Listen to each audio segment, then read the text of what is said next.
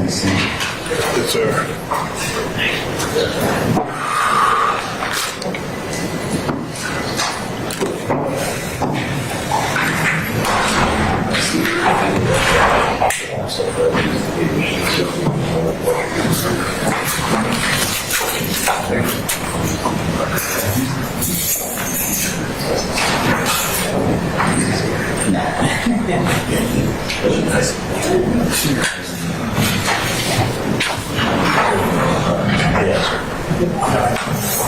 That's just our living room.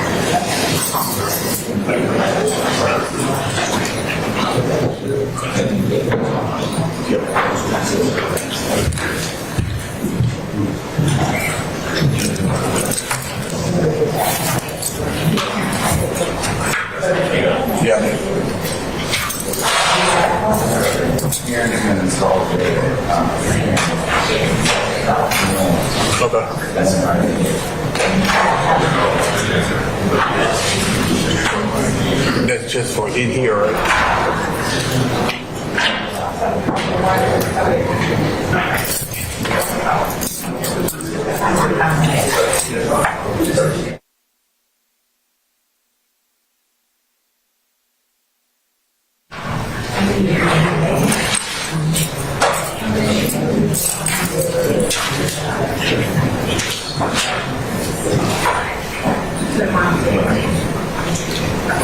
Everybody's present at council, James. Left.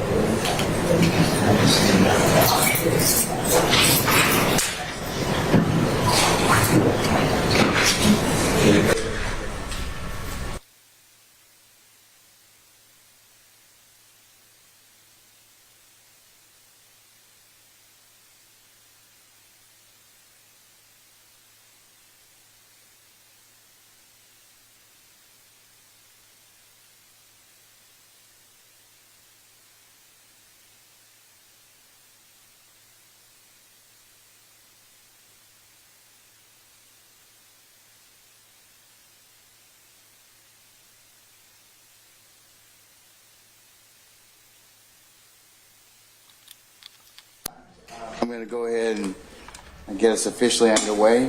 We're back on the record, the matter of the state of Georgia versus Cleef Adams et al. In 22 SC 183572. Mr. Stilwell, Mr. Botts, and Mr. Sharp. Good morning, gentlemen. Mr. Williams, Mr. Steele, Mr. Adams, and Ms. Renard. Good morning. All right. Mr. Kendrick and Mr. Weinstein. Good morning. Mr. Yu and Mr. Matthews Sr. and Jr., good morning. Good morning, Jeff. Good morning. And Mr. Nichols, Mr. Harvey. Is Mr. Harvey here? No, okay. Okay. Oh, that's Mr. Sharp. All right. Okay, so Ms. Westmoreland and Mr. Garner, good morning, and good morning, Mr. Nichols. Mr. Ryan and Ms. D. Williams, good morning. Ms. Love, good morning, madam. Good morning, Your Honor. Okay. And Your Honor, Ms. Hilton will be joining us shortly. We have a matter that we... Sure. Okay. All right. All right. Lieutenant, our juries, they're all here? Yes, Your Honor. Okay. All right. I'm going to go ahead and summon our jurors, okay? Your Honor, the matter, may I approach with a member of the defense? It is... It better be good, because I'd really like to go ahead and get started. You don't need to. I mean, there's no jury in here, so is there something that I can... I'd like to, of course.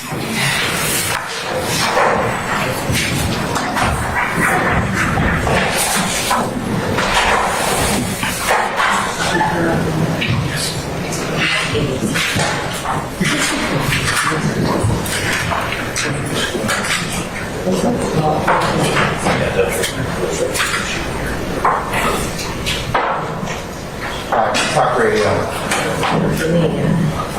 Everybody hear me?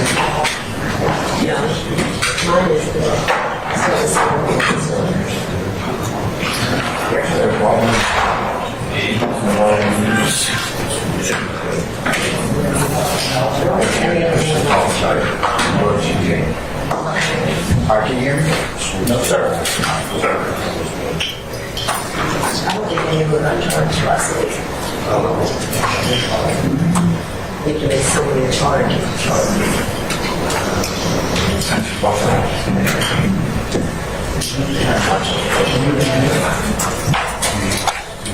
All right. Everybody hear me? No, sir. Are your devices charged or they dead? Okay, now here.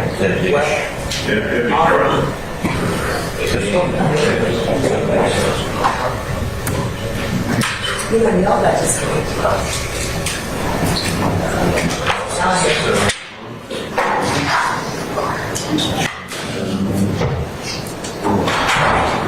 Now I know.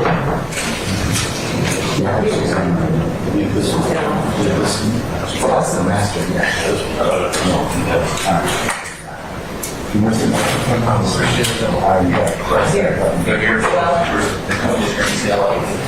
don't know who I hear.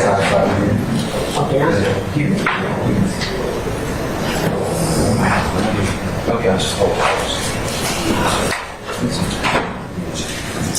All right, you all hear me? Yes. Okay, all right. Let's do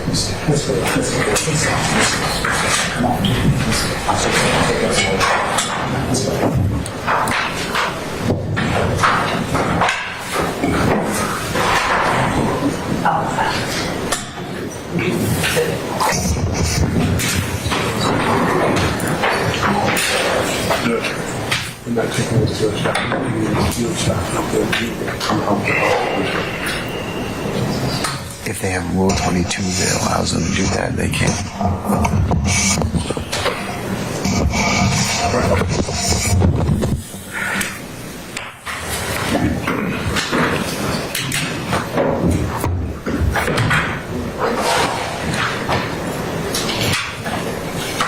All right, let's summon our jurors, please. Thank you.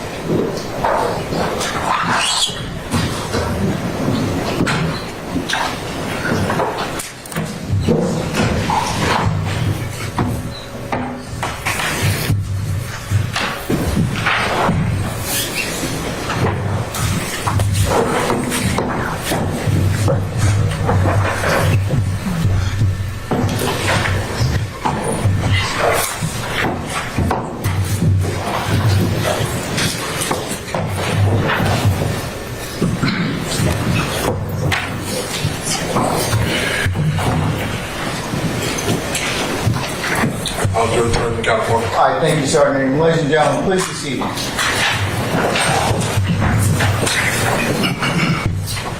right, before I get started, let me make some administrative announcements, primarily to our members of the press. And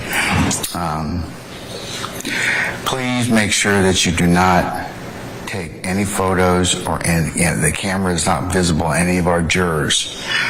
We had a problem with that yesterday, and I don't want that to appear today. I know it was inadvertent. I know it wasn't intentional, so I'm not saying that to anybody, but I would just make sure that you garner that. If your Rule 22 authorizes you to take pictures or video of the witnesses, you certainly are willing to, you may be able to do that. But please make sure that you stay in the confines of your Rule 22, okay? If you have any questions, just let me know. I'll be more than happy to answer those or take any inquiries, all right? But you all are welcome, and welcome to cover our proceedings. Okay, with that,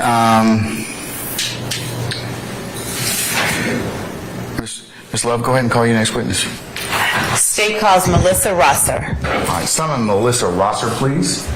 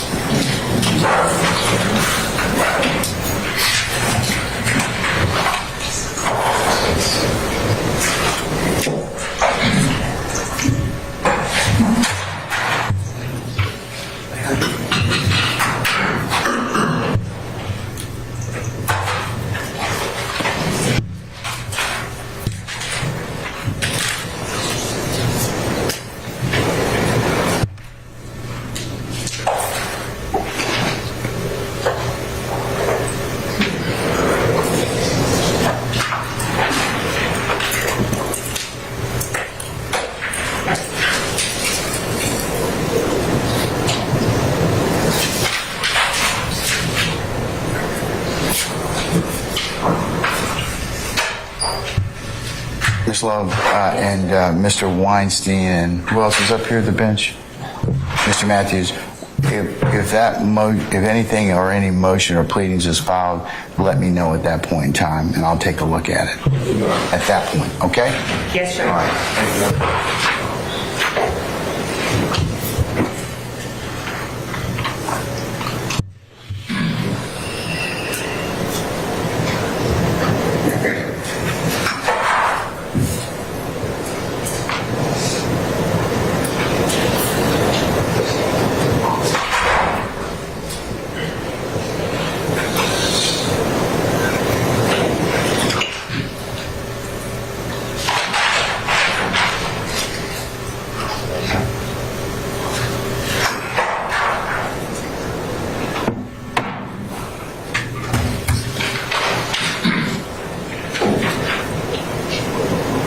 Ms. Rosser, good morning, madam. If you could please approach the witness stand once you get there, if you'd be so kind and turn and face Sergeant Ingram as a witness, please, to be sworn as a witness. Raise your right hand. You swear affirm the testimony you give today the truth, the whole truth, nothing but the truth. I see.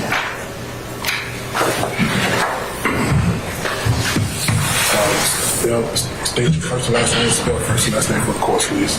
Okay. My name is Melissa Dees Rosser, M-E-L-L-I-S-S-A, Dees, D-E-E-S, and Rosser, R-O-S as in Sigma, S as in Sigma, E-R. Good morning, Ms. Rosser. How are you? I'm fine, thank you. Good. Ms. Rosser, and Your Honor, for the court's edification of the parties, this is as to Act 1 of Count 1. Ms. Rosser, would you tell the jury a little bit about yourself? Where is it that you're originally from? I'm from Chilton County, Alabama. All right.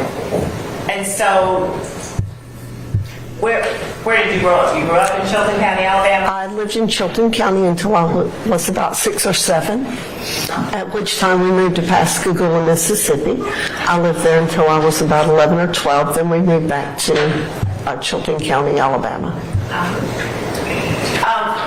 Did you go to college in Alabama or somewhere else? I went to the University of Montevallo on a presidential scholarship. Which major in? I have a degree in math, a minor in English, and I was, I think, one biology and one computer programming short of a triple minor in biology and computer programming. I thought I was that great. Okay. So, what did you do with the math degree? I taught math. Excuse me, I'm going to... Basis. You're going to object? Basis? Background, Your Honor. I'll rule the objection this time, sir. Go ahead. I I taught math for 5 years at a middle school and as an adjunct teacher at Wallace Community College at night and in the summer. And at some point, did you leave that profession and that area and make your way to Georgia? I did. I had gotten divorced. I met a gentleman from Georgia. I moved to Georgia. He and I got married. And I was competing. I did pro figure and pro bikini competitions. And I went to the Cheetah one night to eat. The cheetah? Cheetah. Was totally shocked at the amount of money the young ladies were making that I was not making with a math degree and my minors. And I got hired for a year to be a Cheetah girl. And so I represented the Cheetah. We went to events and did Cheetah stuff. And the year was about as much fun as I could have doing that. I'd had all the fun I could handle. So I didn't want to do that anymore. And what year was that? Oh my, that would have been 2004 to 5, because in 2005 I found out they were opening a club in Forest Park, and I went to to Pink Pony and worked day shift to train to be a house mom. Mr. Gallardi owned 11 clubs at the time, 11 across the U.S. We were opening a club in Forest Park, so I trained up there, and in 2006 we opened Pink Pony South in Forest Park. I started house momming, and I've been a house mom ever since. Now, you're using a term that I may not be familiar with, and some of the jurors may not be familiar with. So would you, first of all, talk to them about what a house mom is and what a house mom relevance, Your Honor. Your Honor. What's it go to? It goes to background. It goes to the circumstances of the incident that we're about to talk about. Overrule the objection. I actually also own a fitness center, and I work a day job for a fire investigator. I do all of his editing and computer tech work. So I do that too. I work 3 jobs. A house mom, we have a lot of rules. We're very strict. Our clubs are. All people have to be permitted. I'm responsible for making sure every person has a permit. And what type of clubs are we talking about? They're adult entertainment clubs. Okay. Everyone has to have a permit. The bathroom gentlemen, the cook in the kitchen. I'm responsible for paperwork. All of the young ladies have to fill out paperwork. We interview them, and because of the rate of human trafficking, we have to do an interview process because our company requires us to try and help alleviate that and detect that if it's ever present. So I live the interview just to try and cut down on that, as it is an issue in the U.S. Everyone has to breathalyze at the end of the night. Every person in the club, well, except the manager and myself. So I'm responsible for breathalyzing everyone. We collect money, and at the end of the night, she and I meet in the office and close out the books. So you were talking about having started or opening up the Pink Pony. Right. How long did you keep that club, or are you currently still? Your Honor, may we approach? Yes.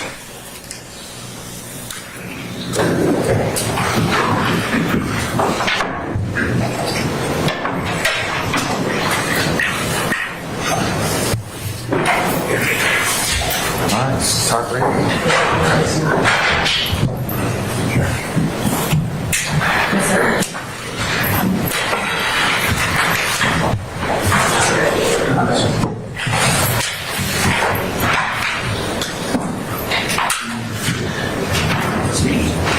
Gotta press the button. Gotta press the button now.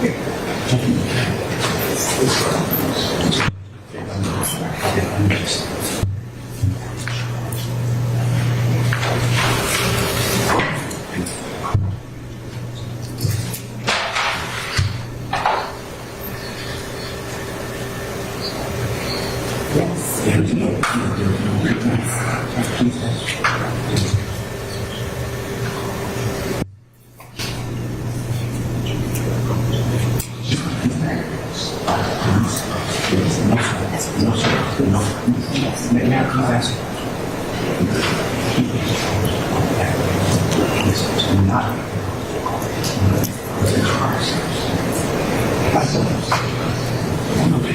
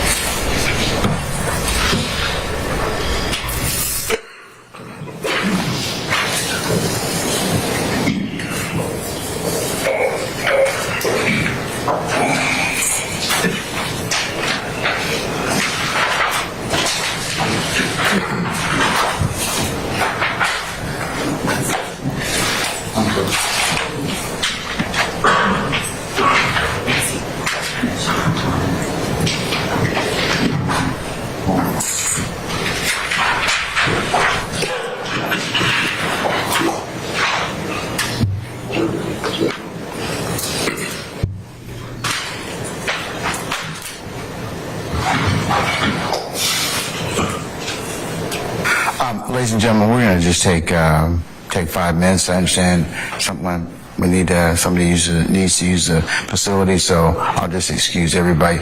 Please go ahead and just, if you do need to use the restroom, use it. If you don't, then we'll come back in about 5 minutes. Okay? All right. We're in recess.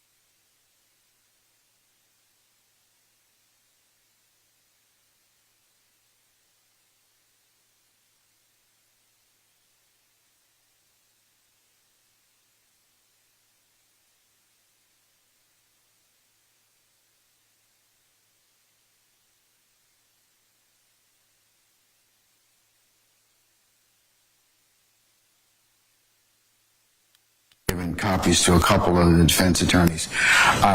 I'll say two things. I believe that we've addressed that issue yesterday with a request to be more mindful of the placement of cameras. The other issue that is requested of the court, I'm going to defer on that at this point in time. I would just advise if there are any other, if anything is brought to your attention, that's any party or the court feels necessary at that point in time, I will specifically consider the remedies as suggested. But at this point, I think it draws too much attention. I'm not going to necessarily do that at this point in time. Okay? So that's my initial comment on that. Your Honor, if we could just place on the record, I think since the court, And I'm going to include your filings as the next court exhibit. thank you, since the court addressed the issue yesterday evening, the state has been made aware that this particular post has been shared a number of times. And it is of concern for the state, for the integrity of this case that... I understand all that. That's in your pleas, but there's a trade-off to that. If you then kind of make it an issue, then I think that you draw attention that may not necessarily need to. If somebody reacts because of that attention, then I'll go ahead and deal with the other issues at that point. But Your Honor, this time we don't know. It's very possible that any of these jurors could have had contact from family members who saw that post, from anyone who may have texted them, inadvertently texted them about this image, and that may impair on their ability to be fair. I'm just not going to weird them out, and that's the last I'll say about it at this point in time. Okay? Thank you, Your Honor. Like I said, if you have additional information that you'd like me to consider at that point, I'll go ahead and move to step 2. Okay. Thank you, Your Honor. All right. Okay. Anybody here need to take comfort? You got 5 minutes as well. Okay. So we'll be in recess until that time.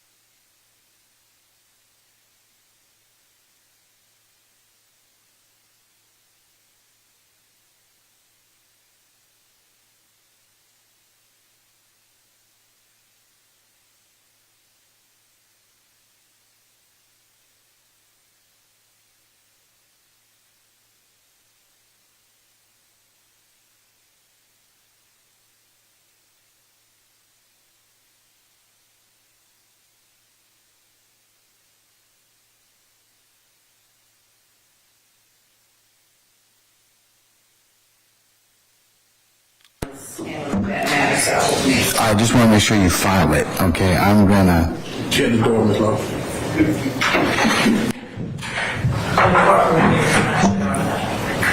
yeah, okay, I mean, I've signed the order. Okay, now the file itself is what we need to take on. Yes, you do. Yeah, I just need to make sure you give me a copy so that I can mark it as a court exhibit for our conversation, okay? All right. Okay, all right. All right, yes. Before you call the jury back in, can I just ask for purposes of the record that I have a continuing objection? You may, sir. You certainly may. Ask for a continuing objection to any testimonial statement that does not have anything to do with Mr. Williams and the indictment. Well, it may go to other reasons, so I'm gonna overrule that, but I'll note your objection for your continuing objection, okay? All right. Okay, summon our jurors first, please.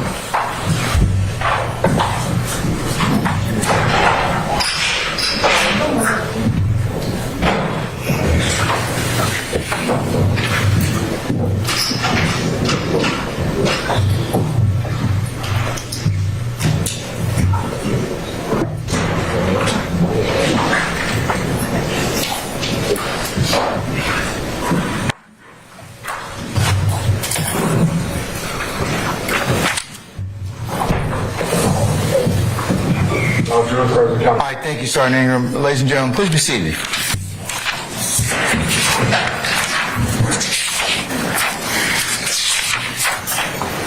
All right, Ms. Love, you can continue the examination of Ms. Rosser, please. Thank you, Your Honor.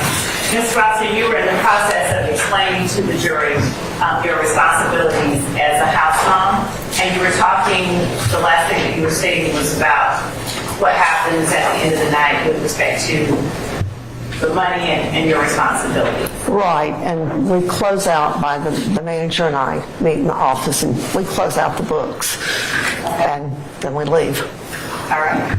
And if you could raise your voice up to that level that you had it before. Oh, I'm sorry. No, that's fine. That's fine. And is that a practice as a house mom that you do every night that you are working or on duty at the business? That is a practice I do every night since I have been with this company, since I have been a house mom. Well, I've only been a house mom for them, so every night that is the same practice we go through every night. And you were talking about working or having opened up the Pink Pony South. I was helped open it. I was we hired. They brought on staff to open it up, and I was one of the original staff brought on to open the Pink Pony South. At some point, did you also become a house mom at another location? Well, in 2011, Pink Pony South was having issues with Forest Park, and it looked like they were going to close Pink Pony South, so they moved me to the Gold Rush, which is on Metropolitan Parkway. What is the address on Metropolitan Parkway? Our address is 2608 Metropolitan Parkway. So when was it that you started working at the Gold Rush? In November of 2011. Now tell the jury a little bit about what your duties were at the Gold Rush, and by that I mean the times that you worked and what you did when you went. It was the house bonding process is the same at all of our clubs. Okay. All across, yes, we do everything the same. Paperwork's the same. Wednesdays, every night, I leave my house about 7:30, get there at about 8 o'clock. That's when night shift starts. Thursday morning, we'll close the shift Thursday and Friday morning between 5 to 6. I'll get out Saturday and Sunday morning anywhere from 7 to 8:30 or 9. So it's a 12-hour shift for you? Towards the weekends, it is. We run more girls. Every girl does have to pass. I have more paperwork. And I'll let them stay there and at least try to pass and give them time to pass. And then when I go, if they haven't been able to pass, then we get them a ride to make sure they get home safely. Okay. How visible are you within the gold rush from the time that you go in to the time that you leave? Not visible at all. I come in, I go in back, I usually come out maybe once, and no one would ever know I'm there the rest of the night. And when you leave, let me go back.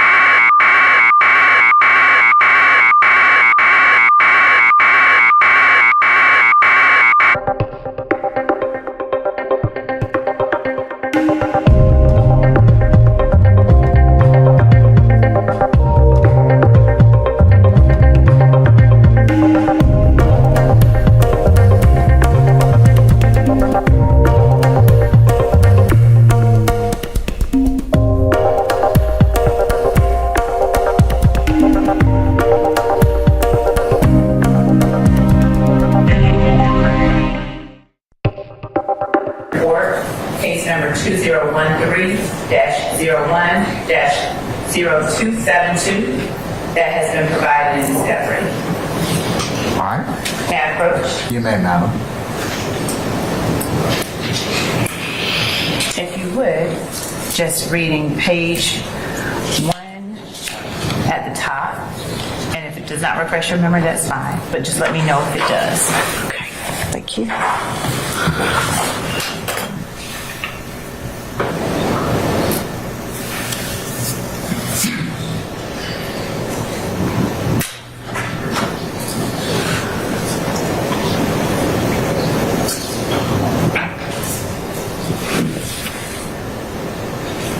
And you're welcome to listen to any other. Let us know when you finish, Ms. Rosser, okay? Thank you, I will. Yes, sir.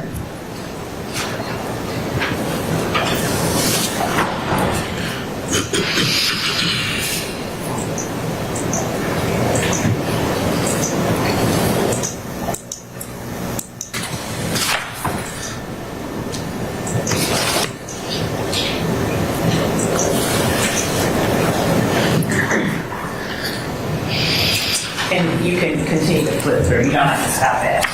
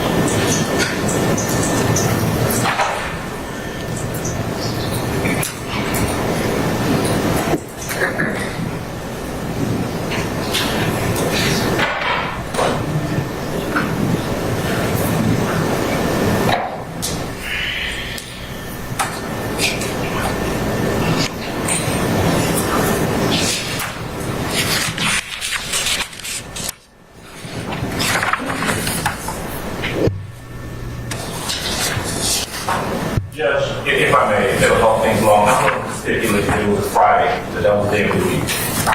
You have no objection to that? Your Honor, I appreciate that, but if it doesn't refresh the witness's No, memory, it did. Thank you very much. All right, okay.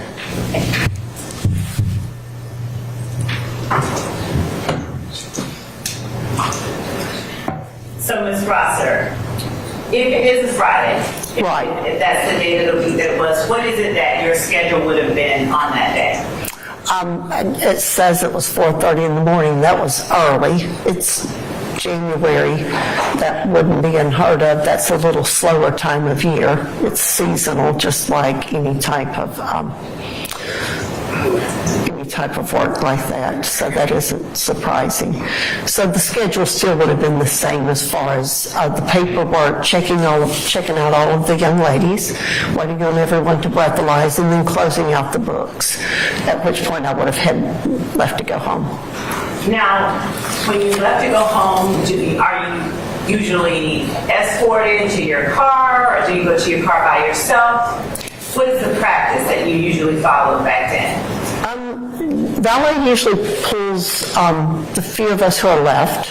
He pulls our cars up in front of the front door. There's security still inside and security outside. So we have security outside, security inside, and I just walk out and get in my car myself. It's usually right. I step out our front door, walk a couple of feet, and he parks it so that I can get into it and drive off. And are you carrying things in your arms normally, or is someone else bringing your things to the car for you? No, I carry my own things. Okay. And this particular night, or morning rather, so this would have been Thursday night, you would have worked into Friday morning? That is correct. So this particular morning, as you're leaving to get into your car, do you recall what it is that you're carrying with you and taking to the car? Well, I know I would have had my purse and a lunchbox. I take food because I eat every 3 hours. And I had my backpack that night because my daughter had an engagement party, and my dad had passed a year prior. And so, I think it was a year prior. And I had brought my camera. Phones didn't do back then what they do now. I brought my camera to upload pictures. And I had a CD of my dad in there. I'm sorry. And I was going to do some things with the CD of my dad. Because those nights are usually a little way back and I have some extra time. So that's what I would have had. And every night I have my purse and my lunchbox. I don't normally have the backpack. And so you go and get in your car, and are you alone, or is there someone accompanying you as you get into your car? No, I get in my car by myself. I drive off by myself. And when you drive off by yourself, would you tell the jury generally the route that you would take? Oh, yes. I leave out of the parking lot, exit left onto Metropolitan, right, and then I take the interstate and head south towards Noonan. Which interstate? I-85, and I live off exit 51, so I always take exit 51. I then go right. I don't know, it's maybe a half a mile. There's a railroad and a red light. I stop there or not, turn left, and go on down.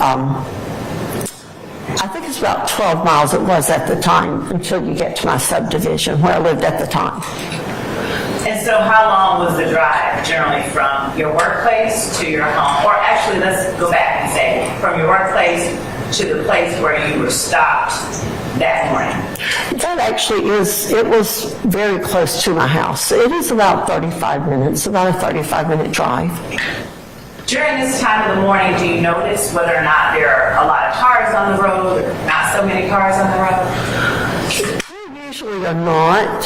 It's a peaceful drive home. And did you notice anything at all as you were driving home that would have seemed out of the ordinary at all? I did not, no. But you didn't tell the jury what kind of car it was that you were driving? It actually was a 2012 Chevrolet Malibu. We had just bought it. My daughter had just bought it, actually. It was her car. So I had driven her car to work. Did it have any kind of special features like OnStar? It did. It did have OnStar. The car had OnStar. I had not had time to activate the OnStar system. And did it have its tag yet? Oh my, I don't remember. All right. So as you're driving your car, your daughter's car home, would you tell the jury what, if anything, happened that you remember from that night as you drove home that morning? I don't remember anything. Usually, like I said, I work 3 jobs. It's a peaceful time of morning. I usually have my radio on. It's a decompressing time for me. It's just time to think, meditate. And I'm probably, so anyone following me, I would have been oblivious. That's my time. Did something interrupt your decompression? Well, yes. When I turned into the subdivision, the entrance I would normally take, one travels about 3 car lengths, at which point you have a dead end and the option to turn left or right. And I stopped at the stop sign, and I felt someone hit me. I looked up and saw a car. I didn't want to block the entrance, so I pulled on to the right, which is the direction I would have taken to go home anyway. So I turned to the right, stopped, got out of my car, turned it off. I left my keys and everything in my car. The subdivision in which I was living at the time, a lot of Delta people worked there. People were coming and going all hours of the day and night. I mean, women would be pushing babies in strollers 5:30 in the morning out running. So I thought nothing of it. I got out and turned the car off, like I said, left the door open, everything in the car. I walked towards the back of the car. A young man got out of his car. I greeted him. He greeted me. I looked down at the bumper and saw no damage.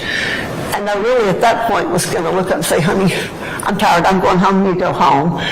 And as I looked up, I saw someone in his car rising up, and he was running around me. I guess my mind knew something was about to happen, something that wasn't good, but it happened so fast.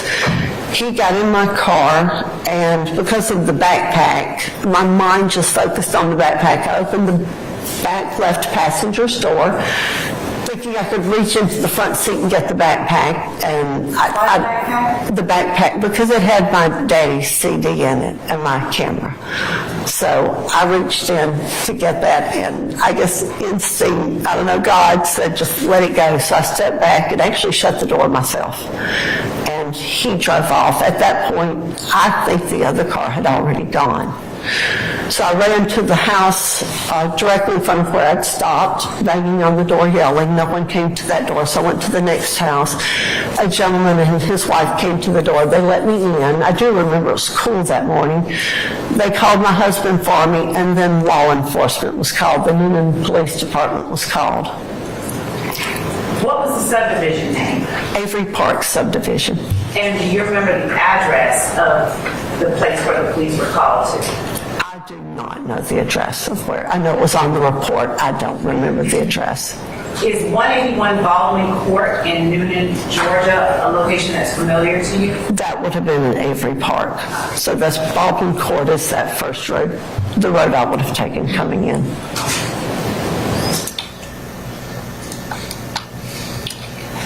You said that women are generally sometimes pushing their babies in strollers around 5 o'clock in the morning. So it's around 4:29, 4:30 in the morning. Do you remember what the atmosphere was like? It was quiet. I mean, it was early, but like I said, people are coming and going at all times of the day and night there. So, and what did you mean when you said Delta people live there? A lot of Delta employees.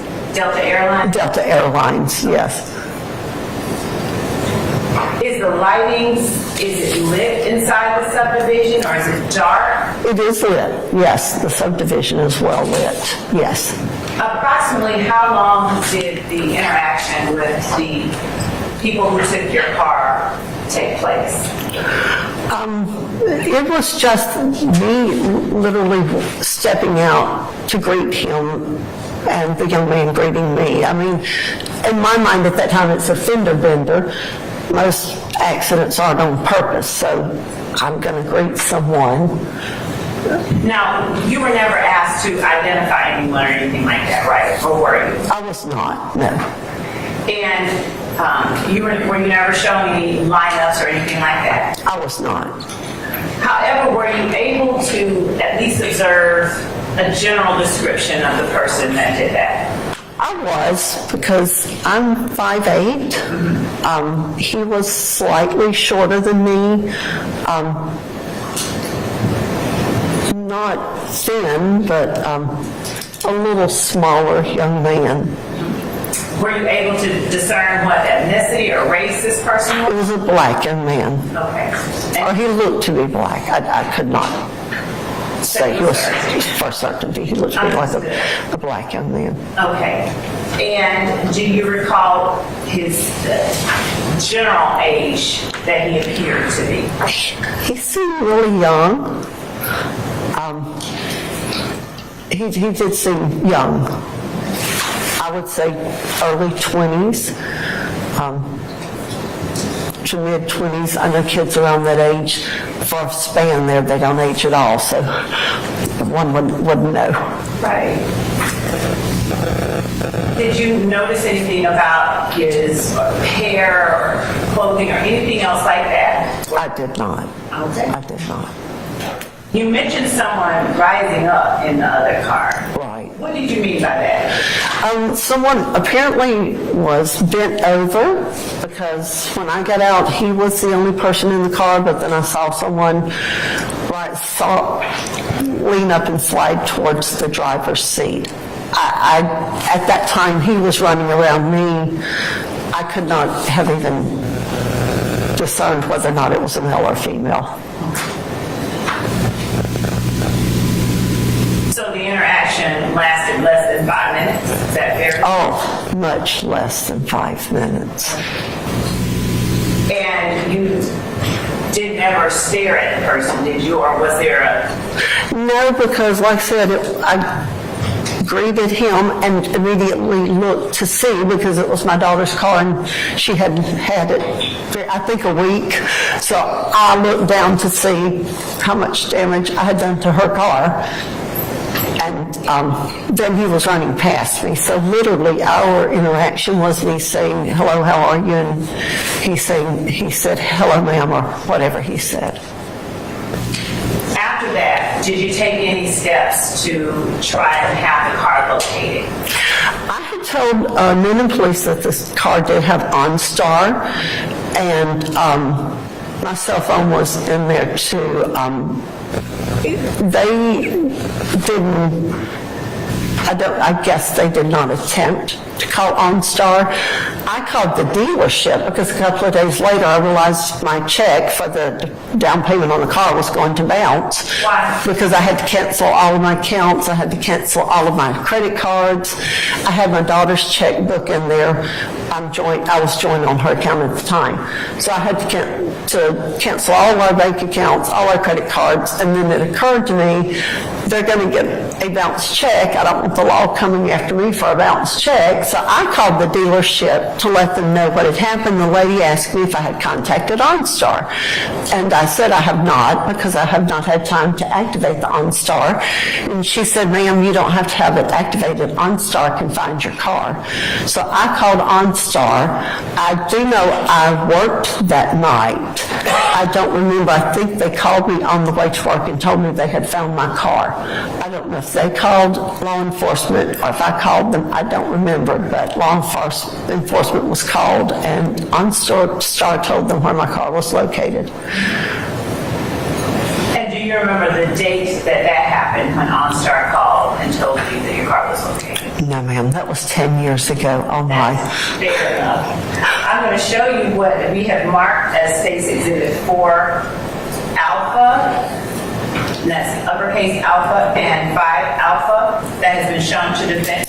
Your Honor, may I approach? I'm sorry, I've got the number. Can I see which one you actually put up there?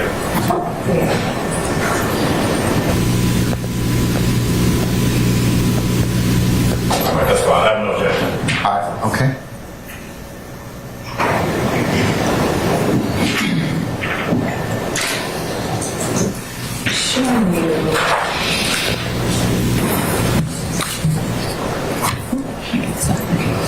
Do you recognize this vehicle? Yes, that is my daughter's vehicle. Now, Are 4A and 5A accurate representations of the vehicle that was taken from you the night you just described for the jury? That is correct. Okay. Your Honor, the state tenders 4A and 5A as evidence. Any objection, sir? None whatsoever. All right, 4A and 5A are admitted and may be published as you see fit. Ms. Rosser, in the photograph depicted in 4A, was that your residence where the vehicle is parked? That is not my residence. Did you ever take that vehicle to that residence? No, I did not.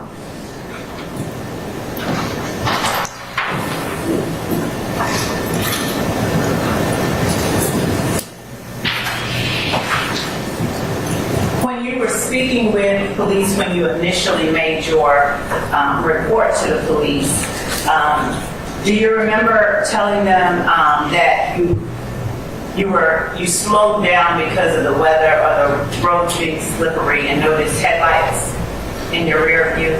I don't remember that. But if the road was slippery, I would have slowed down. And would showing you the narrative from the report that I just showed you, would it refresh your memory as to that? I actually had read that when you handed it to me earlier, and I did not remember, but obviously I did tell them that.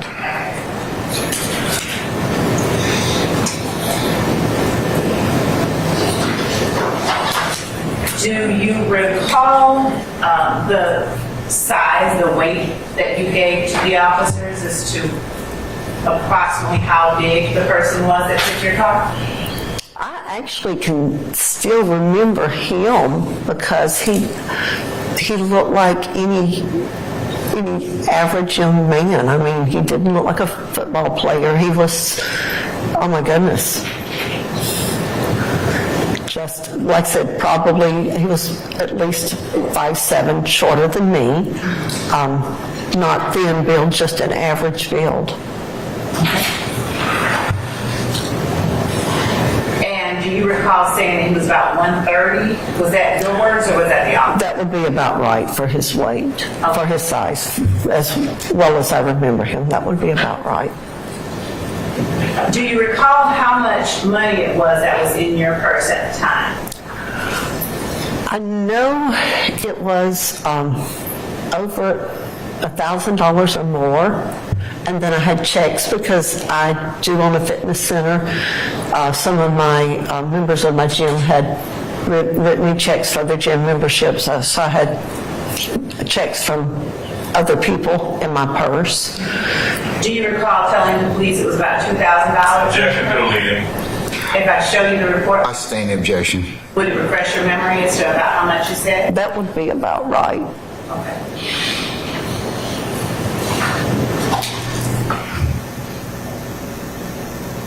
And the other items that you said were inside your vehicle, would you repeat what those were? My laptop was in a backpack, a laptop backpack. I had a laptop, which is a custom order laptop, because my degree's in math. It was a PC, a custom order PC, and I think I paid about $3,200 for it. I had a camera. I had, like I said, my lunch bag. I had my purse, my checkbook, my daughter's checkbook, cash, checks from the gym members, my credit cards, my driver's license, and my social security card. Did you have an iPhone? I did have an iPhone, that is correct. Did you try to use your iPhone or iCloud account to locate your car? I did not use it to try to locate the car. I did try and find my phone, and to no avail. What do you mean to no avail? We couldn't find it. It was just not even registering at all. So, Was it on at the time that your car was taken? I'm almost certain I would have had it on. I keep, because I have kids, I work a lot, I keep my phone on. So I guess at the time that they had turned it off because I could not locate it. That Thursday night leading into the Friday morning when your car was taken, were there patrons in the club? Were there people? Were there I'm sure there were. I could not tell I you. promise you, I'm not going to ask you who all was in the club. I was going to say, I cannot give you a quantity, a number. I could not tell you. Are you able to tell the jury, generally, are there any age groups or specific demographics that visit the club, or is it a broad spectrum? No, we actually have a very mixed customer base. It is the age range, the ethnicity. We have a range. So are there young black people, young white people, older black people? All of the above. We get blacks, Asians, Hispanics, whites. We get young people, we get middle-aged people, we get men, we get women. We have quite a diversity among our customer base. And are you at all familiar with, or were you at all acquainted with anyone by the name of Trontavia Stevens? Not of which I'm aware. We have a few customers that I come in, they'll hug my neck, the regulars, Hayden's, Melissa. I don't know people's names. I'm not out there long enough to know a name. So you are, when you spoke earlier about the fact that you're rarely in the club or visible, when you speak about coming there hugging customers' necks, when does that happen? When I get there, when my shift starts, because sometimes there are regulars in there, and I'm 55. I'm like mom to them, so they're all going to hug Miss Melissa's neck and ask, and they're sweet. I mean, we have amazing customers at our club. And when you leave, do you generally tell your customers goodbye, or are there generally no customers left? There are no customers. We know the young ladies have an option to either leave prior to, at when we do last call, at that point, young ladies are not allowed to leave until the parking lot is cleared of all customers. No staff is allowed to leave until the parking lot is cleared of all customers, and that is for their safety, because we have a barricade. There's only one way in and one way out.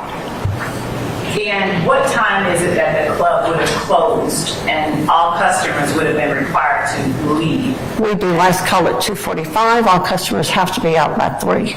No exceptions. That's the law. And if all customers were out by 3, what time would you have gone out, like left?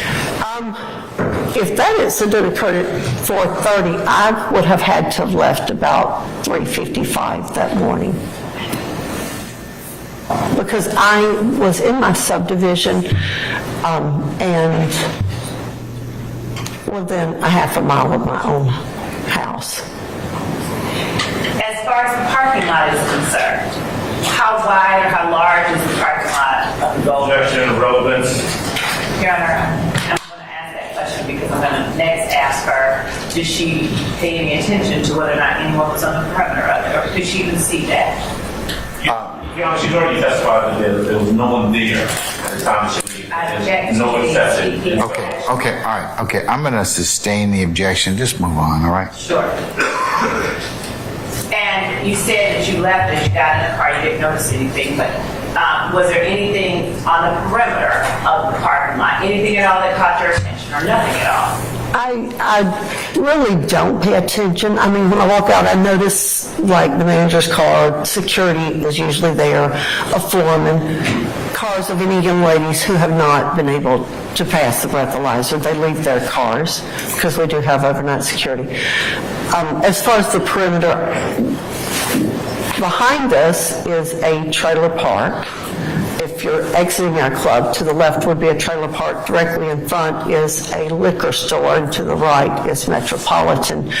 So, as far as the parking lots where the liquor store and everything is, I wouldn't have paid attention because there, again, can be cars in and out across the road. There's parking, and there are cars there throughout the night, and when we leave in the morning sometimes. So I would have paid that no attention either. Now, I asked you whether or not you knew of Trontavia Stevens. Are you at all familiar with, or have you ever had any reason to be at 2612 Old Hayville Road? No. No, I don't know where Hateville Road is. Okay, thank you. That's all that I have. Defense may have some questions. Cross. Yes, ma'am. Mr. Adams. Yes, sir.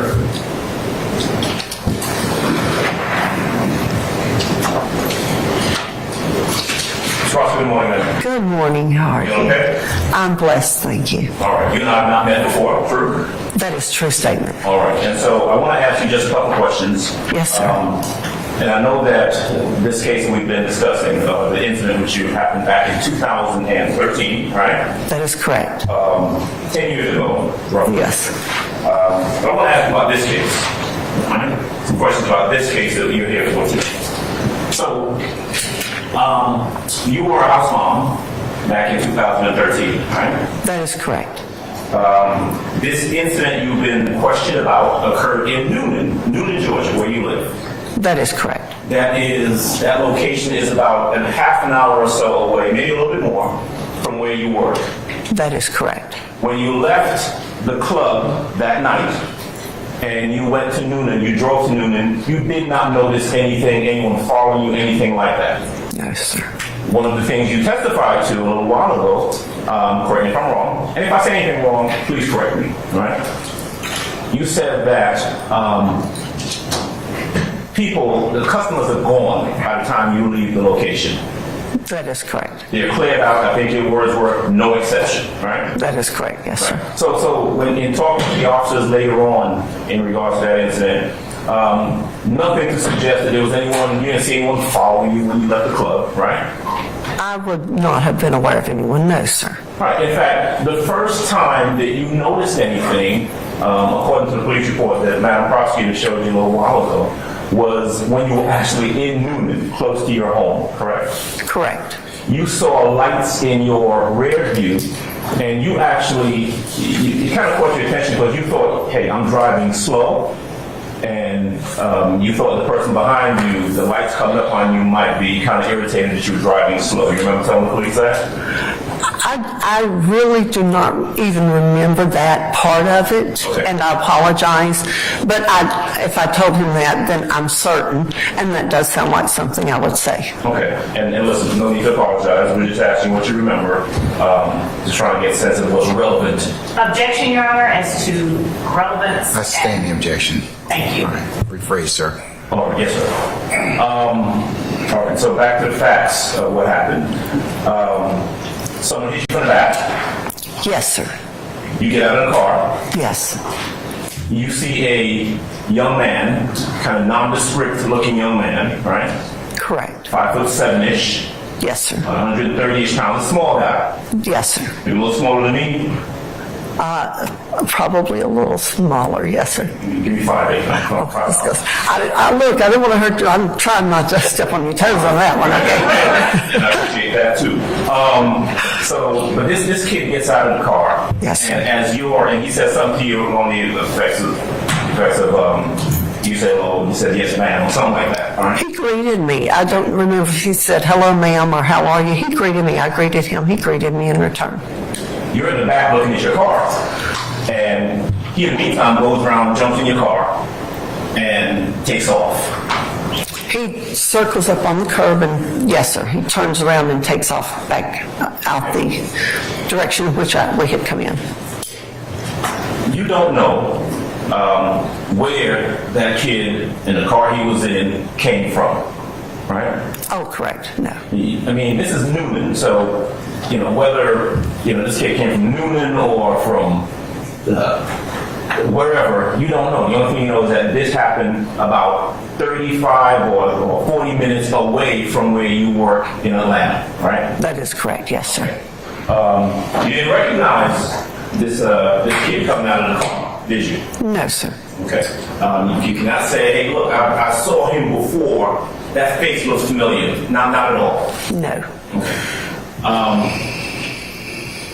Your car is gone at that point, and you ultimately end up talking to the police. True? True. Okay. You speak to the police, and you told them what happened. You told them about the car having OnStar, and about 6 days later is when you're notified, whether by the police or someone, that the car had been recovered or found. True? True. Okay.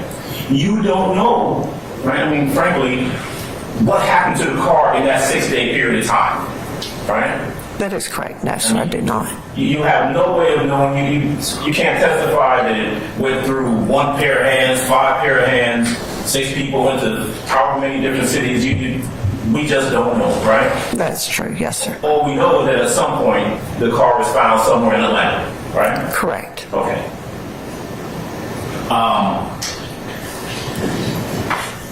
You were never called upon. I know you were asked this a little bit earlier. You were never called upon to come and identify anyone who was found in possession of the car, right? That is correct. Yes, sir. You were never told by anyone, by police, law enforcement, that anyone was found in possession of the car. At some point, I received a call. They had found my car. It actually was sometime later. I was given 2 names because they did ask me if I knew the names. I wrote the names down and did not recognize the names. So that is the extent of it. Right. And certainly there was never a time when the police said, hey, you know what? I want you to come in here, take a look at this picture, and see if you identify anyone. That never happened. No, sir, that did not happen. All right.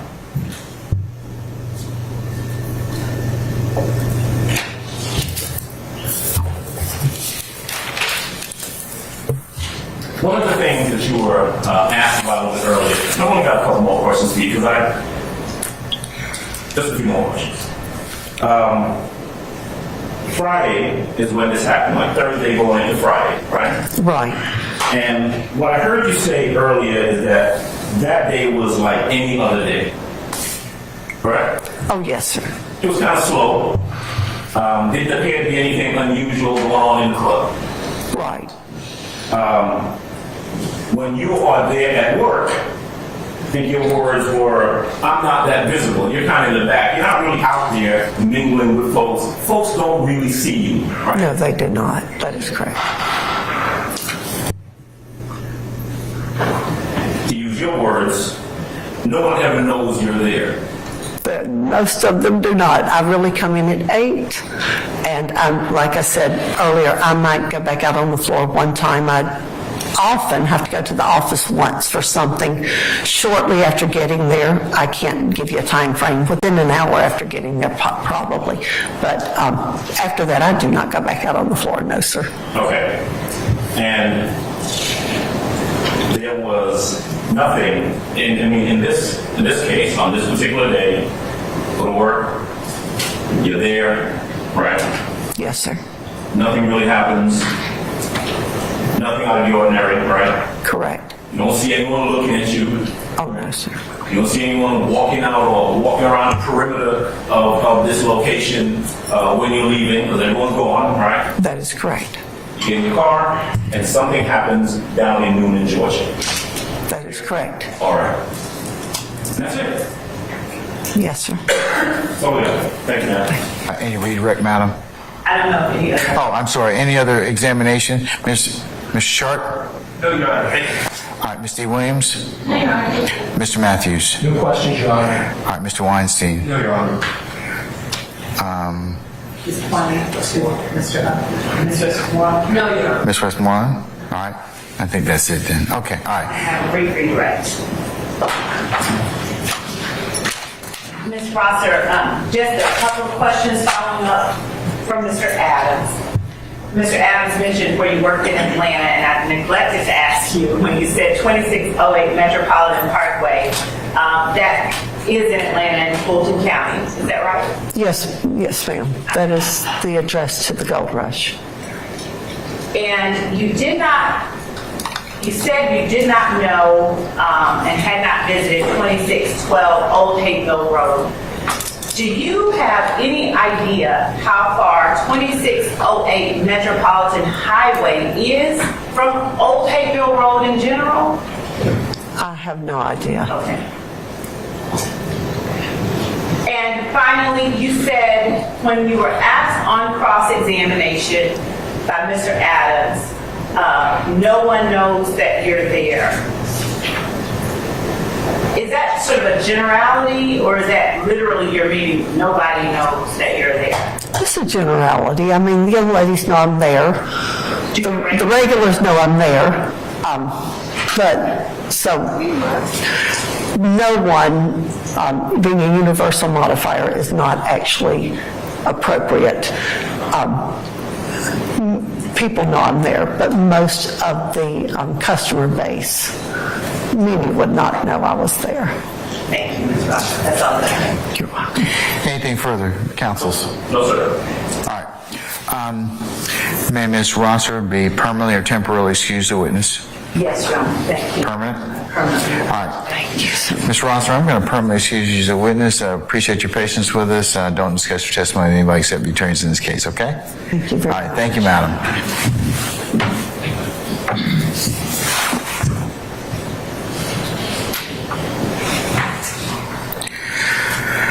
All right. Ladies and gentlemen, how you doing?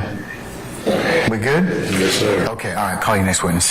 The state called Captain Pettis. There was a request regarding cameras. All right. Members of the media, would it be appropriate, or could I ask your assistance in not filming? You may do audio or video, audio of our next witness, but the court would ask that you not film him, okay? All right. Thank you very much. Appreciate it. Okay. Can we summon Captain Pettis or Officer Pettis?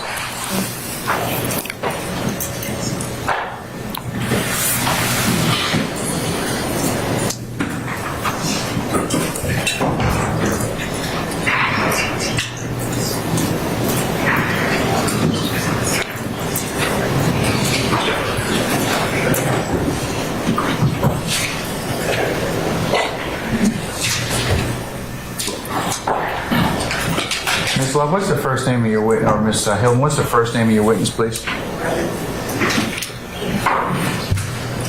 Did the court hear? Reginald? Yes. Thank you.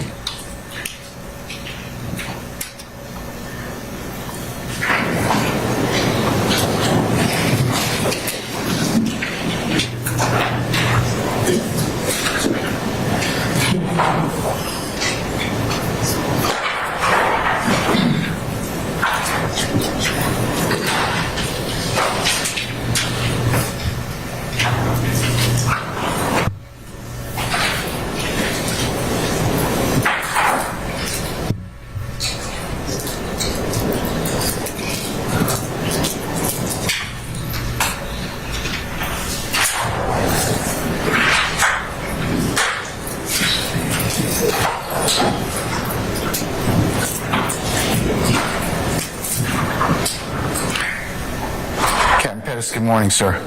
Sir, I'm up here. If you could please approach the witness stand. Once you get there, if you'd be so kind to turn and face Sergeant Ingram and be sworn as a witness before you sit down, sir. Raise your right hand. You swear affirm testimony you give the truth, the whole truth, nothing but the truth. I do. Have a seat. State and spell your first and last name. First name is Reginald, Reginald. The last name is Pettis, Pettis.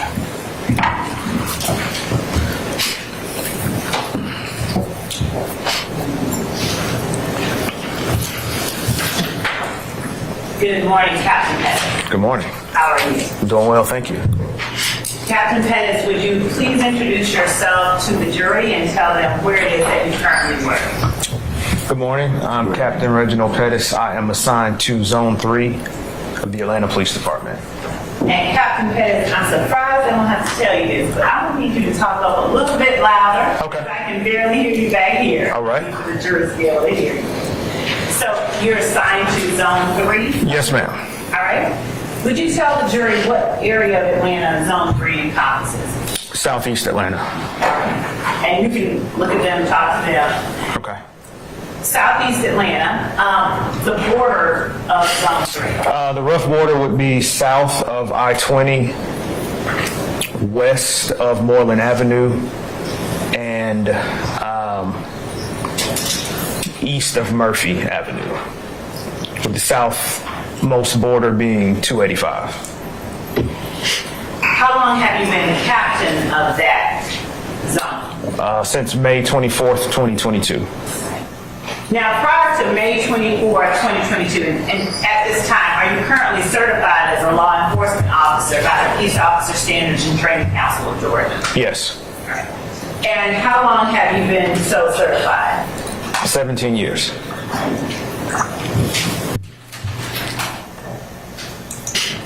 So prior to working or being promoted, as opposed to captain of Zone 3, what was your position there? I was the unit commander of our Homeland Security unit. Now, would you tell the jury what responsibilities that you currently hold as captain of that zone? I'm the assistant zone commander, meaning that the major is the zone commander. I handle most of the day-to-day operations and the staffing of the zone. And what did you do as unit commander of the Homeland Security unit?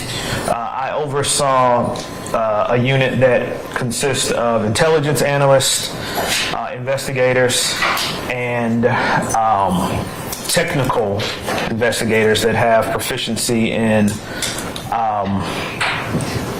all things computer related. And how many investigators how many persons were you responsible for overseeing? Approximately 12, including 2 sergeants. Approximately how many? 12. How long did you work as unit commander of Homeland Security? For about 2.5 years. Where were you positioned when you were unit commander? Working in the same place, Zone 3? No, ma'am, we were in the headquarters building, 226 Peachtree. And before that, where did you work?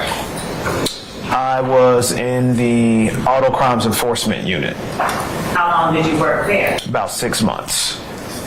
And from what date to what date were you in the Auto Crimes Enforcement unit? Approximately January of 2020 until May of 2020. Before that, what were your responsibilities? As the ACE unit commander of the Auto Crimes Enforcement Unit, we were a traffic unit mainly, and our goal was to stop people from stealing cars, and once they stole cars, to interdict them and arrest those people. What's interdict? Figure out who they are, where they're going next, just gather intelligence on them. And then at the tail end of my tenure there, we really were being tasked with a lot of street racer enforcement because it was 2020 and everybody was in the house and that's what they were doing. Those are the times. Yeah.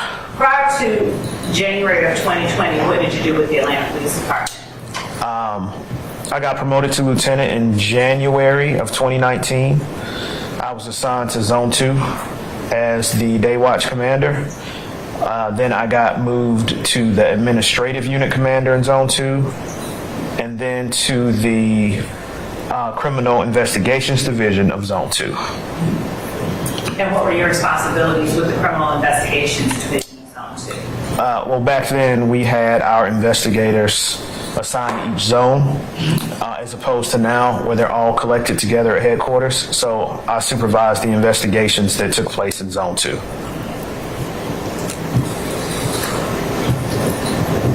Prior to January 2019, where did you work? I was a sergeant. I was assigned to Zone 5. When did you start working as a sergeant in Zone 5? Approximately July of 2014. And before then, what were you assigned to do? Before that, I was an investigator assigned to Zone 3. Is Old Hateville Road in Zone 3? Yes. Specifically is 20...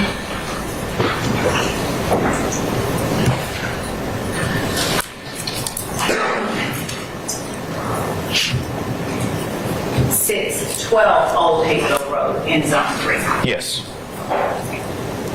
And is 2608 Metropolitan Parkway in Zone 3. Yes. Do you have any idea approximately how far apart those two addresses are? No, ma'am, not without looking at a map. Okay, come back to that. So you were an investigator in Zone 3 in January of 2013? I believe so. All Okay. You said before you became a sergeant in Zone 5 in 2014 that you were an investigator in Zone 3. And before that, an officer in Zone 3. Okay. Tell me when you started working as an officer and when you started working as an investigator. I got to Zone 3 approximately July of 2010. I worked as an officer in Zone 3 until I got promoted to an investigator in Zone 3, which was the end of January of 2013. Tell the jury a little bit about the responsibilities and duties you had as an officer in Zone 3. As an officer, your main priorities are responding to 911 calls. Secondarily, you are to interdict crime, and you can do that in a variety of ways. Usually, officers utilize the traffic stop and the suspicious person stop. We also perform what we call directed patrols, which is an area that is known to be a high crime area. So officers might pull into the parking lot there, turn their blue lights on, and complete their paperwork there. So we do response to 911 calls, proactive work, and deterrence efforts to prevent crime. Were you always working in uniform during your time in Zone 3 in 2013? No. And on what occasion would you have to not be in uniform? When I was assigned to the crime suppression unit, we would split the unit between uniformed officers and officers that were in plainclothes. The latter part of my tenure, I was assigned to the plainclothes part of that unit. We would perform various tasks in plainclothes. Some of them would be related to narcotics activity. Some of them would be related to general crimes, or what crime was trending that week and what area it was trending in. So a lot of time we would act as the eyes and then call in uniformed officers to make stops. Now, do you recall January 25th of 2013? Yes. Specifically as it relates to an incident that occurred at 2612 Old Hazel Road. What were you working on that day? I was. And in what capacity were you working? I was working in a plainclothes capacity, driving an unmarked civilian vehicle. Now, what was it that took your attention to 2612 Old Hazel Road? We received information from our dispatcher that OnStar was tracking a vehicle that was taken in a carjacking, and it was in the general vicinity of Zone 3. And one of the beat officers let us know that he located the vehicle, and it was parked at this apartment complex. And so, how long after you got that notification did you do anything like respond? My partner and I got to the apartment complex parking lot maybe 10, 15 minutes later. Okay. We located the vehicle, and we parked in a position that we could keep our eyes on it in case somebody came back to the vehicle. I'm going to show you what has already been admitted as evidence and marked as state's exhibits 4A and 5A, and ask you if you recall whether or not those photographs depict the vehicle that you were calling in to look for. They do.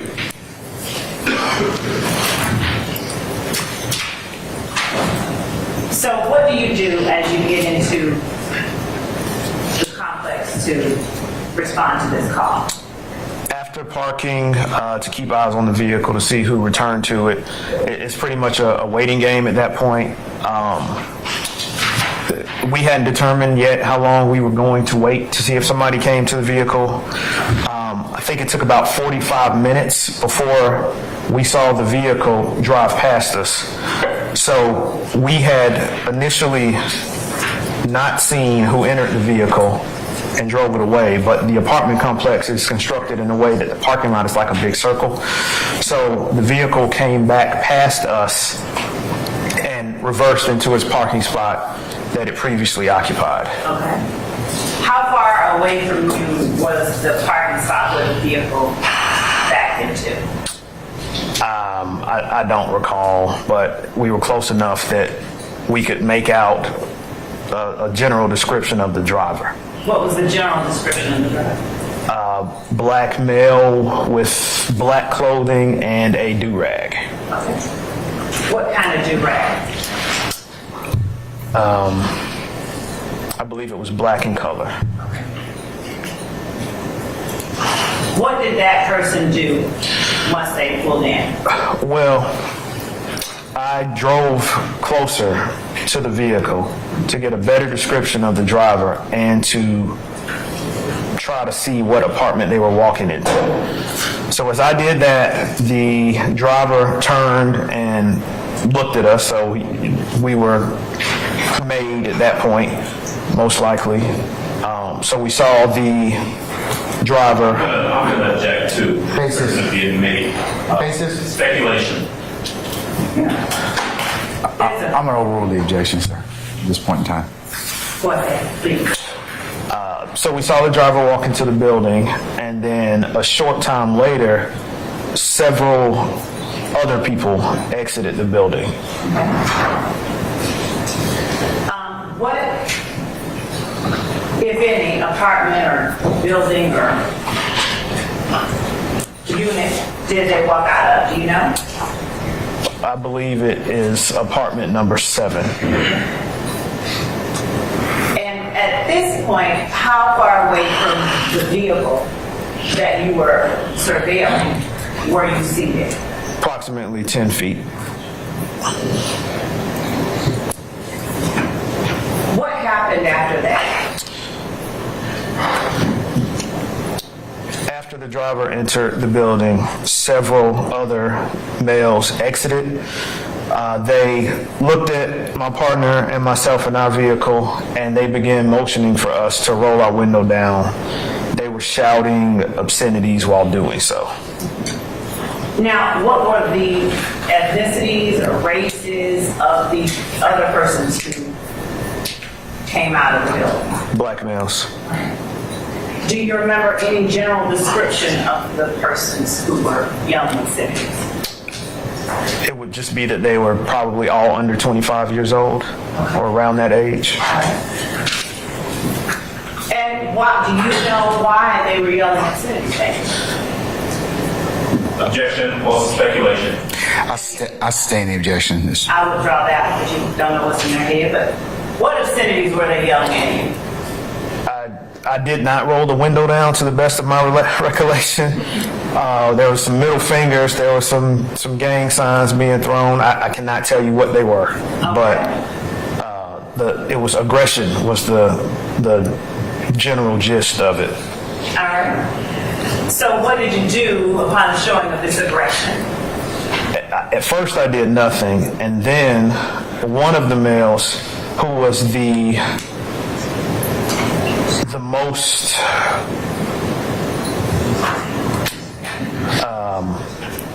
I would say violent with his hand signals, his signs being thrown, and his motioning for me to roll down the window, lifted his waistband to show us that he had a pistol in his pants. And what did he do at that point? He pulled the pistol from his pants and held it down beneath his waistline while pointing the barrel at myself and my partner.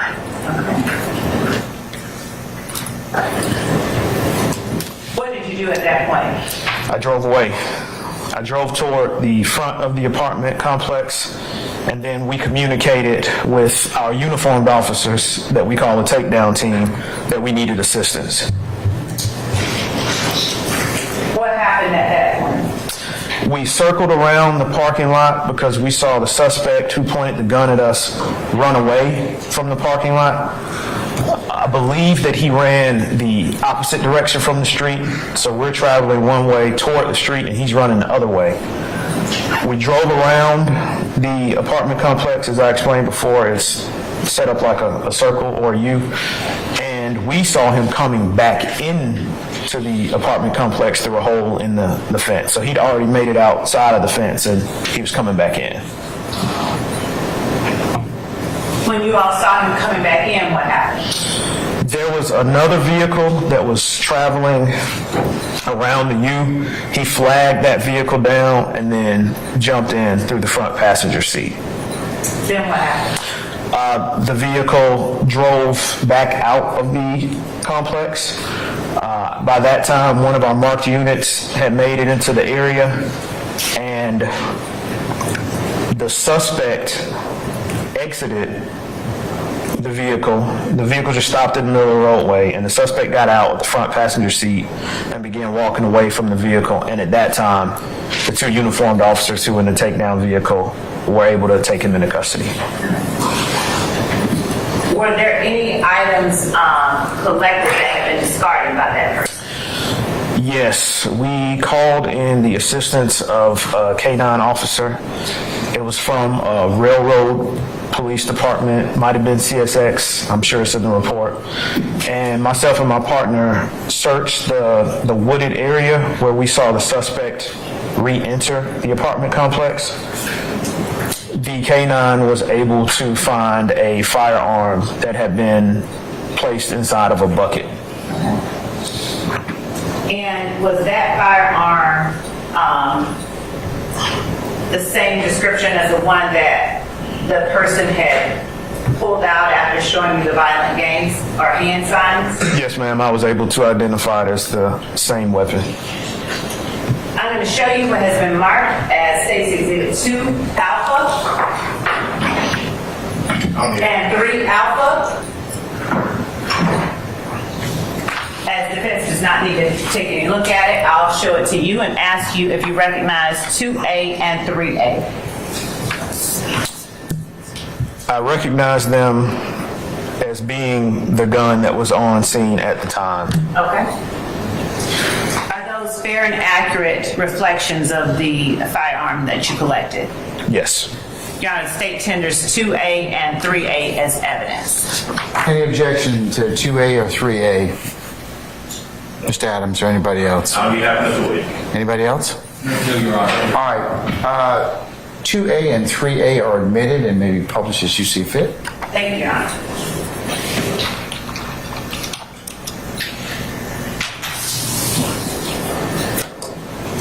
I'm holding up 2A and 3A for the jury.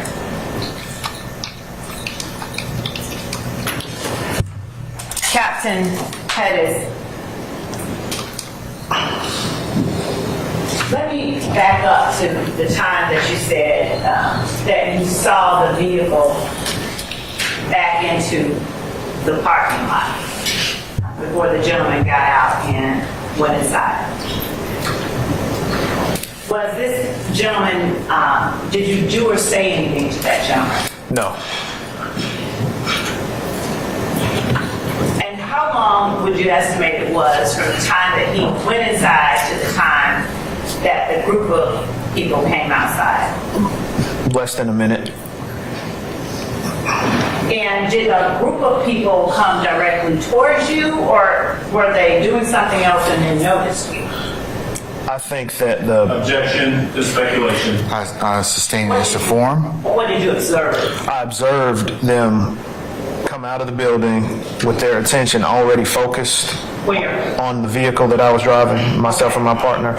Okay. And then they immediately began throwing the gang signs and yelling at us. Had you done anything to that group of gentlemen before they came out, focusing on you and your partner, throwing the gang signs and yelling at you? No, ma'am. Now, when you talk about gang signs, how long have you worked overall in law enforcement? 17 years. And what, if any, training or experience have you had during that time that would give you the ability to recognize what a gang sign is? We certainly had a block of instruction in the academy. In field training, we would be taught to look for those signs from our field training officers, pointing out the signs. But we would literally drive down the street and gang members would throw gang signs at the police car. Throughout my years, I've attended various other trainings that show gang indicators, from tagging to dress to words being said, certainly the colors, and hand signs being the most fluid and evolving indicator of a criminal street gang. And how were you able to discern, a gang sign from just the middle finger? I think it would be in the forming of the hands, and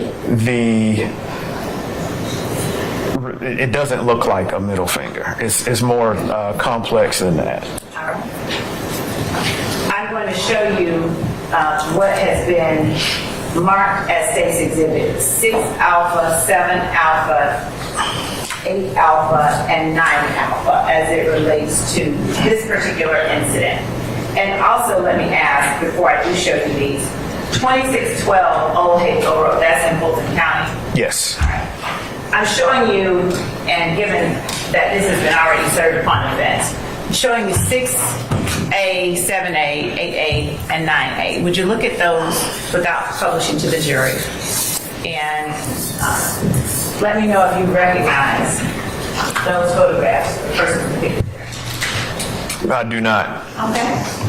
Do you, at the time that this incident occurred, are you the one that photographed anyone who had been arrested? No, ma'am.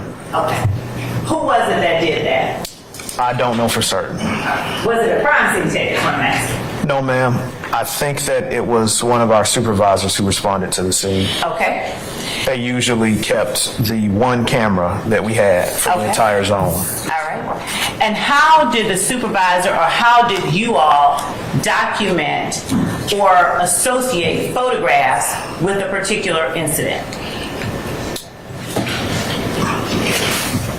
It's usually done right there. I'm going to object. If he doesn't know, he's speculating. Your Honor. I'll sustain it. He's literally answering. I'll sustain it. It's the form of the question. Okay. I'll sustain the objections to that. You can rephrase it, madam. Sure. When photographs are taken during the course of an incident that you are involved in, is there a way that the photographs are associated with the incident itself?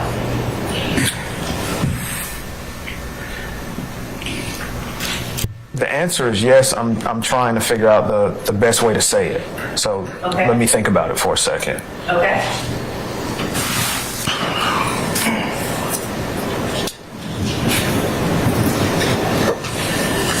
In most cases, the photographs are associated with the incident that's occurring by way of the officer or the investigator that is on scene.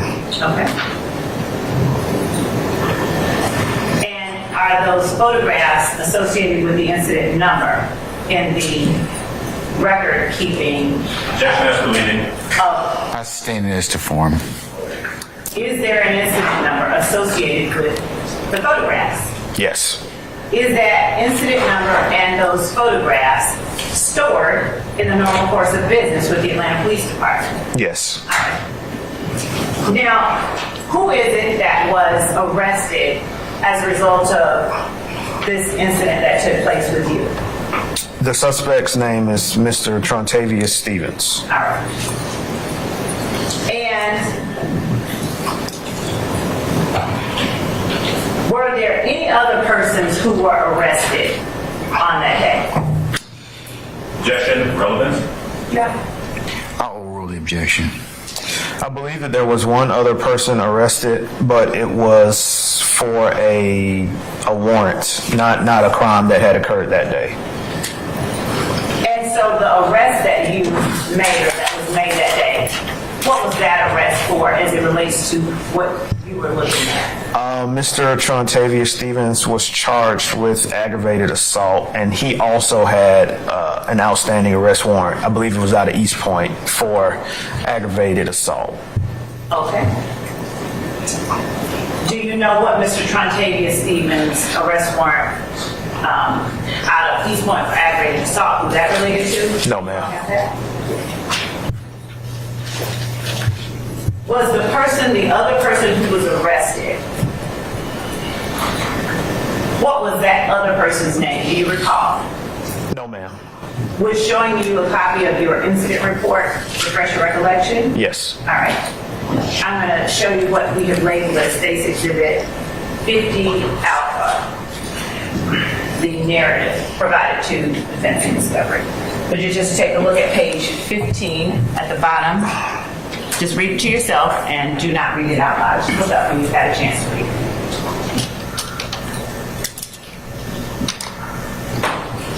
Okay.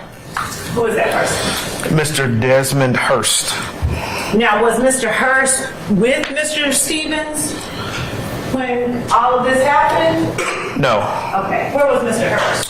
Mr. Hurst was inside of apartment 7. All right. And how was Mr. Hurst found? Object as to relevance, Your Honor. I'll allow it, Mr. Adams. How was Mr. Hurst found? The Zone 3 Crime Suppression Unit obtained a search warrant for apartment 7. The objective of the search warrant was to try to locate the vehicle keys of the stolen vehicle, of the carjacked vehicle. And during that search warrant, I've already forgotten his name. The other arrestee, Mr. Hurst? Mr. Hurst, thank you, was arrested because he was inside of the apartment and showed to have an arrest warrant. Okay. Now, the vehicle you described Mr. Stevens as getting into, what kind of car was that? Objection, mischaracterization of testimony. I'll let you rephrase. I'll sustain it as a form. When you spoke about Mr. Steve, or better yet, when you spoke about the guy that flashed a gun at you, walking up to the front of the complex and getting in a car, what kind of car did you get into? I think it was a Buick. Okay.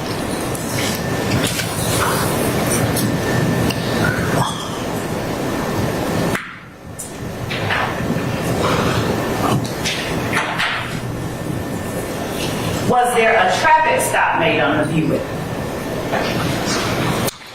by Georgia State Patrol as a Yes. result of what happened? Yes. All right. And where was that traffic stop made on the Buick? Not far, at a gas station on Cleveland Avenue. The apartment complex that's on Old Hateville is maybe a couple hundred yards away from Cleveland Avenue. What gas station? I believe it was a BP. What was the address of the BP? It was in the 100 block of Cleveland Avenue. If I show you your report, will it refresh your recollection as to the exact address of the BP? Yes. All right. Showing you again State's Exhibit 50A, asking you to look at the third paragraph from the bottom. And just don't read it out loud. Just read it and tell me if that refreshes your recollection. Yes. All right. Please tell the jury what the address of that BP gas station that the traffic stop was made by you again. The address was 151 Cleveland Avenue. 151 Cleveland Avenue? Yes. And who were the occupants of that vehicle? Do you recall? No, ma'am. All right. Would showing you the report refresh your memory? Yes. And showing you the narrative, asking you to look at that same paragraph. Okay. Don't read it out loud. Just look at it and put it down and tell me if it's refreshing.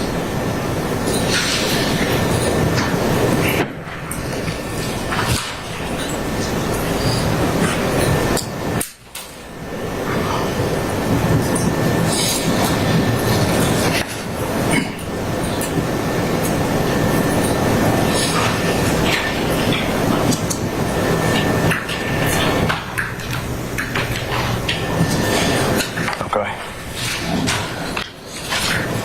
And I'll just leave that there for you to refer to if you need. All right. So who were the occupants of that vehicle? Mr. Stovall and Miss Latrice. Were those Jarrell Stovall and Shawanda Objection to the Latrice? leading.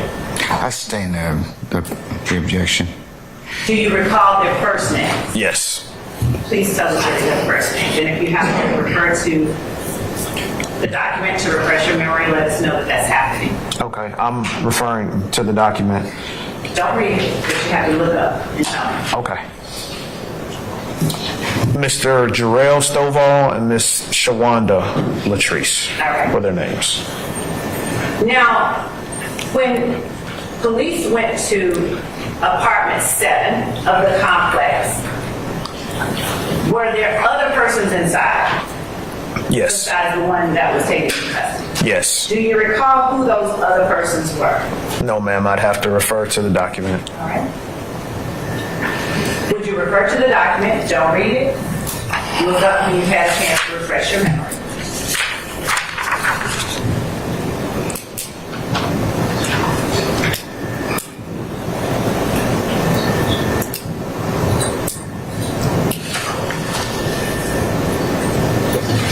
Okay. Who were the other persons inside?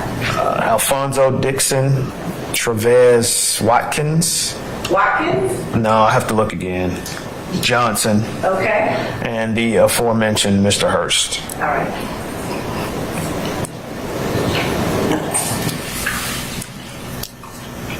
What were the races or ethnicities of these young men? Black males. All right.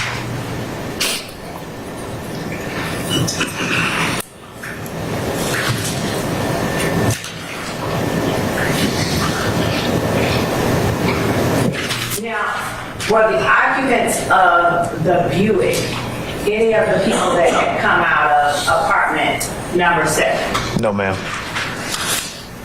Were the people that came out, including Mr. Stevens, did you indicate in your report whether they had come out of apartment number 7? I did not indicate that. Now, when you said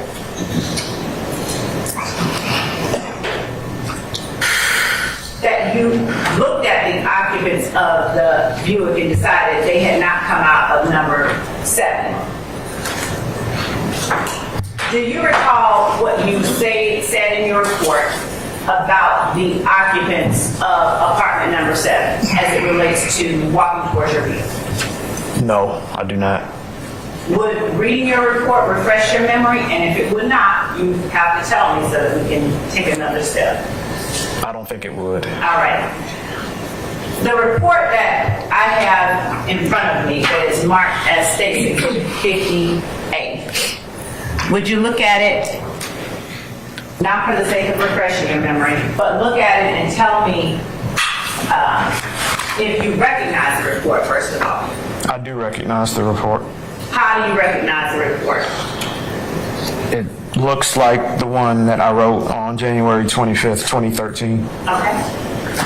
Now, the report that you wrote on January 24th, 5th of 2013, Yes, ma'am. was that written in close proximity temporally to the time that the incident occurred? Yes. And is it a routine part of your responsibilities and your practice to memorialize incidents as they occur? Yes. And does the report that you memorialize, the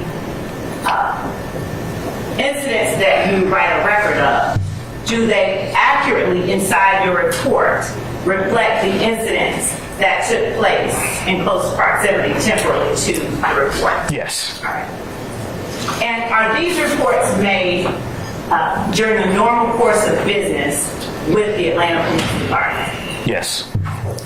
And was this report made based on the personal knowledge you had at the time that the incident occurred? Yes. Your Honor, under 24-803, past recollection, recording the state tenders, State's Exhibit 50A, Alpha. Any objection to States 50A? One moment, please. Mr. Adams. One moment, please.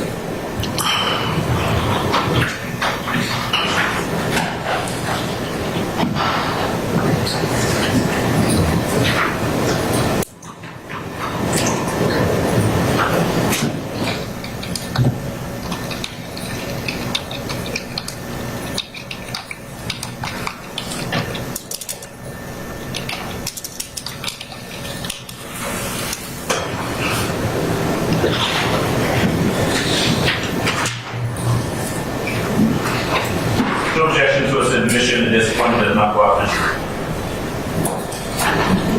All right. States 50A is admitted. Thank you, Your Honor. Captain Pettis, would you please read paragraph, the third paragraph from the bottom in its entirety, starting with several? Yes, ma'am. Here.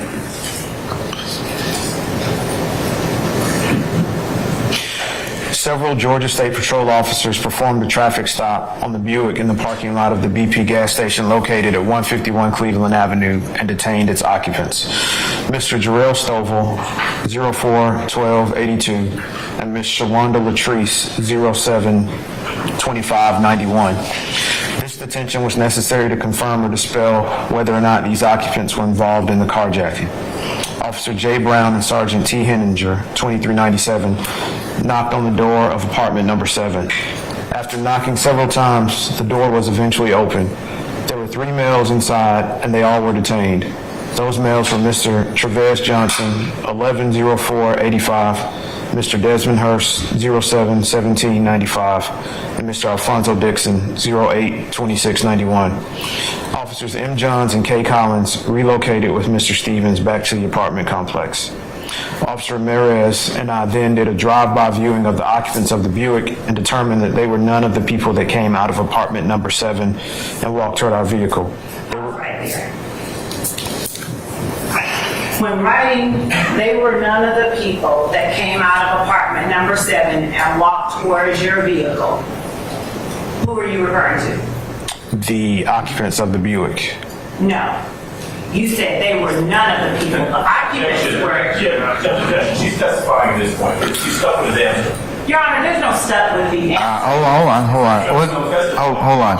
I will sustain that objection. So, Ms. Love, you do have to go through the proper foundation. Sure, Your Honor. You just can't tell the witness no. I'm not trying to tell them. Yeah, well, you just started to, so that's why you drew an objection. All right. All right. So, Captain Pettis, let me make sure I understand. When reading that last sentence, when you said none of the people, they were none of the people, who were you referring to when you said they were none of the people? Can I refer to the report? Yes, please.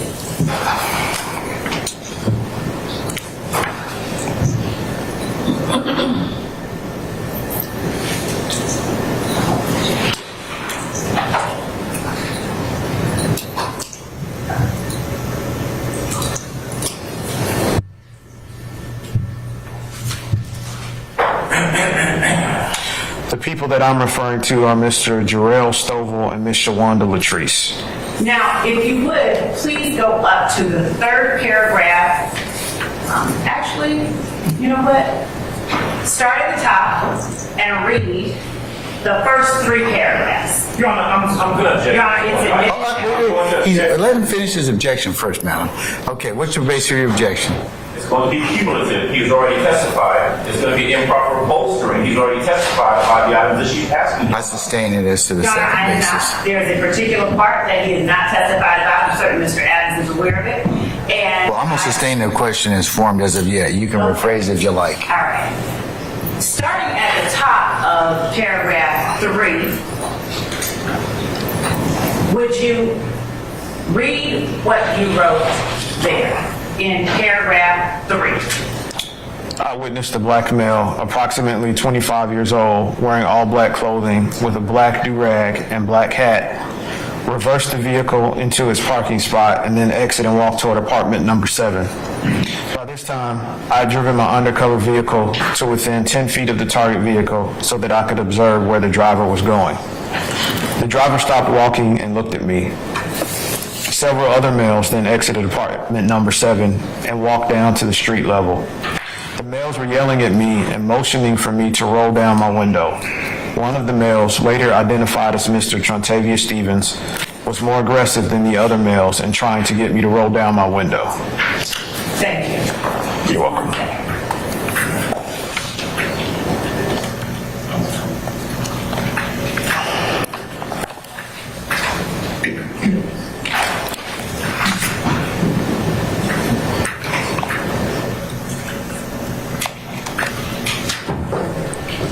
Now, do you recall the serial number of the firearm? No, ma'am. All right. Would you please read the next to the last paragraph of the narrative of your report? Officer Ramirez and I then met Norfolk Southern Railroad Police Officer J.S. Shirley and his K9 Smoke near the hole in the fence that Mr. Stevens used. Smoke tracked toward a plastic bucket approximately 30 feet inside the wood line, which contained the pistol that Mr. Stevens pointed at me. The pistol is a black Beretta .380 caliber semi-automatic pistol. Serial number D as in David 79, S as in Sam 62, Y as in Yankee. The pistol was turned over on scene to Atlanta Crime Scene Tech number 7345 to be processed. Your Honor, at this time, the state having made state's exhibit number 10A as in Alpha, I'm going to have investigator Chief Long show it to Sergeant. Does anybody wish to examine the state's 10? Or have you seen it? Yeah, I'll take a second. Okay, all right.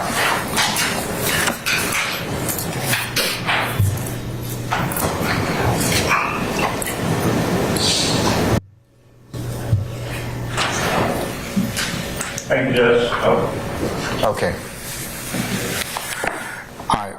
Has the weapon been rendered safe? It has? It has. Sergeant Ingram? Okay, all right. Would you take a look at 10A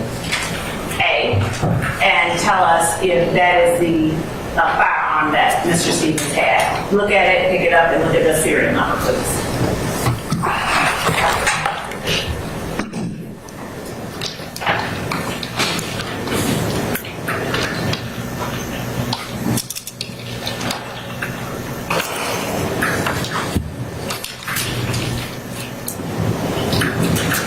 Yes, ma'am. Matches the serial number. And does it also match the, Description, yes, it does. and so is 10A the black Beretta .380 caliber semi-automatic pistol you described in your report? It is. State tenders 10A as evidence. Any objection to state's 10? Anybody else? Anybody else have any further objection? All right, state's 10 is admitted. They'll be published as you see fit.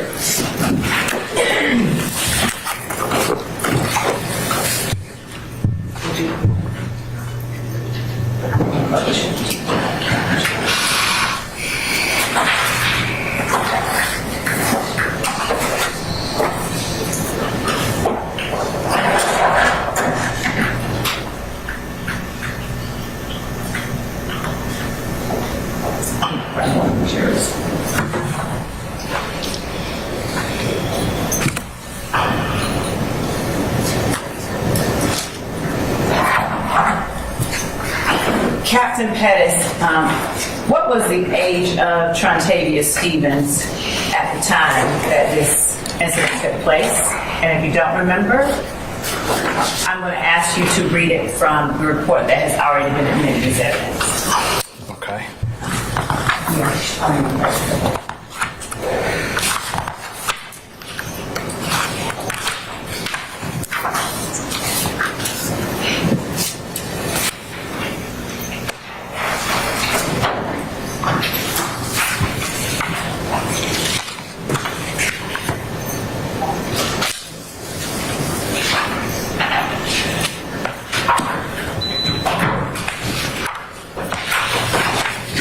And the date of birth would be just as Per the report, Mr. Stevens was born on April 26, 1993. And what date did this incident take place once more? January 25th, 2013. Thank you so much. That's all that I have for now. Cross, Mr. Adams? Please. All right, go right ahead, sir.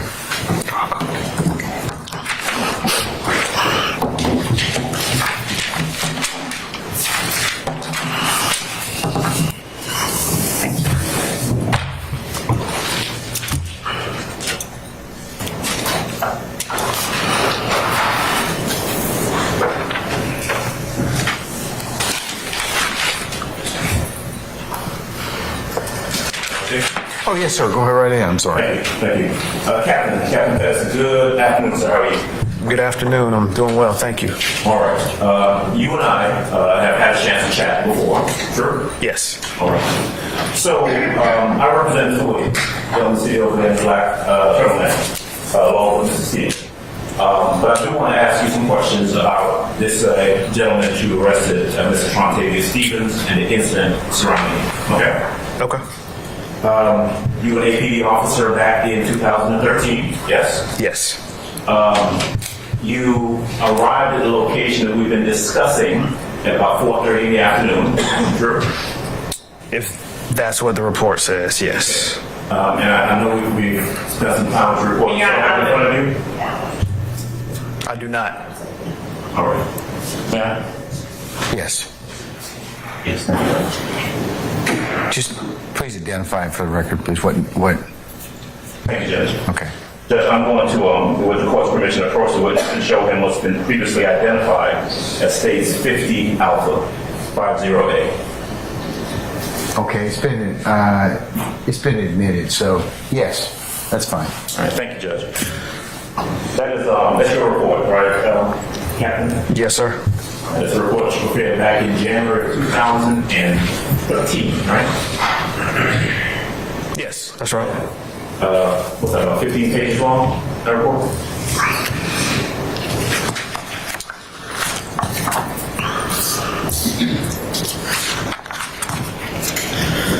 The report itself is actually only 2 pages. What's attached here is the warrant application, another copy of the report, and the actual warrants, along with the copies of the arrest tickets. All right, the report itself that you wrote, about 2 pages, right?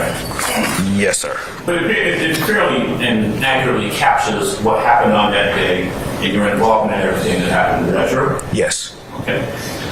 Just to be clear, you were not involved and you don't know anything personally about how this vehicle that you saw came to be taken, right? Correct. I mean, you were aware at some point that this is something that happened over Newton, right? I would have to look at the report to tell you what jurisdiction it was stolen from. Because you don't know personally. Correct. And then you don't know where the car was, who was in possession of it, or how it came to end up in this apartment complex where you saw it, right? Yes. You don't know who, Montavia Stevens, anybody else, was ever in possession of that vehicle prior to the day that you showed up in that apartment complex. Is that true? Yes. Okay. Now, I want to jump ahead a little bit and then come back, because what I want to make sure I'm clear on is that what you actually ended up arresting Trontavia Stevens for was aggravated assault, right? That was one of the charges. What was the other charge? The other one was pointing or aiming a pistol at another, and the last was the warrant that he had. Okay. Essentially, what you, the officer who was involved, who was the crux of this case, what you charged it. Objection, Your Honor, as to the testimony about crux of the case that Mr. What's your objection, madam? Is it form? Is it, what is it? testifying. I'll sustain as to form. Just rephrase, Mr. Adams. Okay, all right. You were the officer who took out the charge, right? Yes. You are the person that's listed as the victim in this case, right? Yes. And the criminal offense that you charged Mr. Trontavious Stevens with was aggravated assault, right? Yes. You didn't charge him with auto theft, right?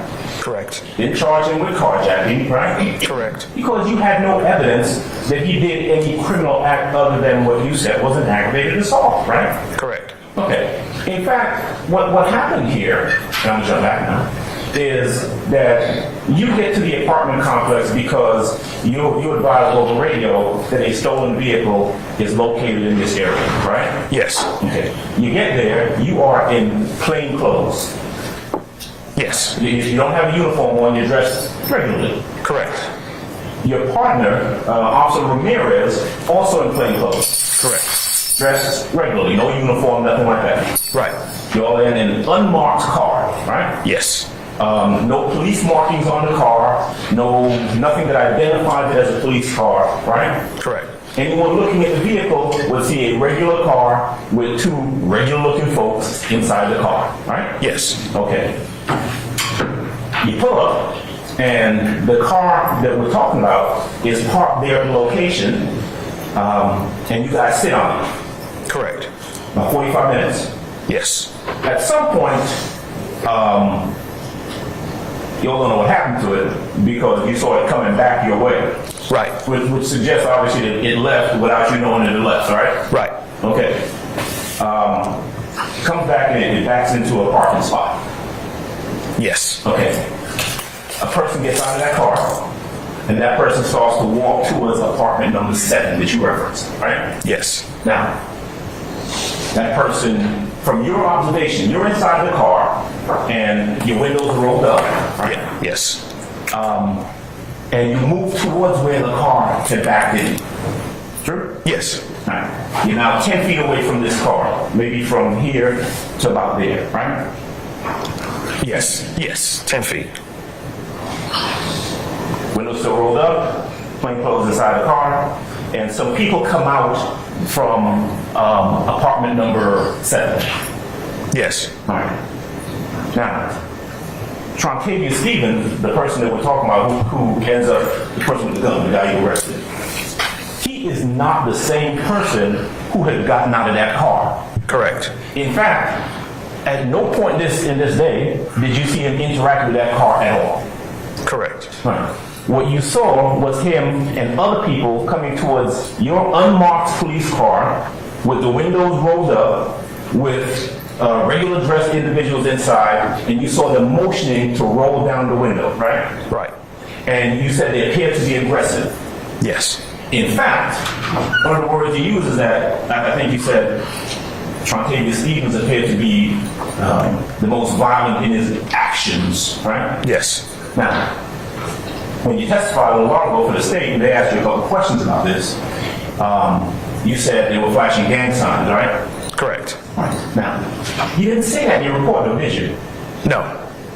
And I mean, you wrote a 2-page report, and it was very detailed about everything that happened and everyone who was involved, down to names and dates of births, right? Right. You even put a serial number in there, right? Yes. And you're trained as a police officer that anything that is of significance, like if you think, for example, something is gang-related, you put that in the report, right? Right. But that report, the same one that she had you read, right, because you couldn't remember some stuff, in that third paragraph where it talks about what you saw those people doing, you ain't say nothing about, I saw gang signs, right? Correct.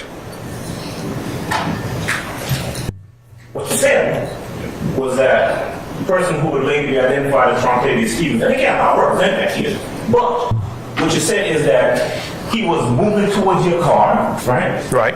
Motioning to roll the window down, right? Right. And then and you never did. You didn't roll the window down. I don't think so. Okay, was the window tinted? I don't know. You remember? No, sir. All right. You saw him motion towards his waistband or grab a gun that was in his waistband. That's what you said, right? Yeah. And held it down like below his waist and pointed at you and your partner. Correct. Kind of like this, all right? Yes. That is the element of the aggravated assault that you saw and that you ultimately charged him with. Yes. You drove off at that point. Yes. Right, wasn't any shooting or anything like that. You drove off and you called for either backup or what do you call it, a takedown team? Yes. Okay. All right. So that was the crime, the ag assault, right? Correct. So you show up, takedown team for one other car, a bunch of cars. I don't remember the exact amount. Would it be fair to say that within a relatively short period of time, there were cops crawling all over that location? I don't think that would be a fair assessment. No, sir. APD showed up, right? Other APD officers showed up, right? Yes. At some point, Georgia State Patrol was involved in this incident, correct? Yes. At some point, Norfolk Railroad Police were involved in this incident, correct? Yes. Okay. A couple different jurisdictions of police. Yes. Police went to the apartment number 7, right, and ended up getting those people out of the apartment, right? Yes. Police followed the Buick that Mr. Stevens was in for some period of time down to the gas station and ended up getting those people out of the Buick, right? Yes.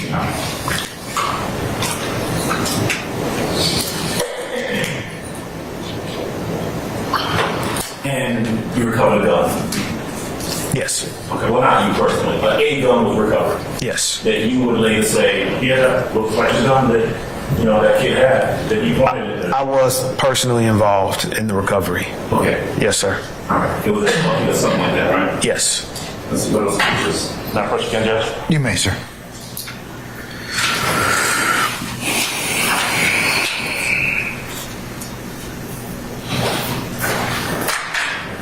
No, states,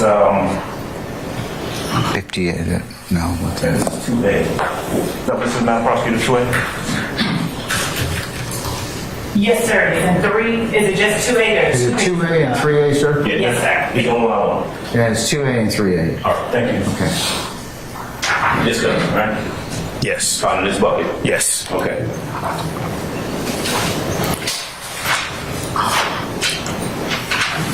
So,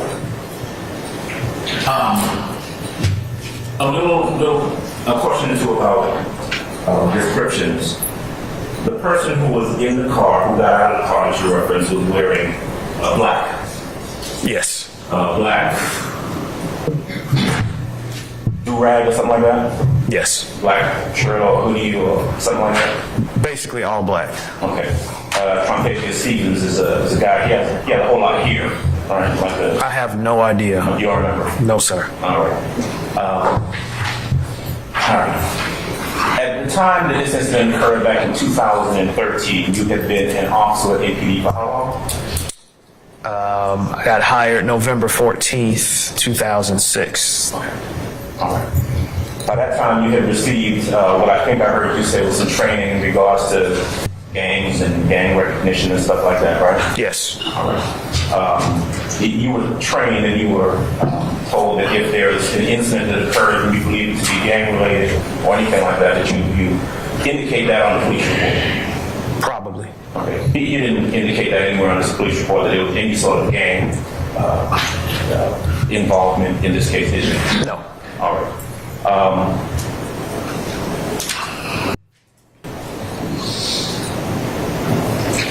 If you thought that there was some sort of gang offense committed. Objection calls for speculation. Let's stand this if not. You can rephrase, sir. Okay. You didn't charge him with any gang offense. No, sir. You didn't charge anybody with any gang offense on that day, right? Correct. All right.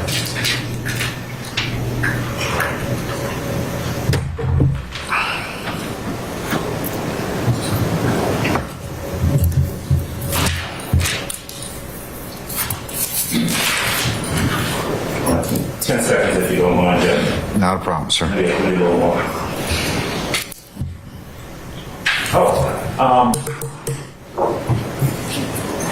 I think I heard you say earlier, or did I hear you say earlier, that one of the things that they were looking for in apartment 7 were keys to the stolen vehicle.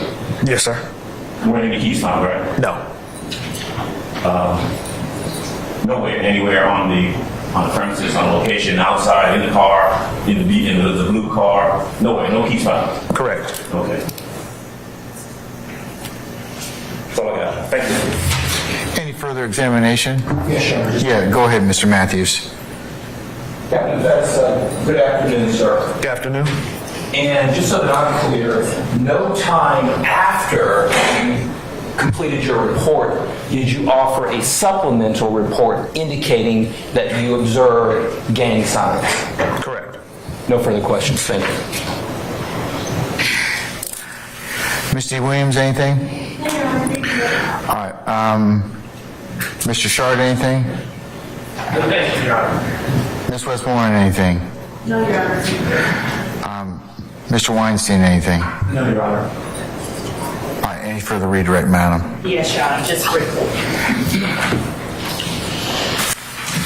Captain Pettis? Yes. I'm not going to be here much longer, but you were asked on cross-examination specifically whether or not you made any arrests of Mr. Stevens or took out any warrants on Mr. Stevens for the hijacking of the motor vehicle that you were investigating. Do you remember being asked by that? I do. By Mr. Adams, that question? Yes, ma'am. So, beyond receiving a report of a located stolen vehicle, did you have any facts about what had happened in Newman No, ma'am. as it related to that vehicle? And so you were also asked, or you stated in your report, when you stated in your report about the person driving the stolen vehicle and where they went, notwithstanding where they went, you didn't find, according to your answer with Mr. Adams, you didn't find the keys inside the apartment where they went. No, ma'am. And the people who exited the apartment, Mr. Stevens was one of those people? Yes. The same one that threw the gun? Objection to the leading. Sustained. Was that the same person that threw the gun? Yes. Did Mr. Stevens run from uniformed officers? No, ma'am. When he was running or leaving and he discarded that gun, who was after him? Nobody. How did you all then encounter him? We circled the apartment complex again in an effort to see where he was going and what he was doing because he ran the opposite direction that we were driving. When you say ran, who was he running from? I don't know. All right. Were you all pursuing him? No, we were going the other way. He pointed the gun, we drove the other toward the street, and he ran back toward the back of the apartment complex. Did you said you called for backup? Yes, ma'am. Did backup arrive? Not at that time, no. How long after did backup arrive? The time it took for us to circle the apartment complex, see Mr. Stevens re-enter the apartment complex through a hole in the fence, flag down the Buick that was driving by, get into it, go back around the apartment complex, so half of the circle back toward the street. Then they made a left, which was south on Old Hateville Road. Then a patrol car arrived, and we directed them toward the vehicle that Mr. Stevens had entered. So maybe 2 minutes. That would be my approximation. Are there lights flashing?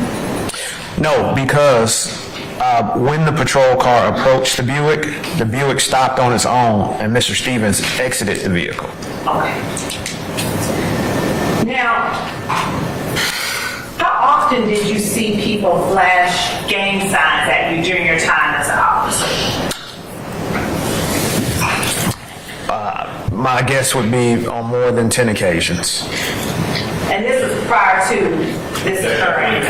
Sustain the question. Was this prior to your seeing Mr. Stevens and the others come out and get arrested? Yes. Mr. Adams asked you about not putting in your report that Mr. Stevens flashed gang signs at you. Do you remember that? Yes. Did you put in your report what the person who pulled the gun on you was wearing? Can I refer to my report? Please do.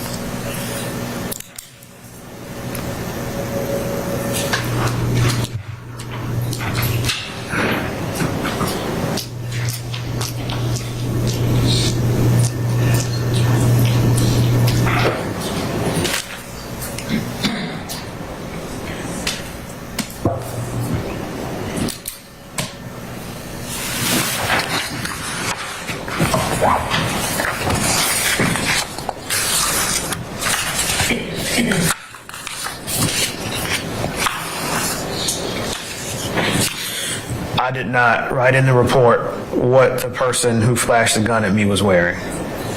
Oh, okay.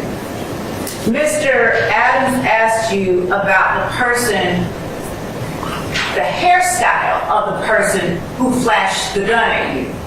Did you put in your report the hairstyle of the person that you actually charged with aggravated assault was wearing? No. Did you put in your report? I don't need to. I did not describe his hairstyle. Wait a minute. Is it any less true that he had a hairstyle? I mean, it's something. I'll stay in the question. Did he have a hairstyle? To my recollection, he did. Was he wearing clothing? He was. Was the fact that you didn't put it in your report indicative of the idea that it didn't exist? Yes, it is. I'll stay in the question. Remember, you got him on redirect. Does the absence of those facts in your report equate with the absence of or the existence of those facts? It does not. Okay. Is there any particular reason you didn't put what Mr. Stevens, who was flashing the gun at you, was wearing in your report? Any particular reason? I did not write a description of his clothing because he was captured so quickly afterwards. Okay. The time wasn't great enough to account for what he was wearing in the report. Is there any particular reason you didn't write what gang signs he was flashing at you in your report? No, ma'am. Okay. And is there any particular reason you didn't write his hairstyle in your report? No, ma'am.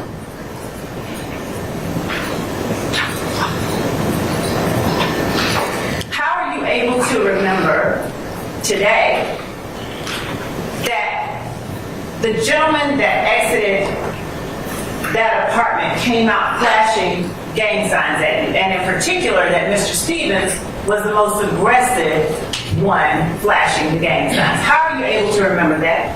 It's been 10 years. I have a general recollection of the incident because this was the last investigation that I conducted as an officer before I got promoted to investigator. So it's more important, I guess, than others. As far as the question that you asked about the gang signs, I've been, since I was subpoenaed here and had to recollect this incident and read my report, I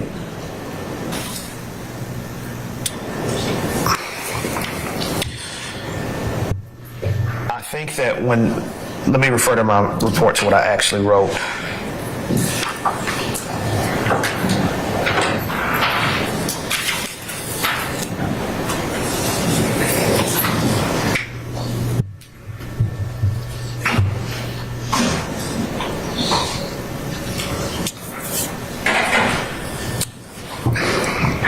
My answer is that when I wrote that Mr. Stevens was more aggressive than the other males, I was mentally incorporating the throwing of gang signs as a universal sign of aggression, but I didn't write it out.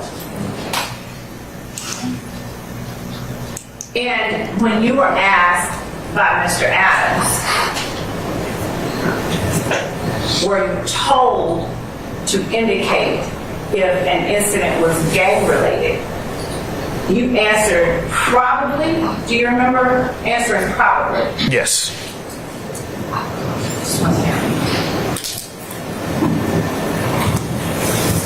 Can you state with certainty that at that time you had been instructed to make those kind of indications on your report? I cannot. And did you, as a matter of course, list out every single detail of every incident that you responded to as an officer? No. Were you assigned to the gang unit at that time? No.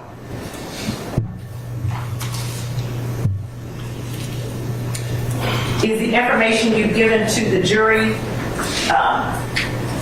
the best recollection that you have? I sustain the question. Yes, Your Honor.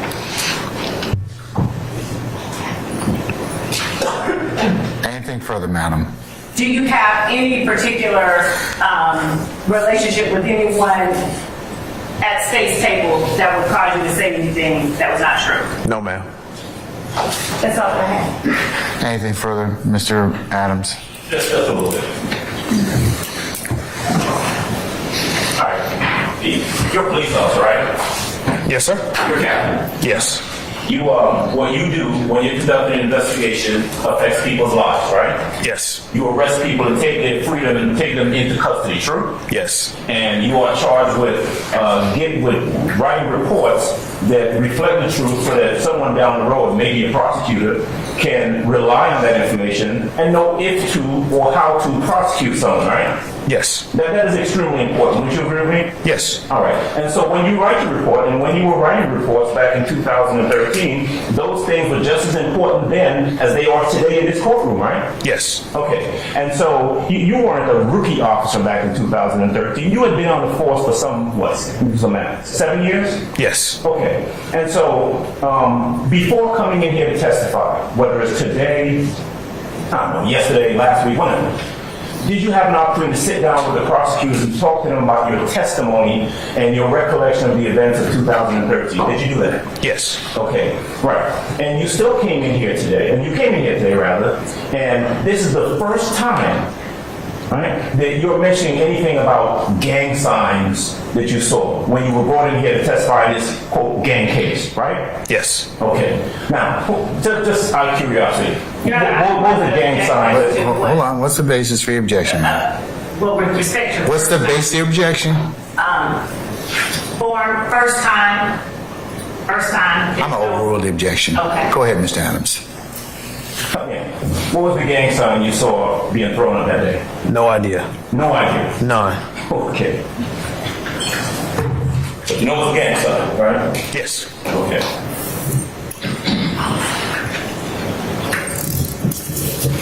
You said something a while ago I wanted to touch on real quick. You said that you will, quote, your words now, mentally incorporating the gang sign in describing the person as being the most aggressive. Is that what you said? I did. Mentally incorporating it. But you don't know what gang sign we're talking about. No, sir. All right. That's all I have. All right.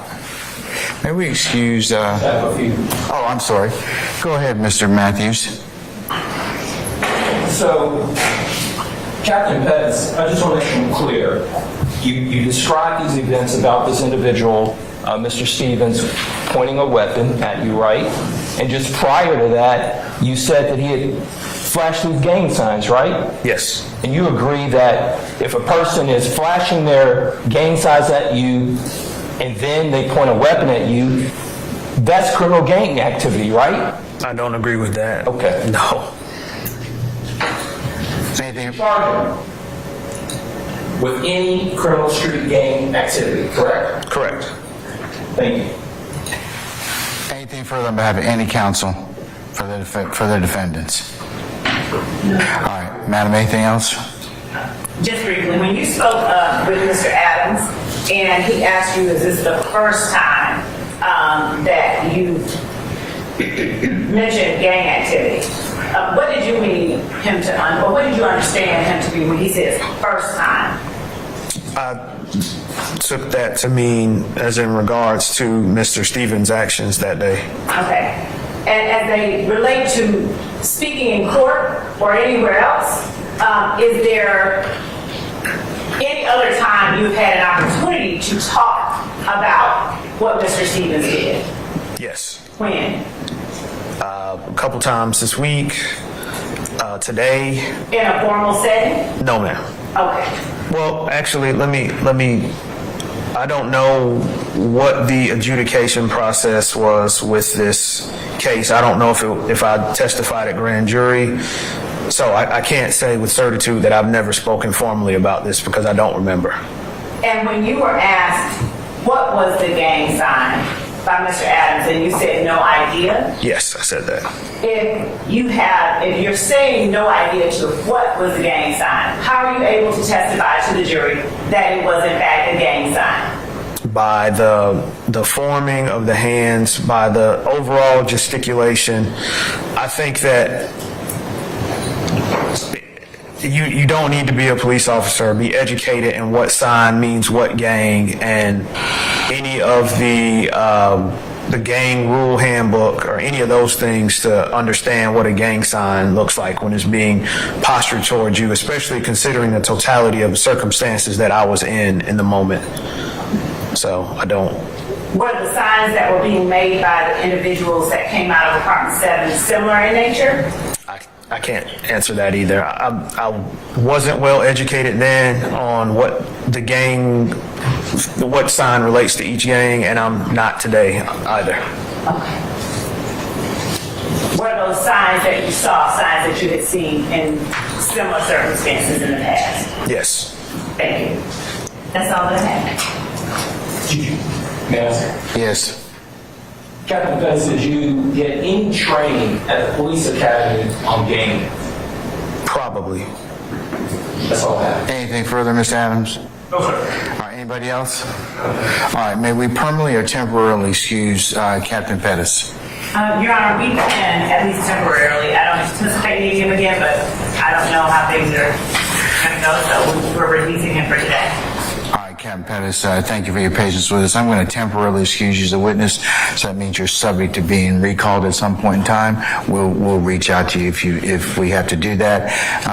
Just remind you not to discuss your testimony with anybody except the attorneys in this case, okay? Yes, sir. All right, thank you, sir. Thank you. All right.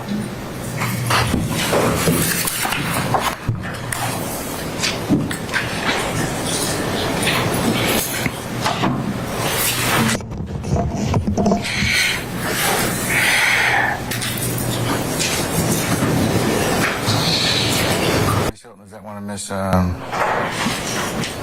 Ms. Weaver's documents? It will be, yes. All right, don't be trying to take the stuff now, okay? I watch everything. All right, okay. Ladies and gentlemen, how about some lunch? Yes. Yeah, resounding yes. All right, that's what I like to hear. All right, ladies and gentlemen, at this point in time, it's about 10 of 1. How about we come back at 2 o'clock? Is that all right? Okay, all right. Remember my admonitions I've given you. If you decide to leave your headquarters, please remember to keep your juror stickers on so everybody can notify you or identify you as a juror.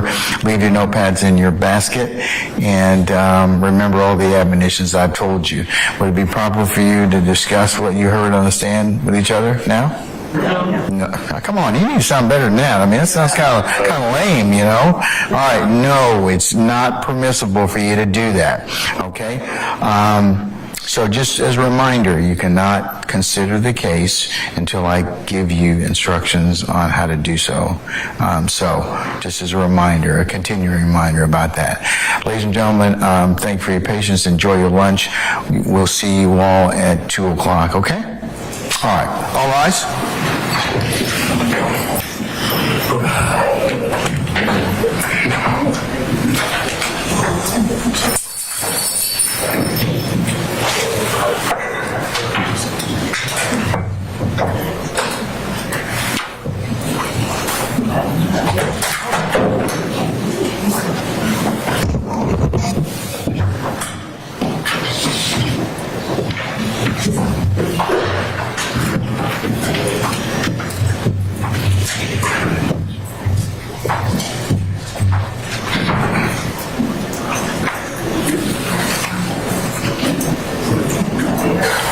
gentlemen, please be seated. Our jury has left us.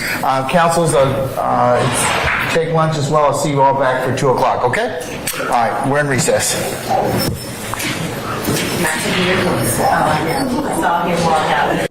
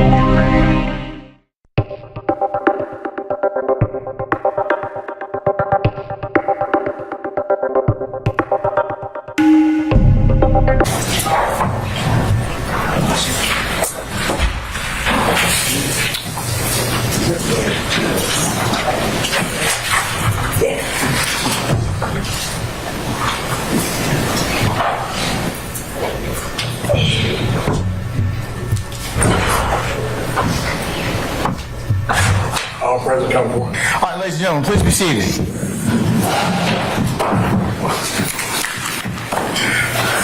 All right, Ms. Love, call your next witness, please, madam. Thank you, Your Honor. We are calling Sergeant Heeb, H-E-E-B, All right. Act 3. All right, summon, is he, what's his, is he officer? Sergeant. Sergeant? Okay, all right.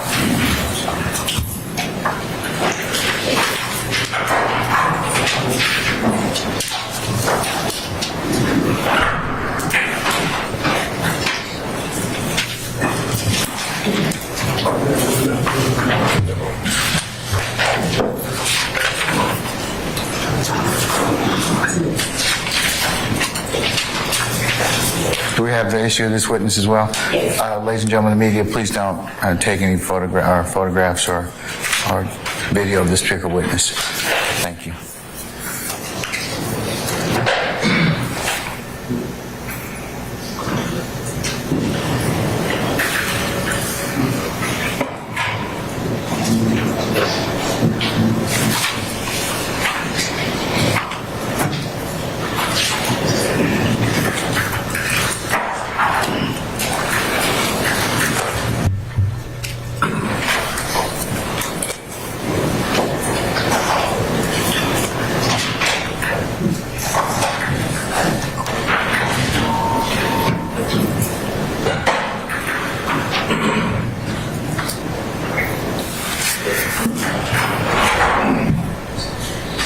Sergeant Heap, good afternoon, sir. Sir, if you could please approach the witness stand. Once you get there, if you would turn and face Sergeant Ingram, be sworn as a witness before you sit down, please. Raise your right hand. You swear firm testimony you give the truth, the whole truth, and nothing but the truth. I swear. I see. State first and last name. Spell first and last name for the court. Down into the mic. Jonathan Heeb, JONATHANHEEB.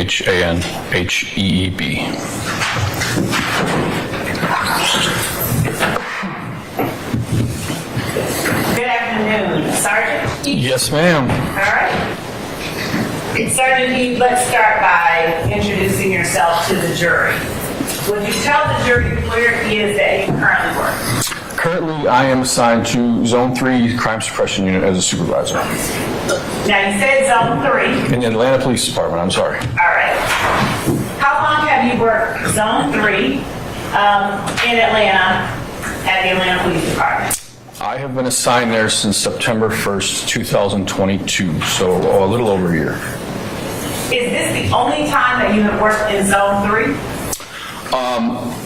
No, I've done a lot of work in Zone 3. This is the first time I've been assigned directly to specifically Zone 3, but I've done a lot of work in Zone 3 throughout my career.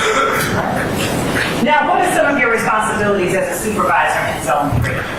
Right now, I supervise the crime suppression unit. So our main focus, beyond my normal admin stuff and timekeeping duties, I have to I supervise a small team of individuals, officers that focus primarily on the high crime areas within the zone. Prior to working as a supervisor with Zone 3, what were you assigned to do?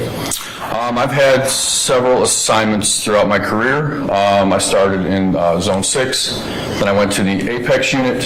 I worked in Vice. I was in narcotics. I was assigned as a task force officer to a federal task force for several years. Worked in the drug interdiction unit at the airport for a few more, and then got promoted to sergeant, where I've been in Zone 3 ever since. So let's start back at your first assignment with the APD. When was that? When were you first? I was assigned to Zone 6 Evening Watch around May or June of 2008, I believe. All right. And what was your responsibility there? Just a normal patrolman, answer 911 calls. How long did you stay with Zone 6 before you were moved to Apex? Probably probably less than 3 years. I was probably right at 3 years, maybe a little bit more. I can't exactly remember, but just a couple years, three years, give or take. And with Apex, what areas of the city were you responsible for monitoring? With Apex, we had the whole city. We focused on the higher crime areas of the city, but we had reign over the whole city. And run that back by me. Did you tell us what Apex stood for? Apex stood for Atlanta Proactive Enforcement and Interdiction Unit. When did you leave Apex? I left Apex around 2014. So on August the 23rd of 2013, where were you assigned? I was assigned to the Apex unit. Now, have you been certified as a law enforcement officer by the Peace Officer Standards and Training Council of Georgia? Yes, ma'am, I have. Have you remained certified by post during your entire law enforcement career? I have.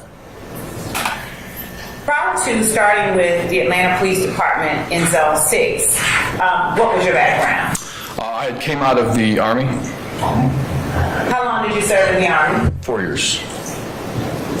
And did you leave under honorable circumstances? I did. And thank you for that service. Yes, ma'am. So going back to August the 23rd of 2013, with Apex, did you work with any other agencies that were responsible for law enforcement besides the Atlanta Police Department? We did. We worked with several.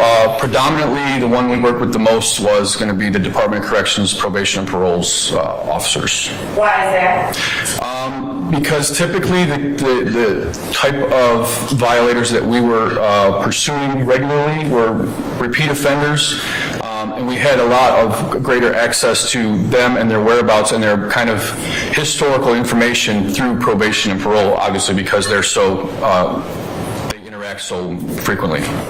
Was there any particular probation or Department of Corrections officer that you worked with at Apex during this time? The one that we worked with most consistently was Officer Viverito. Okay. On August the 23rd of 2013, were you working with Officer Viverito? I was. Would you tell the jury what it was that you were doing in that capacity? So that we were doing a detail to try to apprehend some individuals that had outstanding warrants from probation violation warrants. So outstanding warrants from probation.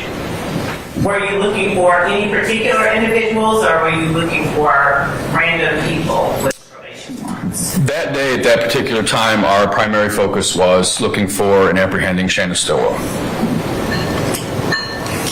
How did you go about trying to locate Shannon Stillwell to apprehend him on probation warrant? So we, Viverito and I and another officer went into a plain vehicle, an undercover vehicle, dressed in plain clothes, to try to go to areas where Officer Viverito kind of knew that he may be, that he frequented. And so we went out to look for him, and our main objective was to locate him, positively ID him, and call in the uniform takedown units to try to apprehend him. And did you end up in the Mechanicsville area of Fulton County? We did. 322 Glen. Now, how long at that time had you worked the Mechanicsville area, or been working around it? We spent quite a bit of time in that area throughout my time in Apex. So I had spent, the majority of my time in Apex was spent in that area. I couldn't give you an exact number of months, but several months to the point where we kind of knew where the hot spots were, if you want to call it that. Was there any significance to 322 Glen? By that I mean, was it an apartment complex or something else? 322 Glen is known as the Green Store. It's a convenience store, it's green, and that is where it was notorious for illicit activity, primarily narcotic sales. Was any and everybody able to sell narcotics at the Green Store based on your experiences with Apex during that time? Not just anybody, no. Then who was able to sell narcotics at the Green Store? Basis. Yeah, come on up.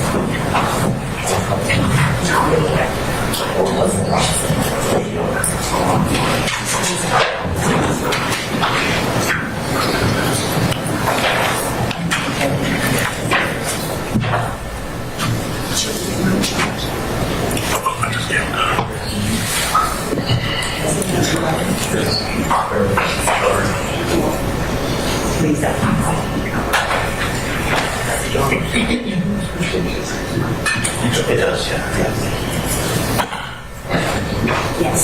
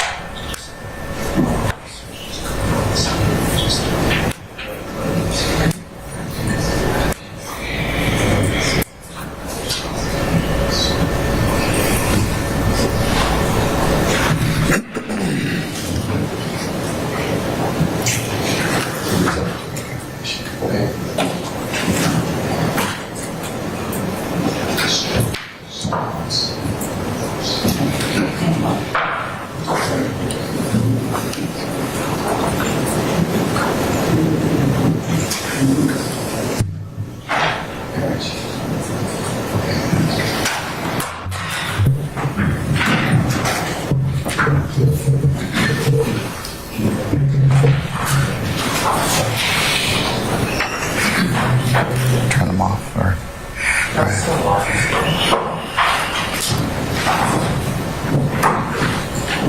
Okay, I've overruled the objection. You may proceed. Thank you, Your Honor.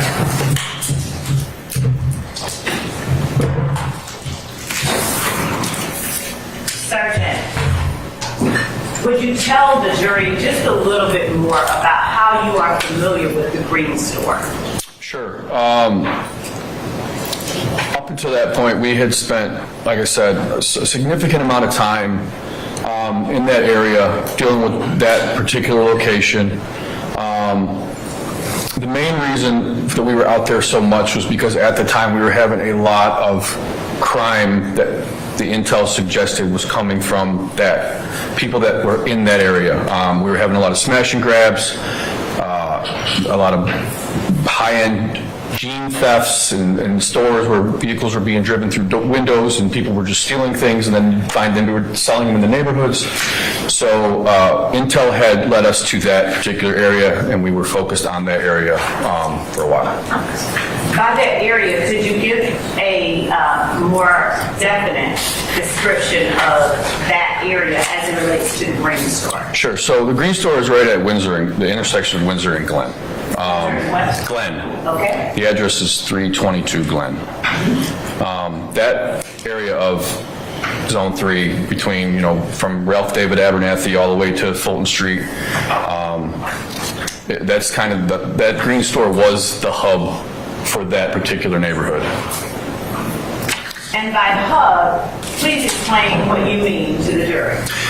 By hub, I mean, it was the center of all of the activity. Like, if you saw people walking down the street, there was a good chance they were going to the Green Store to get a snack or whatever, or, do whatever they were going to do there. There was really nowhere else that you saw that amount of activity. Now, when you're talking about illicit activity that you referred to earlier, what type of illicit activity did you receive reports of or respond to at the Green Store? Always narcotic sales. almost always narcotic sales. Do you have at least an approximate number, a general number of the number of narcotic sales incidents that you either helped investigate or responded to at the Green store?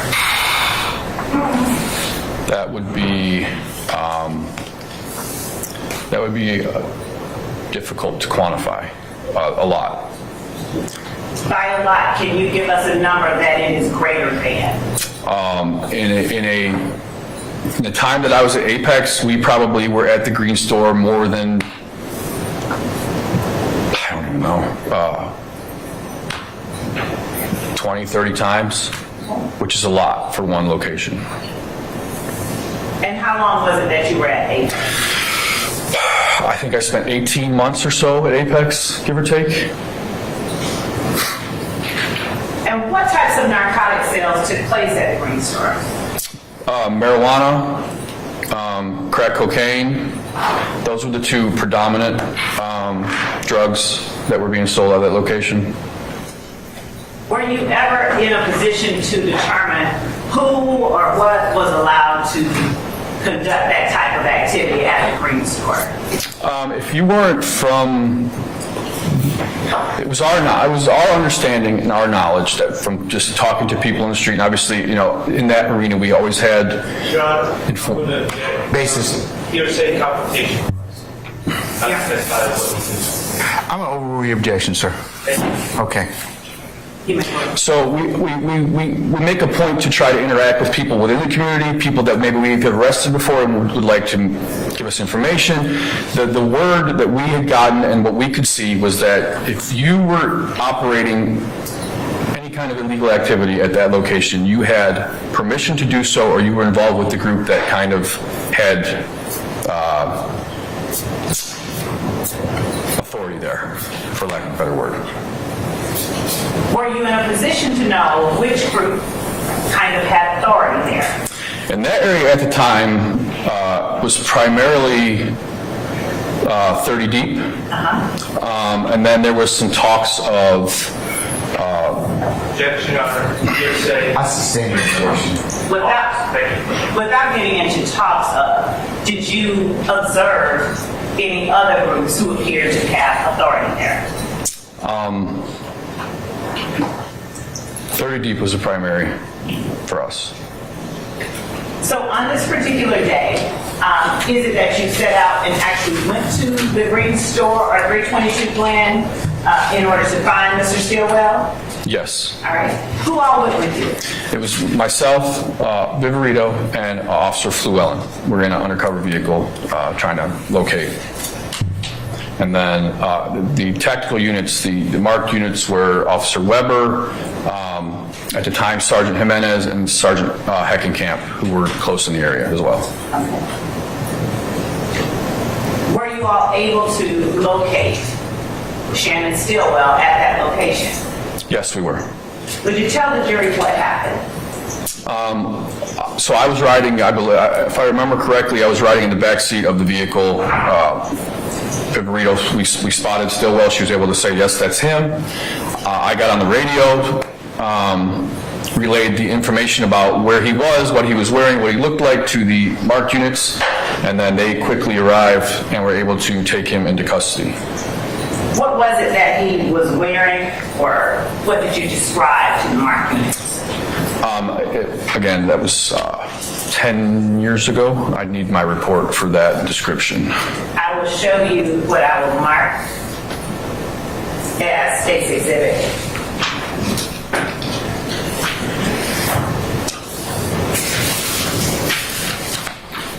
(51R) for refreshing your recollection. The report for defense counsel purposes labeled incident number 132352342. You're welcome.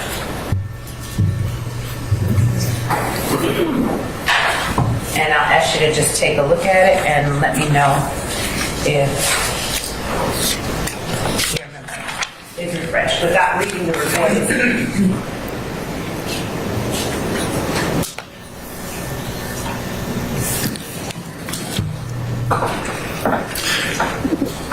So, like I said, basically, as I said, I gave the description. I don't remember exactly the clothes he was wearing. I don't think I have it detailed in here exactly what he was wearing. It would have been given over the radio.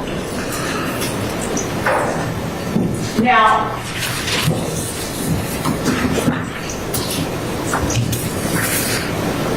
what happened after you all gave that? And I'll ask you actually to take a look under, and if you don't recall the time, on that page 4, the third paragraph down, read it to yourself and tell me if that refreshes your memory.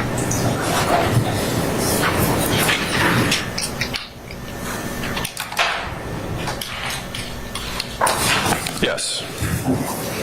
So what was it that you told the tactical units to look out for?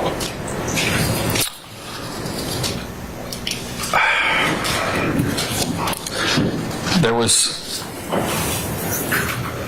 remember telling there was something in his right hand.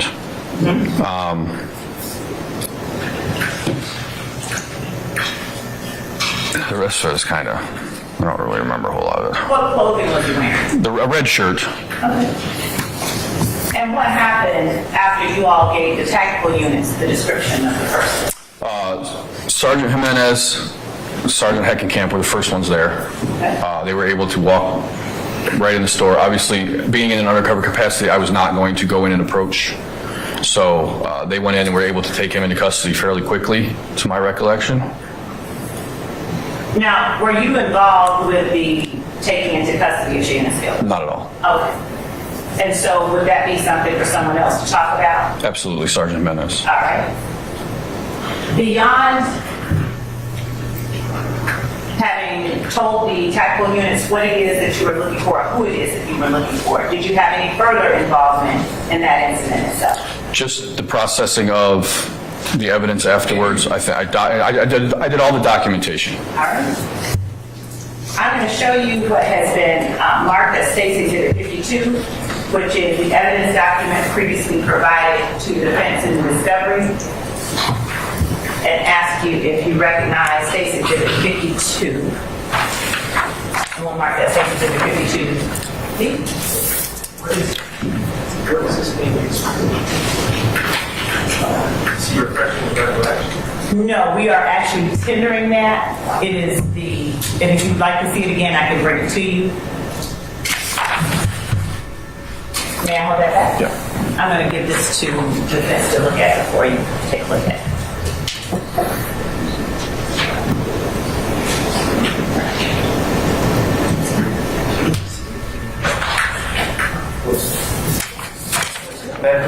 Yes, you know.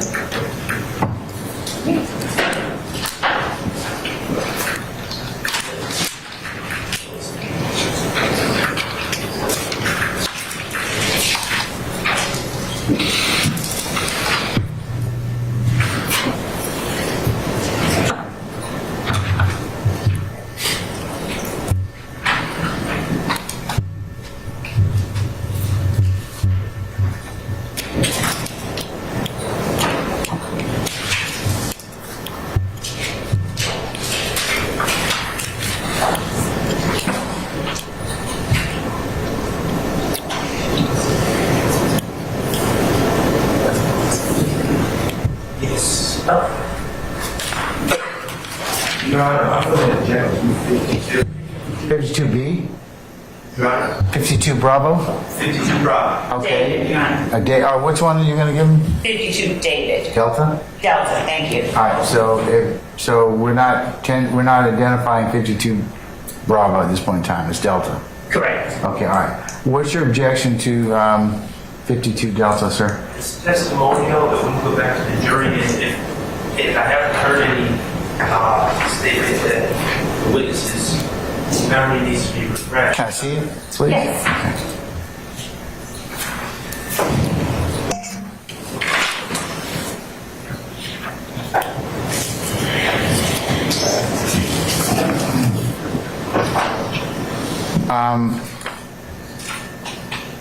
Ms. Love, is some more foundation going to be laid in terms of the items that purportedly on this document? I can do that, sure. All right, why don't you do that first, and then I'll rule on the objection. Christine? Chris? That's all right. Dual purpose.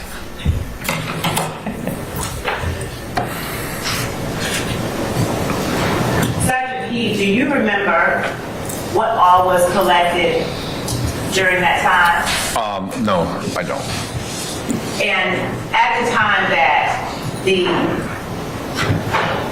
items were collected, was there a documentation of the evidence that was collected? There would have been, absolutely. Now, would that documentation have been reflective of everything that was collected? It should be an itemized list of everything that was turned into property, yes. And is that itemized list stored on any kind of database at the Atlanta Police Department? Yes, our reporting system. And is that reporting system capable of generating a reproduction or a copy of that itemized list upon coming in? Yes. And would that reporting system generate a reproduction of that list based on incident numbers? It would. And would the information contained within that reporting system have been put in by you at the time or near the time that this incident occurred? Yes. Your Honor, the state tenders 52D as past recollection reported. Your Honor, still confirmation clause issue, still testimonial. I'm gonna overrule that objection, but I don't think you've laid all the foundation for it to be a past recollection report. Sure, Your Honor, I would have to show him the Yeah. document. That was what I was trying to do. Okay, all right. I'm going to show you 52D, Delta. And would you just take a look at 52 Delta? And I'm going to ask you a few questions about it. Okay.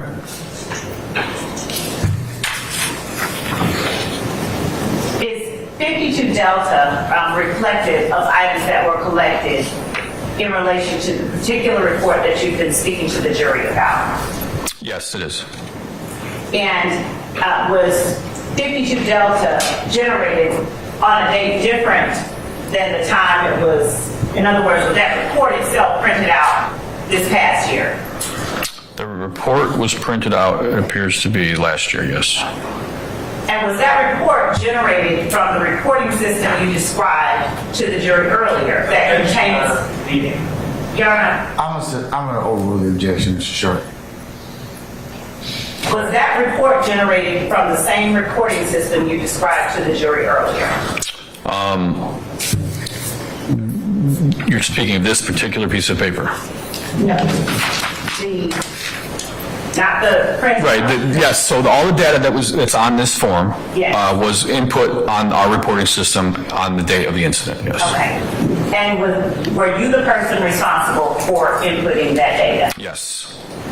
Your Honor, at this point, the state was tendered. And does that report accurately reflect the data that you would have input at the time? Yes. Okay. So, Your Honor, the state tenders 52 Delta. All right, any further objections, sir? Still testimonial, and are we saying to go back to the jury or? Your Honor, I don't think that this is the time that we discuss what. I'm not talking about that at this point in time. That's not an issue for me at this point. Would you have any further objection that you want to make as to 51 Delta? I'll decide that issue later. No? Okay, 51 Delta is admitted. Thank you, Your Honor. And for the record, it's pursuant to 24-88035. 52. Sergeant Heath, would you please tell the jury what items of evidence were collected, or rather read the report that is before you? Sure. So the property that was recovered from Mr. Stillwell was a white Samsung Galaxy S3 phone with battery. That was turned in as evidence. A $1 bill that was turned in as property. A red paisley bandana that was turned in as property.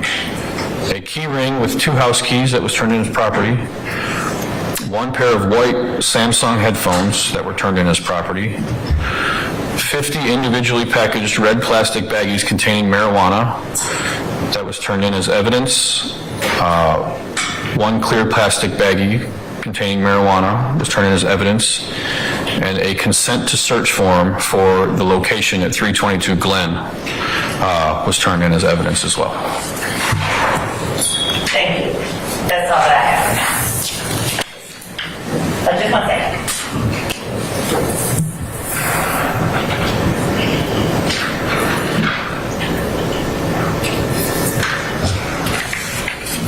Thank you. Cross, Mr. Sharp.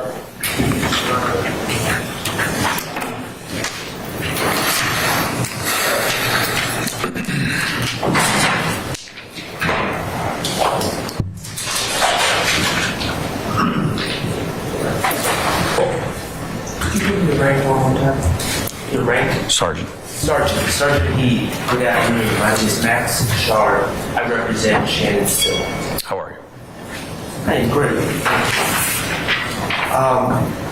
First of all, I wanted to talk to you a little bit about the Green Store.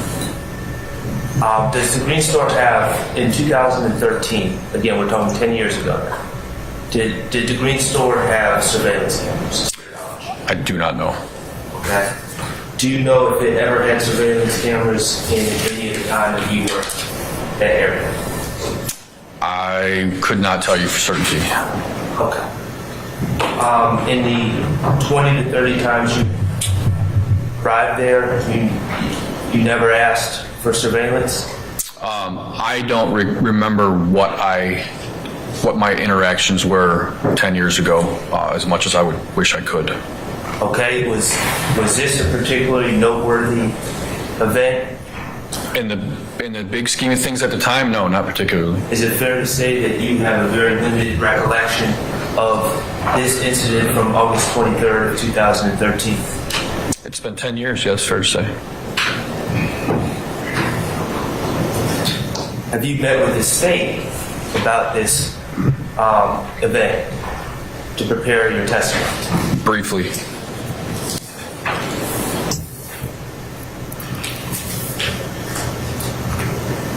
Now, you're the officer, or one of the officers who wrote a report in this case, correct? Correct.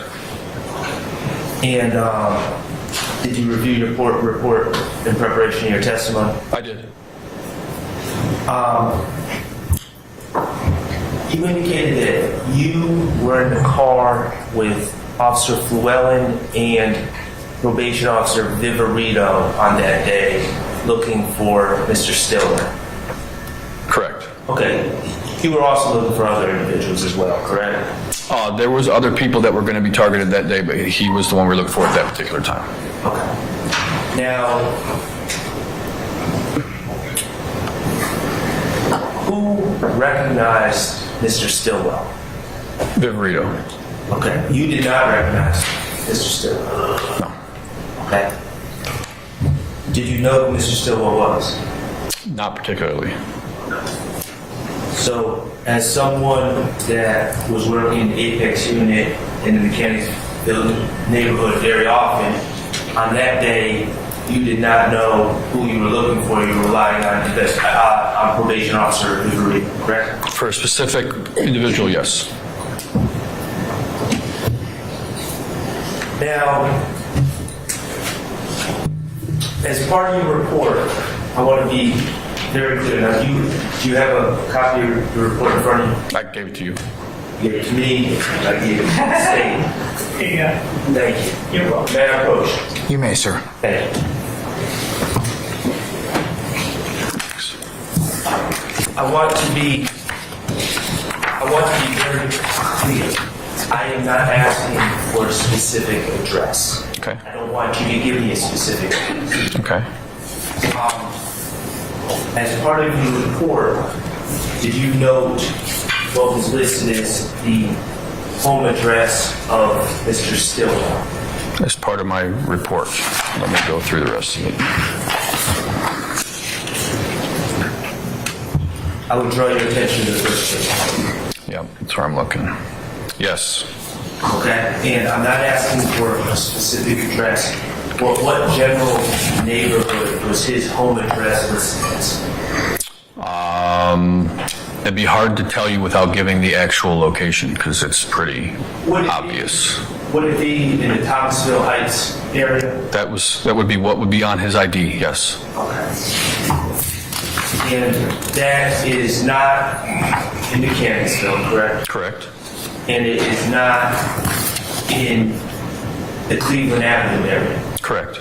Okay, it's by the federal penitentiary. Correct.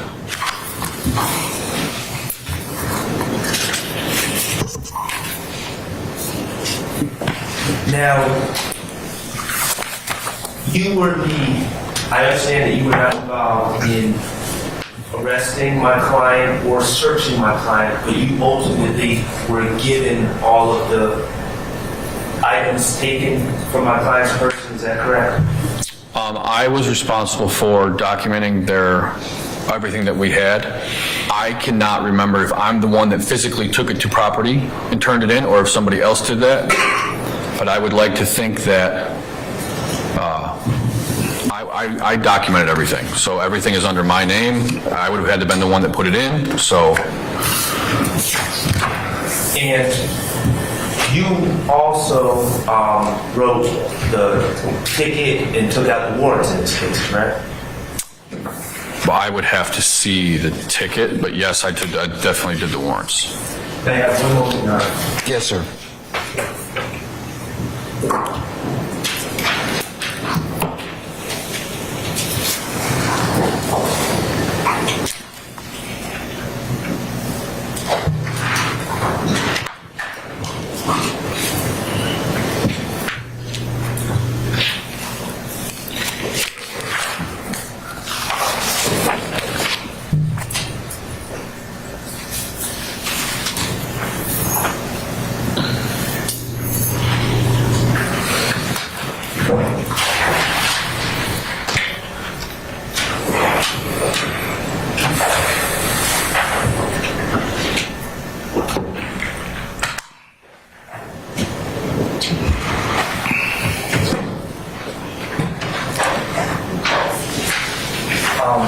Your Honor, may I approach with 3 documents, and I'm not sure how we're going to do the... You need to identify them for purposes of record unless they're one of the exhibits that the state has already shown the witness. I understand. I'm just not sure the nomenclature we're going to use with multiple. If you want it to be DS1, DS2, DS3, would that... Yeah, DS would be fine. DS 1, 2, and 3. DS1, 2, and 3. All right. And they will be marked. You'll need to mark them as that right now, so we can tell or we can track the document. So.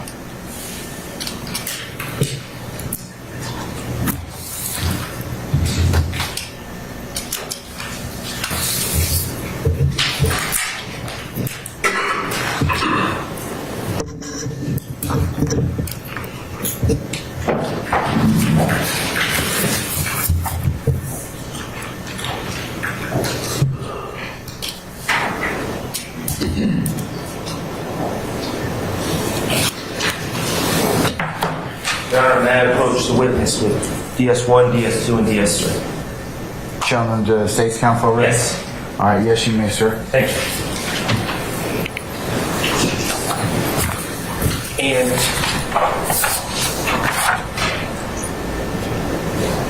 Sergeant E, I am going to ask you to look at DS1, 2, and 3. Do you identify those documents? Yes. Okay, what is DS1? DS1 is an affidavit for arrest. Okay. Is it what? I'm sorry. An affidavit for arrest Thank you, sir. filed with the Magistrate Court of Fulton County. And is that essentially an application for an arrest warrant? Yes. And and is it for an arrest warrant for charges against Janet Stillwell from August 23rd of 2013?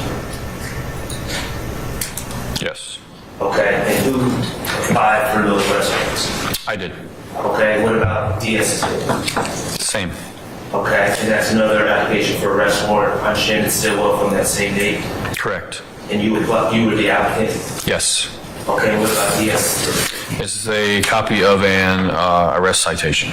Okay, and this citation is essentially what you give to the individual being arrested, even if they are being arrested on warrants, you give the citation as well. The citation is what we book them into the jail with, or unless it's, like a traffic ticket or a copy of charges, we would give them a copy of it, but yes. Okay, even though there were, I just handed you 3 documents, there were total charges brought against Mr. Stillwell that day, correct? In addition to the probation warrant, yes. Yes. Fair enough. Now, you are the individual, would you agree after reviewing those documents that you were the individual that sought the arrest warrants on Mr. Stillwell? Yes. Okay. Were you the individual that made the charging decisions on Mr. Stillwell and what was appropriate to charge him with for these crimes? Yes. Okay. And for these crimes, what did you charge Mr. Stillwell with? Possession of marijuana with intent to distribute, and possession of marijuana, which would be more than an ounce, so felony. Okay. And the possession of marijuana for more than an ounce was for the bag of loose marijuana found in his left pocket, right? If you're not sure where it was found, I can rephrase. Where it was found is not what I'm concerned with. I just want to make sure that I have, it's not the total amount of marijuana, and I just charge them separately for, yes. That'd be Okay, right. and the possession with intent to distribute marijuana was for the 50 individual baggies of marijuana found on this person, correct? Correct. And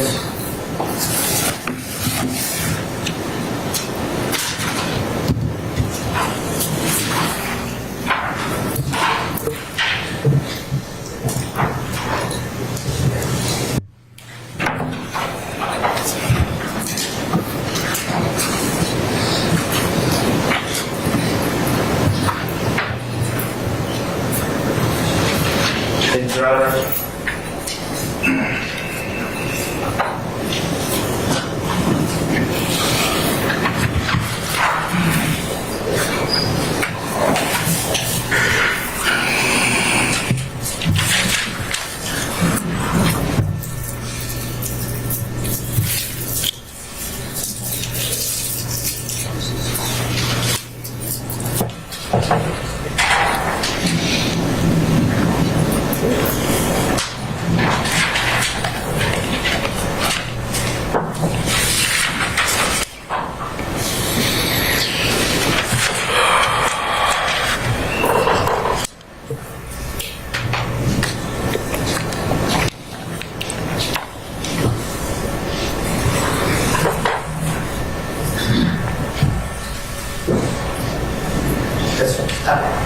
Your Honor, because I'm going to do this, I was introduced to do this after this witness and Mr. Sharp needs it. The state tenders a self-authenticating document labeled States Exhibit 53 Delta.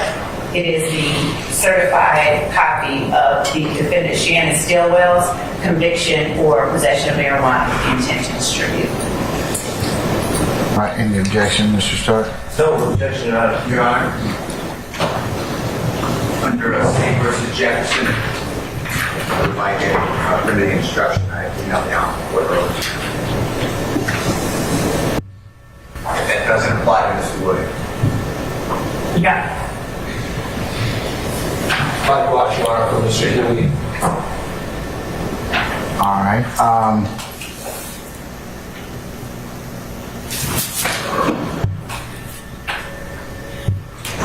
Your Honor, Has anyone sent me a proposed instruction? I did, Your Honor. Huh? I did, Your Honor. Your Honor, I don't have that from Mr. Steele, and I would object to any limiting instruction until I've had an opportunity to at least. It was sent to you, Ms. Butler, at 10:05 a.m.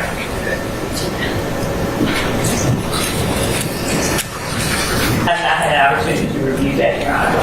And I would ask that the court, it is a certified document, I would ask that the court admit the document, and the court will, of course, instruct the jury at the conclusion of today's Hold on, case. Ms. Law.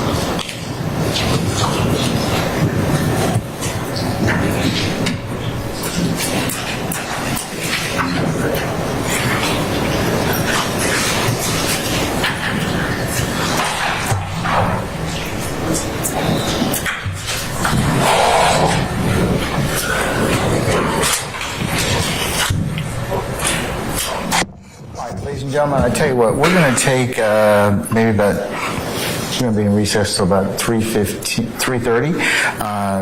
Take a small stretch break, and we'll come back and we'll go ahead and continue examination at this point in time of Sergeant.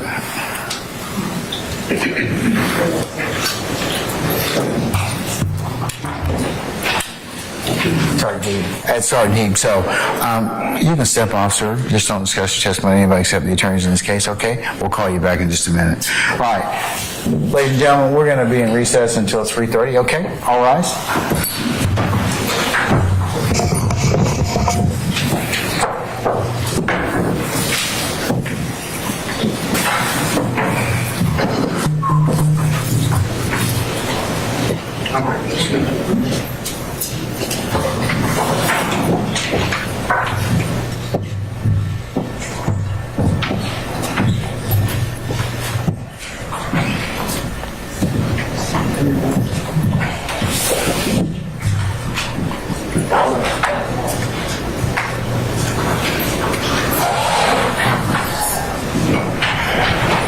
Okay, our jury's left us. Please be seated.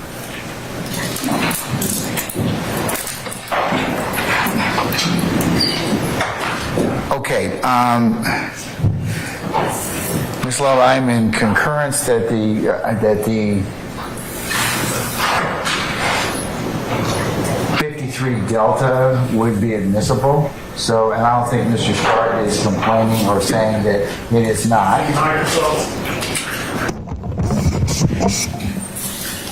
I'm not saying that 53 Delta is not admissible, so I'm inclined to admit it. However, having said that, it's only admissible as to Mr. Stillwell. So a limiting instruction would be proper to say that it's only admissible as to the consideration for him. So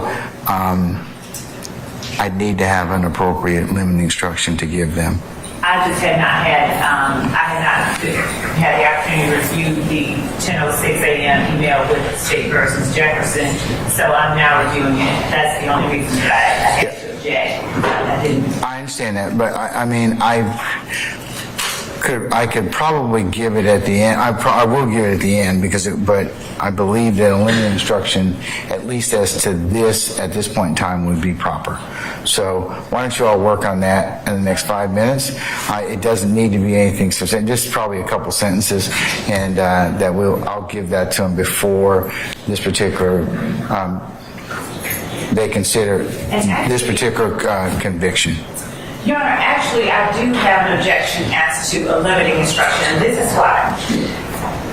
Act 3 of Count 1 is alleged to be an overt act in furtherance of the conspiracy with which Jeffrey Williams is charged.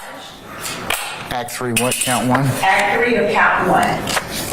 That defendant Shannon Stillwell, an associate of YSL, did commit the felony offense of possession of marijuana with the intent to distribute in violation of Georgia law pursuant to OCGA 161330J1, which is an act of racketeering activity under 161435A, and an overt act in furtherance of the conspiracy.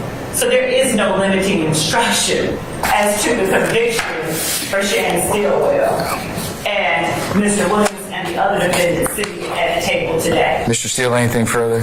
Yes, that's respectfully inaccurate. That is, it's testimonial evidence. Jefferson is driving one that's a co-indictee case as well. It's a gang case conspiracy. And the fact that some co-conspirator, alleged co-conspirator in that indictment was found guilty or pled guilty is testimonial evidence and cannot be used against the other people who objected to it. What the state is saying is throw away the constitutional right to confrontation, the statutory right.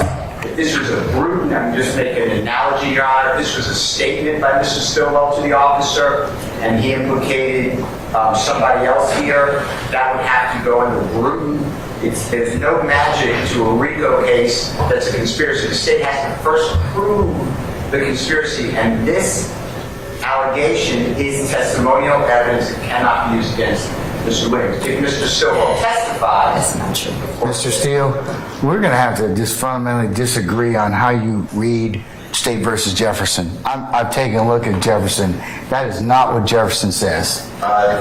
I respectfully to you, but I don't think that Justice Melton, who wrote the opinion at that point in time, in any way saying anything you're saying about that issue in regards to that, because this case covers a business record. They're not trying to get it in under a business record.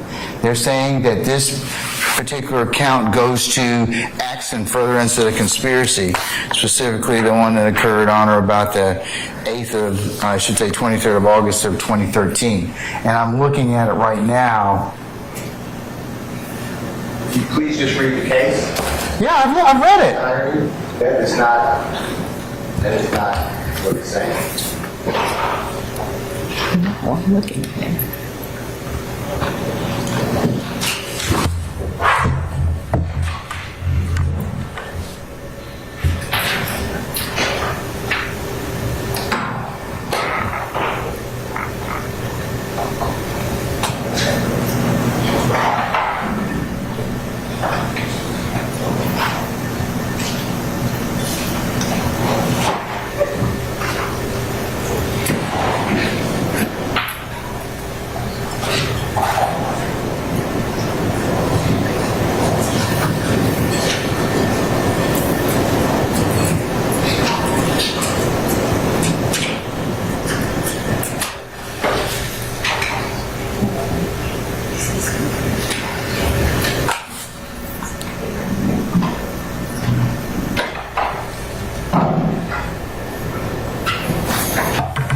Whenever the court permits, I'd like to respond.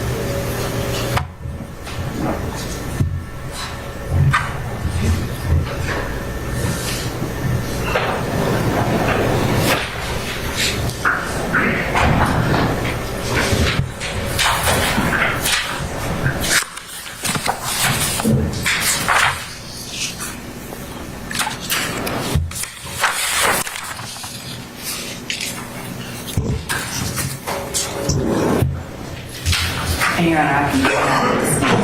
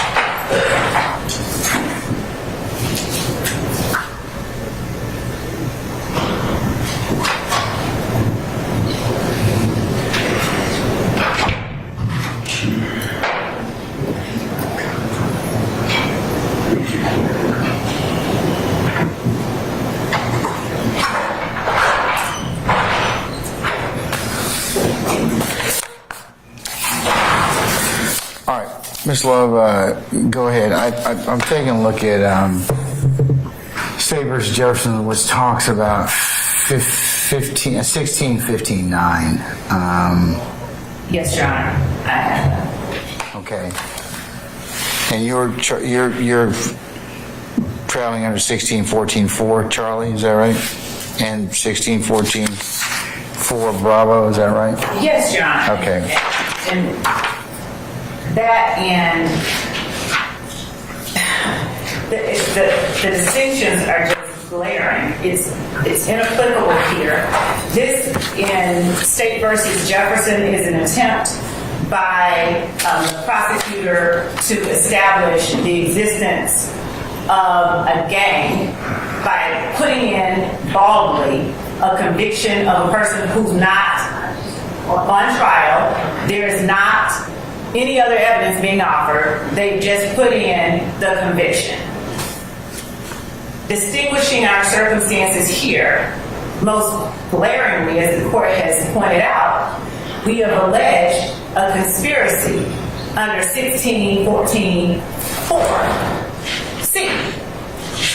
And Your Honor, one of the overt acts that the state alleges in furtherance of the conspiracy is the offense that we have shown evidence of through Sergeant Heed, and which we intend to put up at least one more witness to prove the event of August the 23rd, 2013. And because Mr. Sharp sought to introduce, he turned to me and showed me that he was about to attempt to introduce the indictment that was handed down from Mr. Stilwell. And I told Mr. Sharp that I would object to an indictment, a bare indictment being admitted or tendered, because that has no evidentiary value.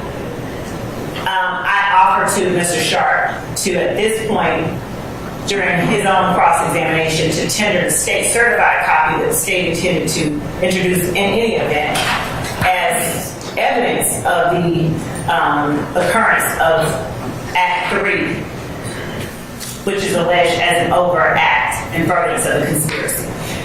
Under Mr. Steele's reasoning, it's an attempt to separate something that is solidly together by virtue of count 1 and the acts listed in Acts 1 through 191. He cannot pick apart the overt acts alleged in furtherance of the conspiracy by claiming that the proof of those acts can only be considered by the jury against the person alleged to have considered the acts. So we wholly object to it. It's not applicable. It's distinguishable. And we would ask that the court deny or overrule Mr. Steele's objection. All right, Mr. Steele, anything else before I rule? Sure. Your Honor, I just emailed everyone again. Just a more recent case for the State versus Thomas. It's 364 Georgia Field 148, 2022. We're the second highest court in Division 2. Road.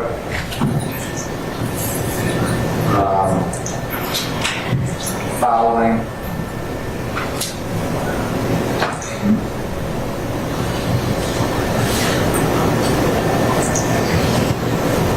These people are trapped together by the way you're on.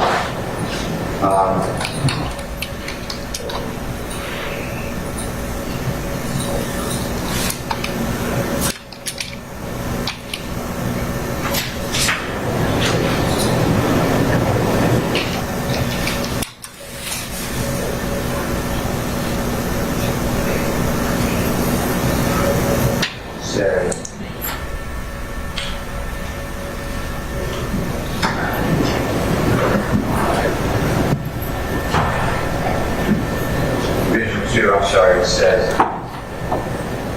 Oh, he's moving around. Yeah, I'm looking at it right now, so I see it. They claim that trial court hereby concluding that Jefferson. So, all right. In this case, they conclude that the trial court erred in ruling that the prior convictions are wholly inadmissible. Exactly. Like other evidence, got to read on a little further. Admission of evidence in gang activity is committed to the sound discretion of the trial court, and the court's decision to admit or exclude such evidence will not be disturbed on appeal absent abuse of discretion.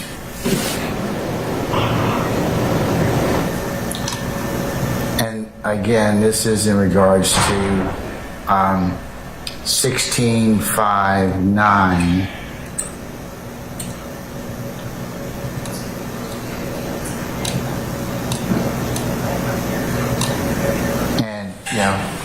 The state in this particular count is alleging the conspiracy counts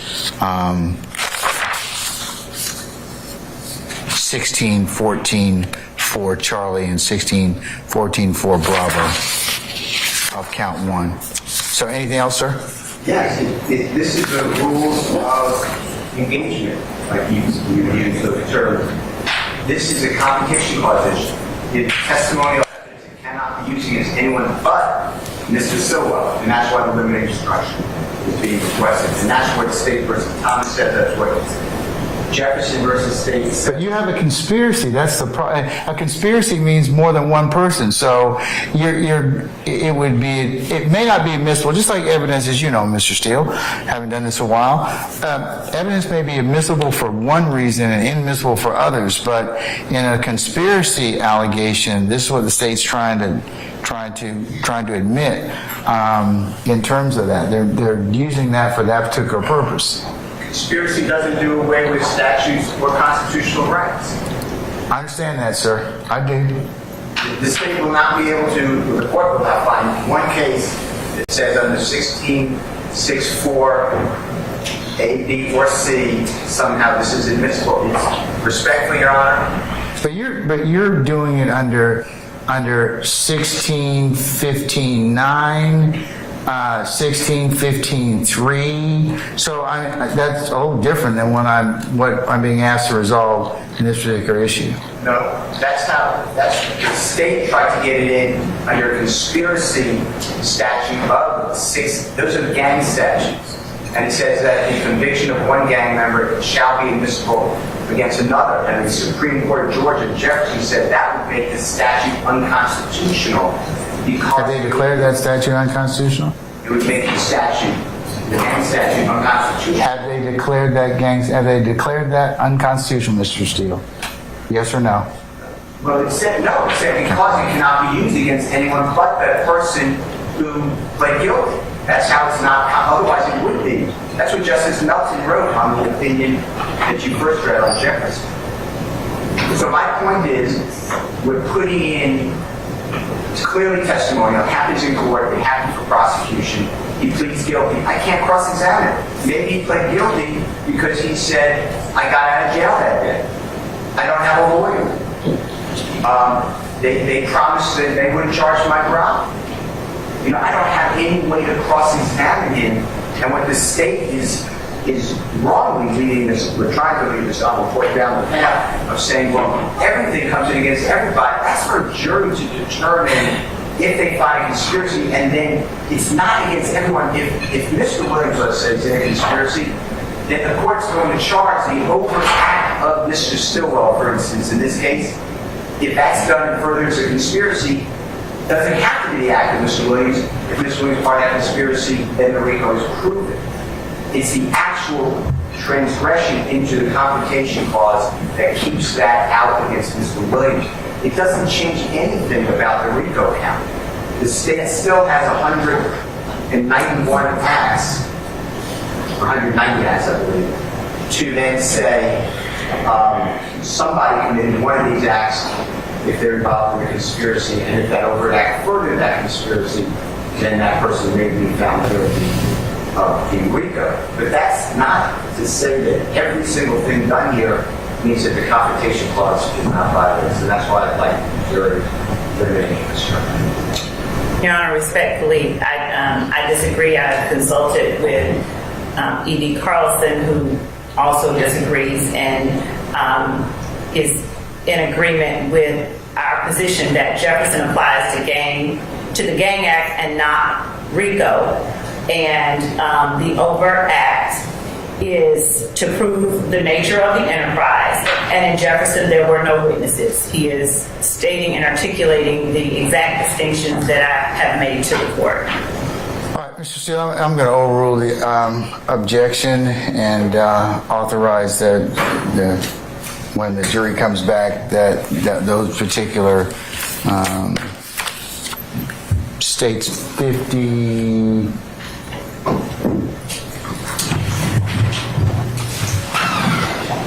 53 Delta will be admissible, and then I will note that there is a continuing objection.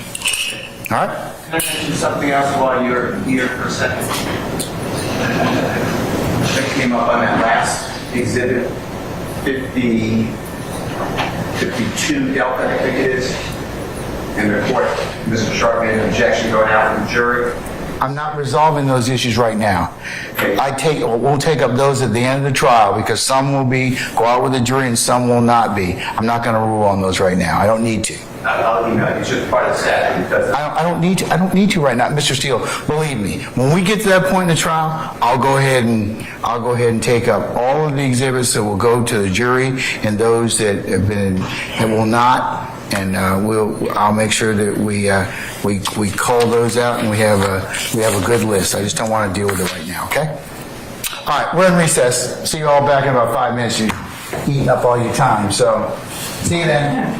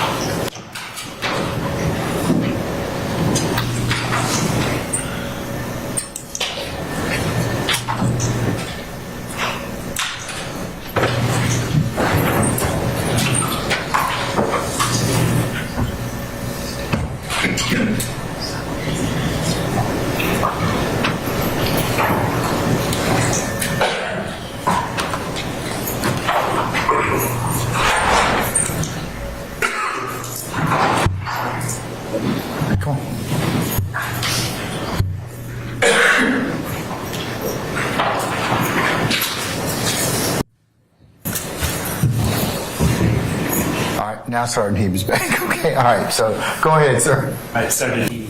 Hey. So, just to pick up where we left off, you made the charging decisions in this case. Correct. Okay, and you charged my client, Shannon Stillwell, with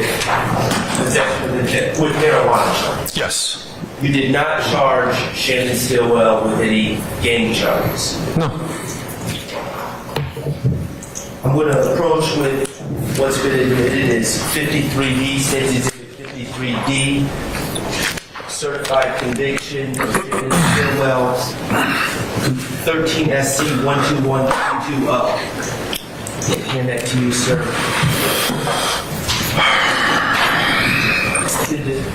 Did the state indict Mr. Stillwell on this charge from August 23rd, 2013?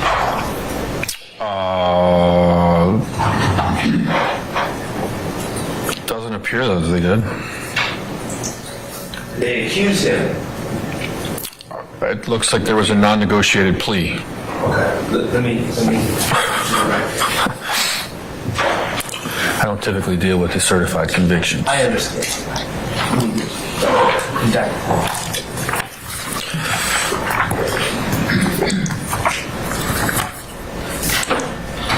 And if you go 2 more pages, you can see the specifics of the date.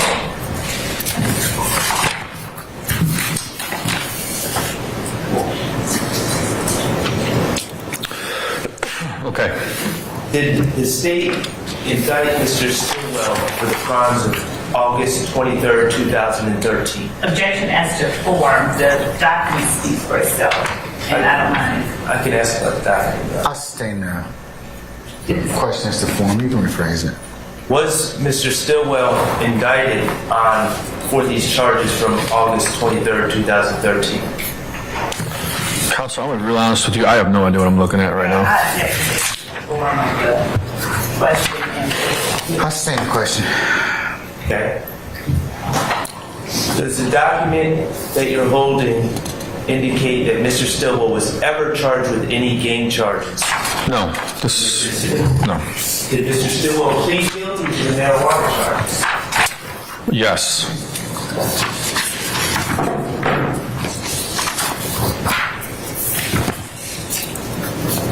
I'm going to show you, sir, what's a demonstrative marked State's Exhibit 1B. I'll hold this up for you. Do you recognize what this is? It's a map. Okay, does it have some green and red writing on it? It does. All right. Now, is this a map of a certain section of Atlanta? It appears to be. Okay, is 322 Glen Street on this map?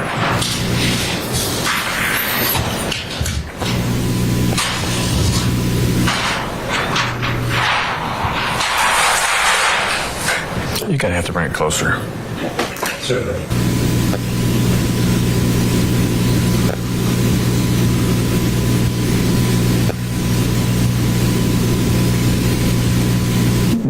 No. Could you say it louder? No. Okay. 322 Glen Street is north of this map, correct? Yes. Okay.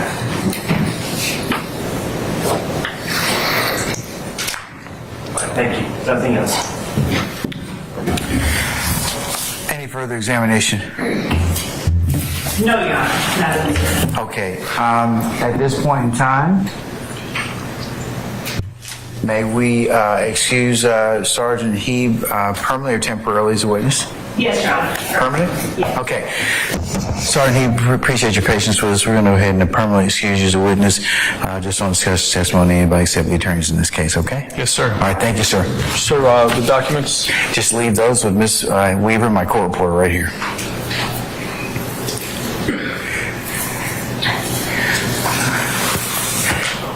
All right, call your next witness, madam. Your Honor, still on Act 3, we call Sergeant Jimenez. All right. Summon Sergeant Jimenez, please.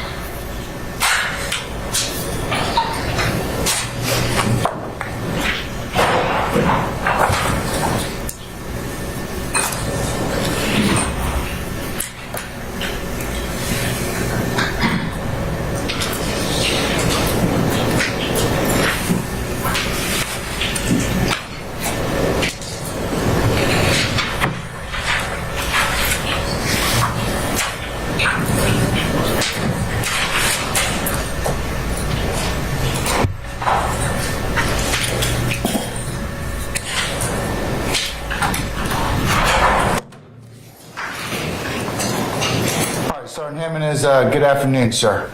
If you would please approach the witness stand. Once you get there, if you turn and face Sergeant Ingram, be sworn as a witness, please, before you sit down. Raise your right hand. You swear affirm testimony given today the truth, the whole truth, nothing but the truth? I swear. Have a seat. State and spell your first and last name for the court, please. First name Scott, S-C-O-T-T. Last name Jimenez, J-I-M-E-N-E-Z. Good afternoon, Sergeant Jimenez. Good afternoon. And if my southern accent makes it wrong, as I say your name, you feel free to correct me. No problem. Would you tell the jury where it is that you currently work? I currently work in APD, Zone 5, the traffic unit, How long have you worked there? since June 29th Of this year. of this year. Prior to that time, where did you work? Prior to that, with APD for the last almost 18 years, in the open records unit. Are you post-certified as a law enforcement officer by the Peace Officer Standards and Training Council of Georgia? Yes, I am.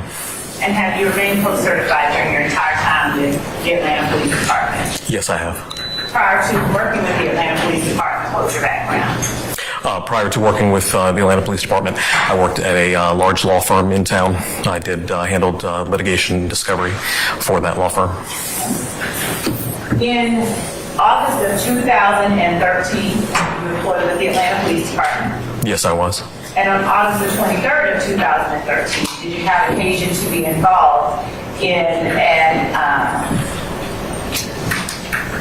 a detail that consisted of apprehending a person wanted for a probation violation? Yes, that's correct. And was that person Shannon Stalewell? That is correct. Would you tell the jury what your role in that detail was? Sure. On that day, I was a sergeant in the Apex unit, one of two supervisors working that day.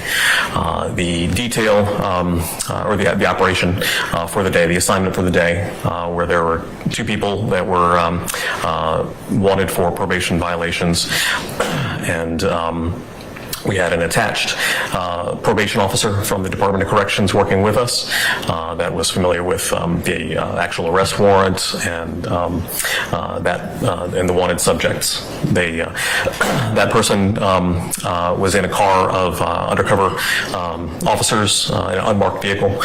They went to the area where the wanted persons were known to hang out, and they spotted the wanted persons in the area. I believe it was Officer Heeb called out on the radio after the person later identified as Shannon Stillwell was identified walking up Windsor Street. He gave out the description of the person, what they were wearing, height, weight, and identified that person as one of the wanted people. I was in a car with a marked vehicle in uniform with the other sergeant. Sergeant Heckenkamp was driving. I was in the passenger seat. We were coming down Glen Street. And the wanted person that was identified as Shannon Stillwell was over the radio. He was supposed to be coming from behind the store at the corner of Windsor and Glen. Typically is referred to as the Green Store. Mostly because of the paint color that it usually sports. There was a parking lot in the drive that goes behind that store and comes out from the Windsor side behind the store and onto the Glen, kind of a concrete driveway area on the Glen Street side. Sergeant Heckenkamp and I were driving eastbound, I believe eastbound? Yes, eastbound on Glen, and I spotted the subject that was, the description was given over the radio, and I told Sergeant Heckenkamp to stop the car. I exited the vehicle, approached the identified subject, and he had a cell phone in his hand, and then he looked back over his shoulder where he had come from, and then placed the cell phone into his pocket. I noticed that as a pre-flight indicator that he may run. So I hastened my pace, went ahead and grabbed his left wrist. And executed the arrest. We guided him to the ground. Sergeant Heckenkamp cuffed him up. I asked him if he had anything on him at the time and that I should know about, and he said that he had some marijuana on him. After we got him cuffed up, stood up, I retrieved marijuana from his left pocket and the cell phone from his right pocket. The marijuana that you retrieved from his left pocket, did it come in any particular form? Was it in any particular? Yes. The marijuana was packaged in two bundles. One was a kind of a sandwich bag of loose raw marijuana. I believe it was roughly probably an ounce from the volume. And then the other package was another bag that had, I believe, roughly 50 smaller Ziploc bags. They were transparent red Ziploc bags, each containing roughly probably a gram of marijuana apiece. So those two packages were both in his left pocket. Was there any significance in terms of your experience as a law enforcement officer to the packaging of 50 smaller baggies of marijuana? Yes, in my experience, that volume of individual bags of marijuana would indicate intent to distribute, sale of marijuana. And did you inquire, did you ask Shannon Stillwell whether he had anything on his person prior to learning that he had marijuana on his person? Actually, in general, once we restrained him, placed him in physical custody, asked him if he had anything on him that I should know about. Just a general question, and his response was that he had some marijuana. Okay. Thank you. Just 1 second, please. Actually, the Mechanicsville area, is that in Zone 3? Yes, it is. Just 1 second.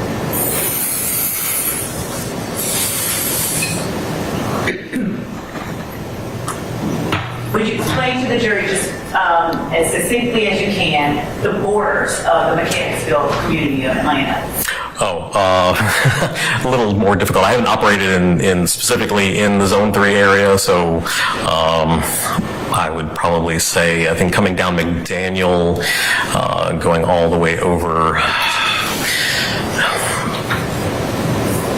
It's difficult for me to say, and the borders have changed probably 2 or 3 times since we've changed zone borders, so I really can't answer it specifically. Oh, McDaniel is in the Mechanicsville area? It is, yes. Oh, thank you. Sure.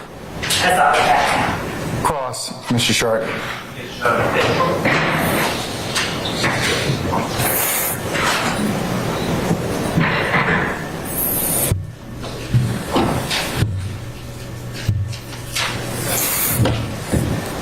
Is Sergeant Jimenez? Currently Lieutenant Jimenez. Oh, I'm sorry. Lieutenant. That's okay. No worries. All right. My name is Max Shard. I represent Shannon Still. Just a couple questions. You are the individual that first put hands on my client? That is correct. Okay. And you didn't, he told you, he was open and honest with you about the marijuana he had on this person, correct? That is correct.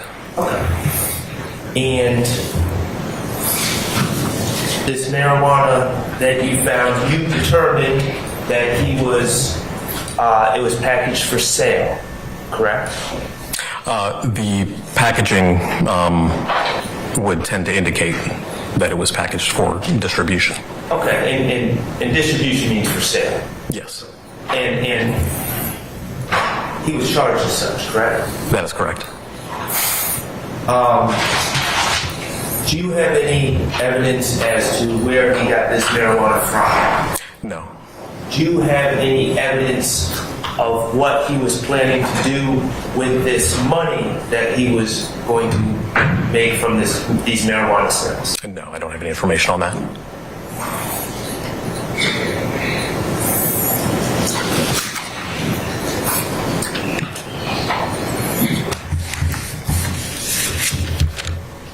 I have nothing further. Thank you.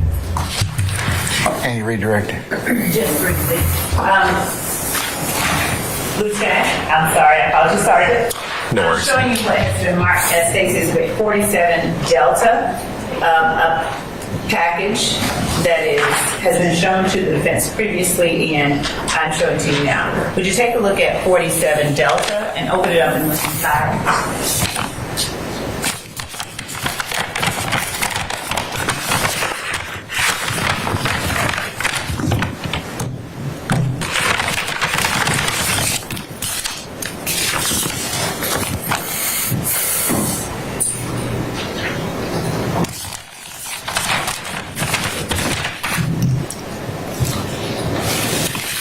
Do you recognize what is 47 Delta?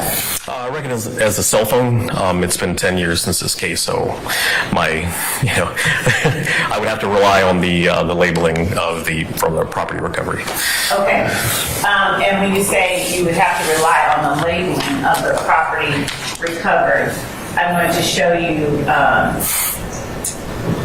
State's Exhibit 52 Delta and ask you in conjunction with State's 47 Delta, are you able to identify that as the cell phone you recovered from Mr. Stillwell? Yes, from the case number, being the case number from this arrest, and also the 4-digit ID number on here is Officer Heeb. That is his 4-digit ID number on here. He's a case agent for this, and also the undercover officer that had called out the positive identification of Mr. Stillwell on the scene. Your Honor, State Attendant 47 Delta. Any objection to 47 Delta, sir? Relevance. Is that it? Yes. All right, overruled. It's admitted. Thank you, that's all that I have. Your Honor, I just had one. One what? Rebuttal.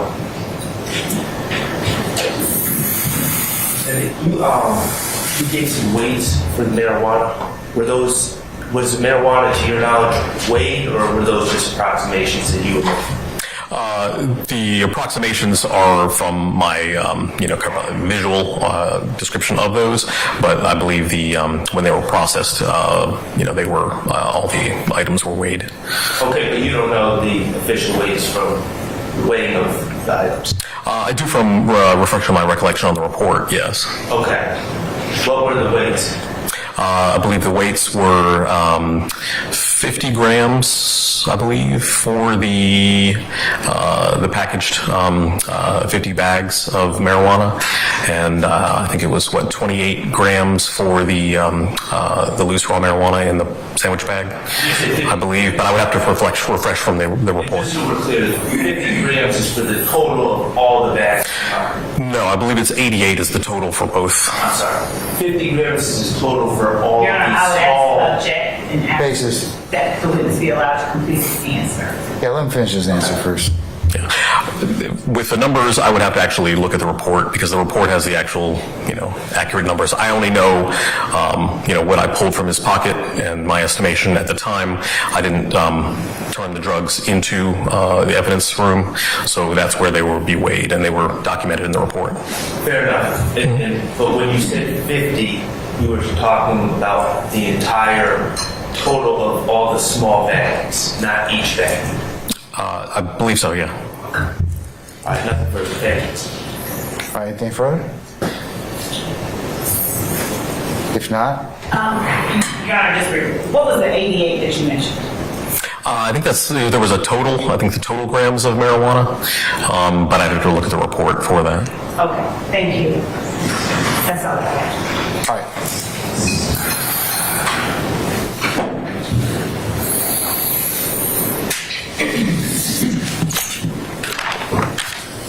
All right, may Lieutenant Jimenez be permanently or temporarily excused the witness? Currently. All right. Lieutenant Jimenez, appreciate your patience with us. I'm going to go ahead and permanently excuse you as a witness, but don't discuss your testimony with anybody except the attorneys in this case, okay? All right. Thank you, Your Honor. Thank you, sir.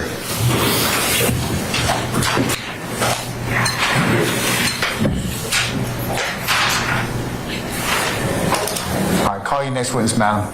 Your Honor, as to Act 4, the state calls Andrew Phillips. All right, summon Andrew Phillips, please.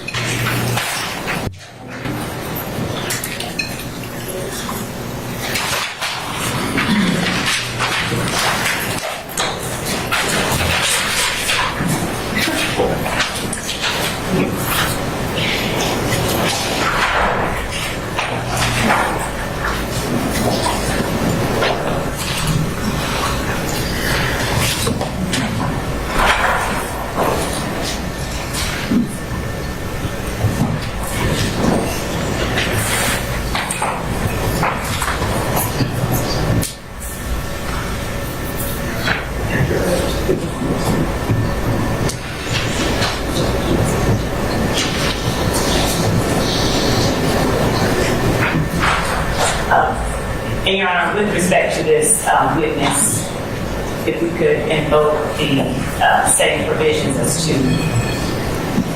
Okay, I'll ask the members of the media respectfully, if you would just not film our witness, you can take either audio or other testimonial evidence. I appreciate that. All right. Do we have Mr. Phillips available? Yes, we do. Okay, all right, let's bring him in. Thank you.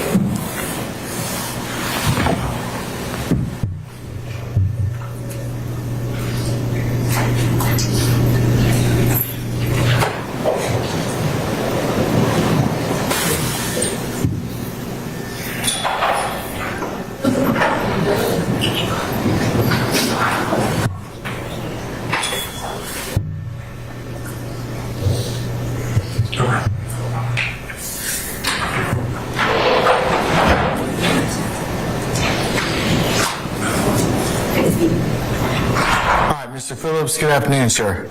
Sir, if you would please approach the witness stand once you get there. Before you sit down, if you would turn and face Sergeant Ingram and be sworn as a witness.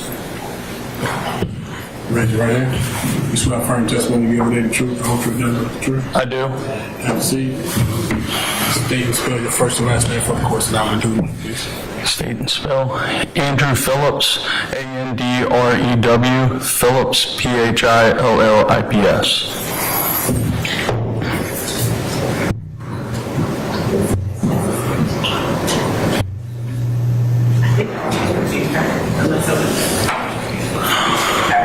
Good afternoon, Mr. Phillips. How are you? Very well, thank you. Good. Mr. Phillips, would you tell the jury just a little bit about yourself? Are you from Atlanta? Yes, ma'am. All right. And generally, in 2013, what area of Atlanta did you live in? Buckhead. On June the 10th of 2013, were you living in Buckhead then? Yes, ma'am. And on July the 10th, sorry for asking asking previously about June, July the 10th. Yes, ma'am. On that date, are you married? Yes, ma'am. Did anything of significance happen on that date that caused you to reach out to the Atlanta Police Department? Yes, ma'am. Would you tell the jury what it was that happened? I had returned from being on vacation and noticed that a door was open or ajar. And I called the police, called 911, the police department showed up, they cleared the house, then I went in and began to notice that some items were missing. Now, the address that you lived at then, is that the address that you still reside at? No, ma'am. What address did you live at on July the 10th of 2013? 11 Demarest Avenue, Atlanta, Georgia, 303. I can't remember the full zip, sorry. That's okay. Was that a house, a townhouse, an apartment, or something else? It was a house. Standalone home? Yes, ma'am. All right. And could you describe when you say your front door was open? Had it been kicked in, or was it just ajar? It was ajar. There was no signs of any forced entry. Had you left your door unlocked? I can't say that for sure or not. All right. What all did you find was missing inside your home? Specifically, 2 firearms. One was a handgun, one was a shotgun. I believe a laptop and a blanket, to be exact. A blanket? Blanket. What kind of blanket? Like a blanket that had been over the back of a armchair. Could you tell the jury what kind of handgun it was that was missing? It was a Sig Sauer. P226? That's not correct. All right.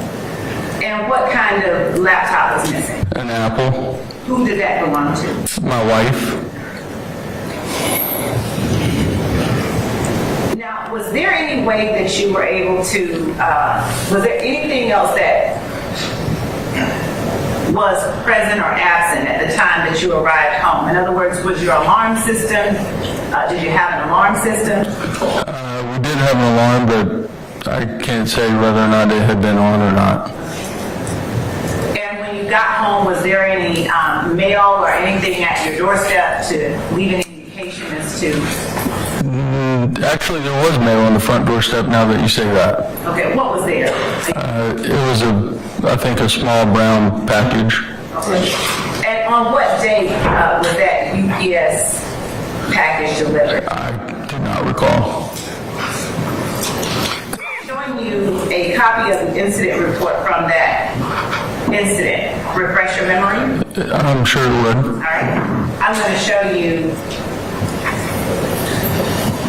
page 2 for counsel's purposes of incident 131910027. And just for reference's sake, we will label it State Exhibit 54R. R as in Romeo. Did I get that right, Judge? Okay. Would you take a look at the last line of that paragraph? Okay. Without reading it out loud, just let me know if it refreshes your memory as to when the package was delivered. It does. Okay. And you arrived home on the 10th, was it, of July? Was it that sounds accurate.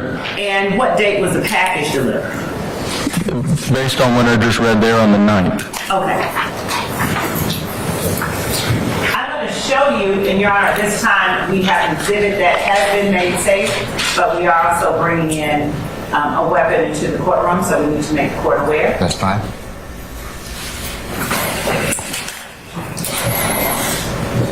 I'm going to show you what has been marked as State's Exhibit 12 Bravo.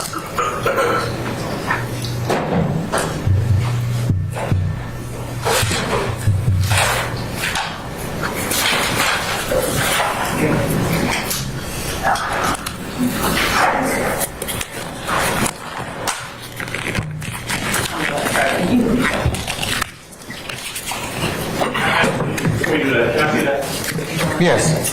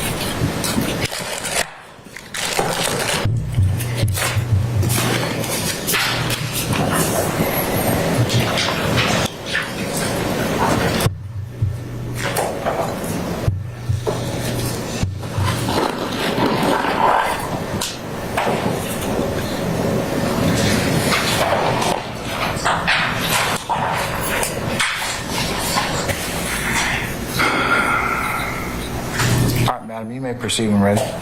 Okay.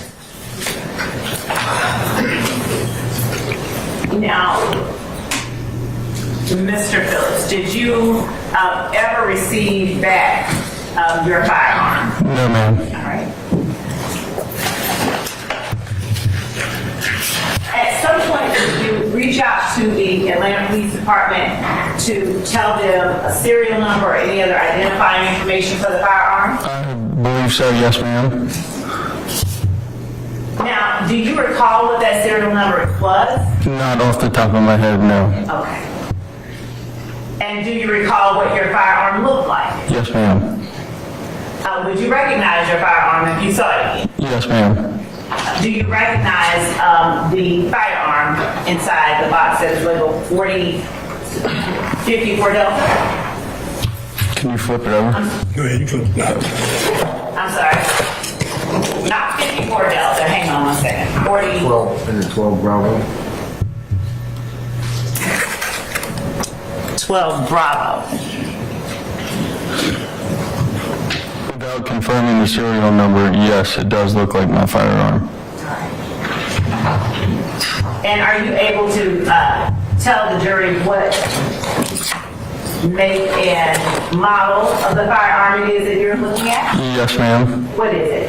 It's a Sig Sauer P226. And what is it about that firearm that makes you believe that that is your firearm? It's very specific. The P226 model is the firearm that is issued to the Navy SEALs. So I can see the logo on there and know that. All right, and when you say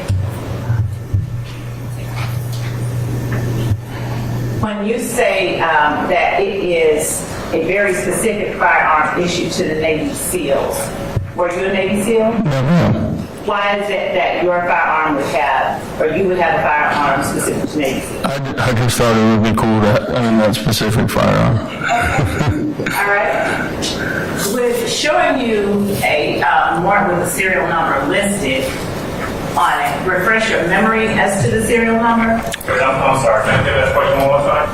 Would showing you a warrant with the serial number listed refresh your memory as to the serial number for your firearm? To answer your question, I don't know if it would. Without seeing the purchase document from when I bought it, I couldn't confirm the serial number. Okay, but you can confirm, or can you confirm that you can you confirm that the serial number that was on your purchase document is something you conveyed to the police? Yes, ma'am. I did have to call and get that document from the store that I purchased it from. Okay, and the document that you got from the store, did you read from that document when you gave that number to the police? Yes, ma'am. Now, do you recall who it was that you that responded to your residence when you reported the break-in? I do not. Do you recall the whether there were more than one officer, or whether it was a female or a male, or anything of that nature? I want to say that there was 2 police officers. Okay. It was late and it was dark. and I just got done traveling. Did you ever receive any of the items back, or did you ever receive notification that any of your items had been found? I did receive notification that this firearm next to me had been found. And did you attempt to retrieve that firearm?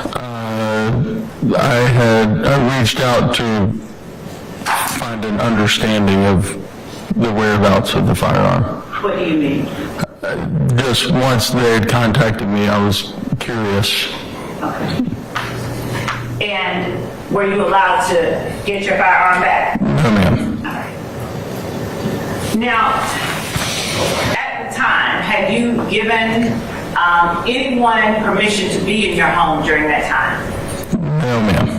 And had you specifically spoken to anyone or a person by the name of Jeffrey Williams and given him permission to hold or to have your firearm? No, ma'am.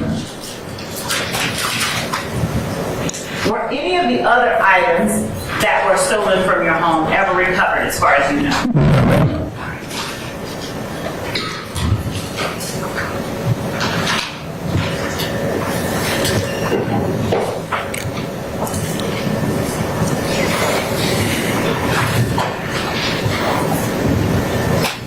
Does the name Officer Monheim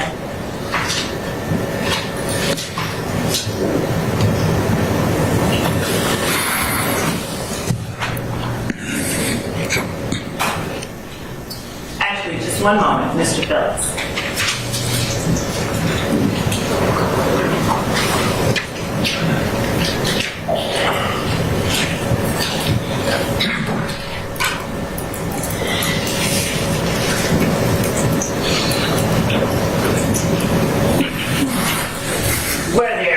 Was there ammunition taken with your handgun? I would say that yes, there was. And what about the other firearm that you talked about? What was that firearm once for? It was a shotgun. All right. Was that shotgun ever recovered? Not to my knowledge. And do you remember any other identifying information about the shotgun? I can tell you that it had a brown stock and a brown forward grip. And was there any ammunition with the shotgun? No, ma'am. Thank you, sir. I believe that that's all that I have. Thank you. Mr. Sharp? Or, I'm sorry, Mr. Adams. Yes, sir. Let's go.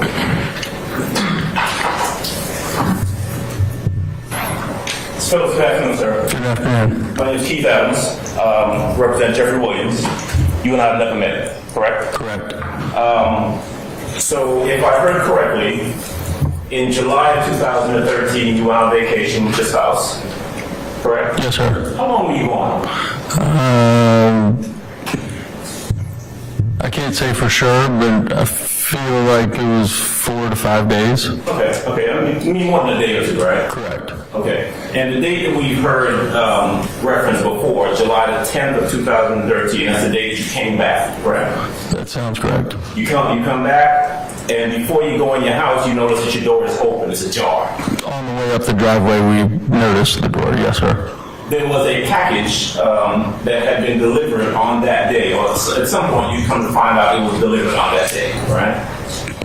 I believe, based on what she showed me, it had been delivered on the day before. Okay. She being the prosecutor? Yes, sir. Okay. So there's a package there, but you don't know how long that door has been ajar, right? Correct. You don't recall whether or not you had your alarm set, true? Correct. I believe that the alarm was not on, but I can't confirm that. Okay. And what we know for a fact, well, what you've told us, is that the door did not appear to be damaged. It wasn't kicked in or anything like that. It was just ajar. Correct.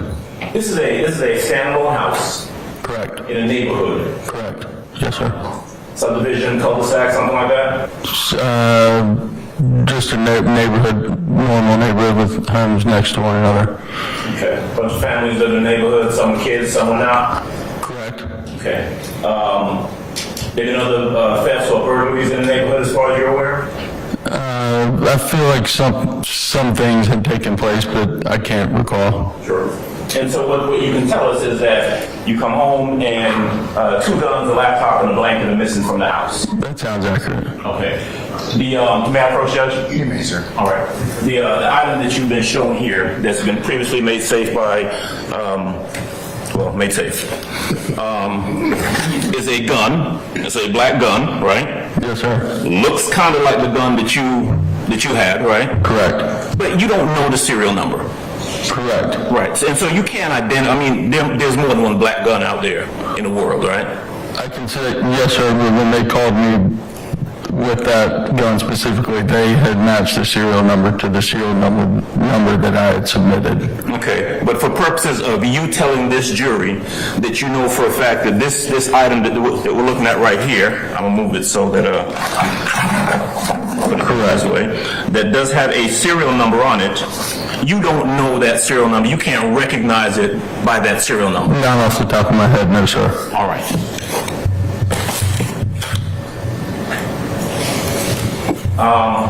You never retrieved it, or you never got it back. They never gave it back to you, or gave any gun back to you, did they? This is my first time seeing it since. Okay. Or seeing what you believe to be Correct. what might be your gun. Correct. Okay.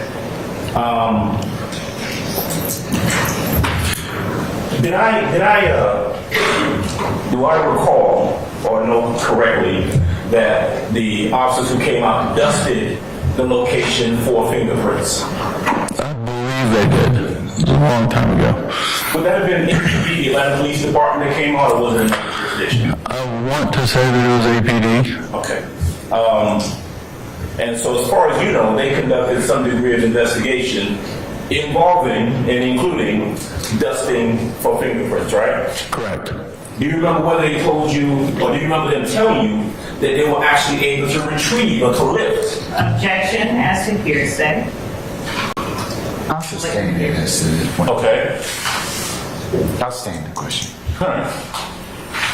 Well, certainly, as far as you know, the Atlanta Police Department, detectives, officers, whoever came out, would have some information about whatever it is they found at Objection that as to location, right? speculation. I'll sustain the question as a speculation. Okay. They came out and investigated, right? Yes, sir. All right. APD, Atlanta Police Officers. I believe so. All right.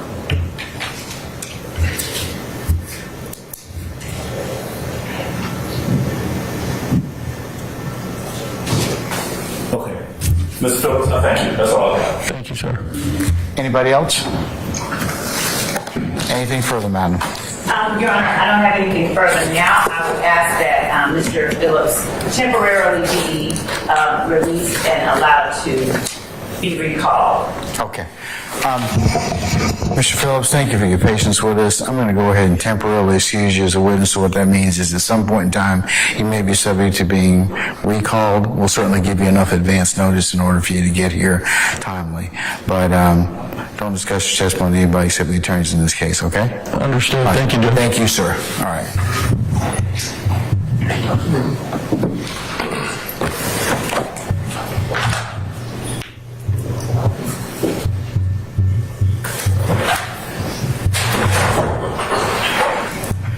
Ms. Love and a representative, can I get you all to come on up, please?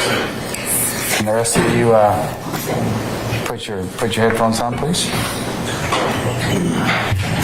All right, it's talk radio.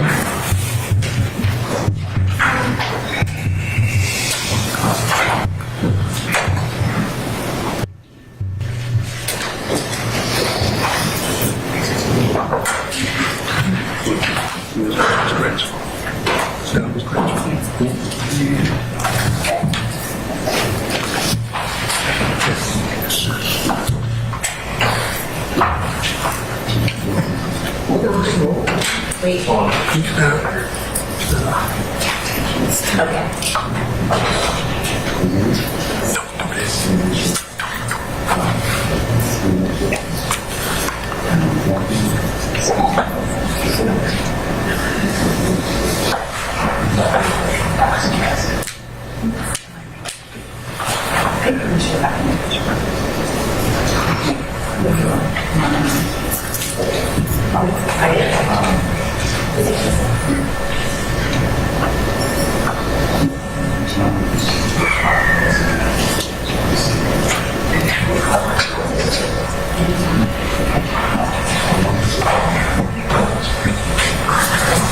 can't hear.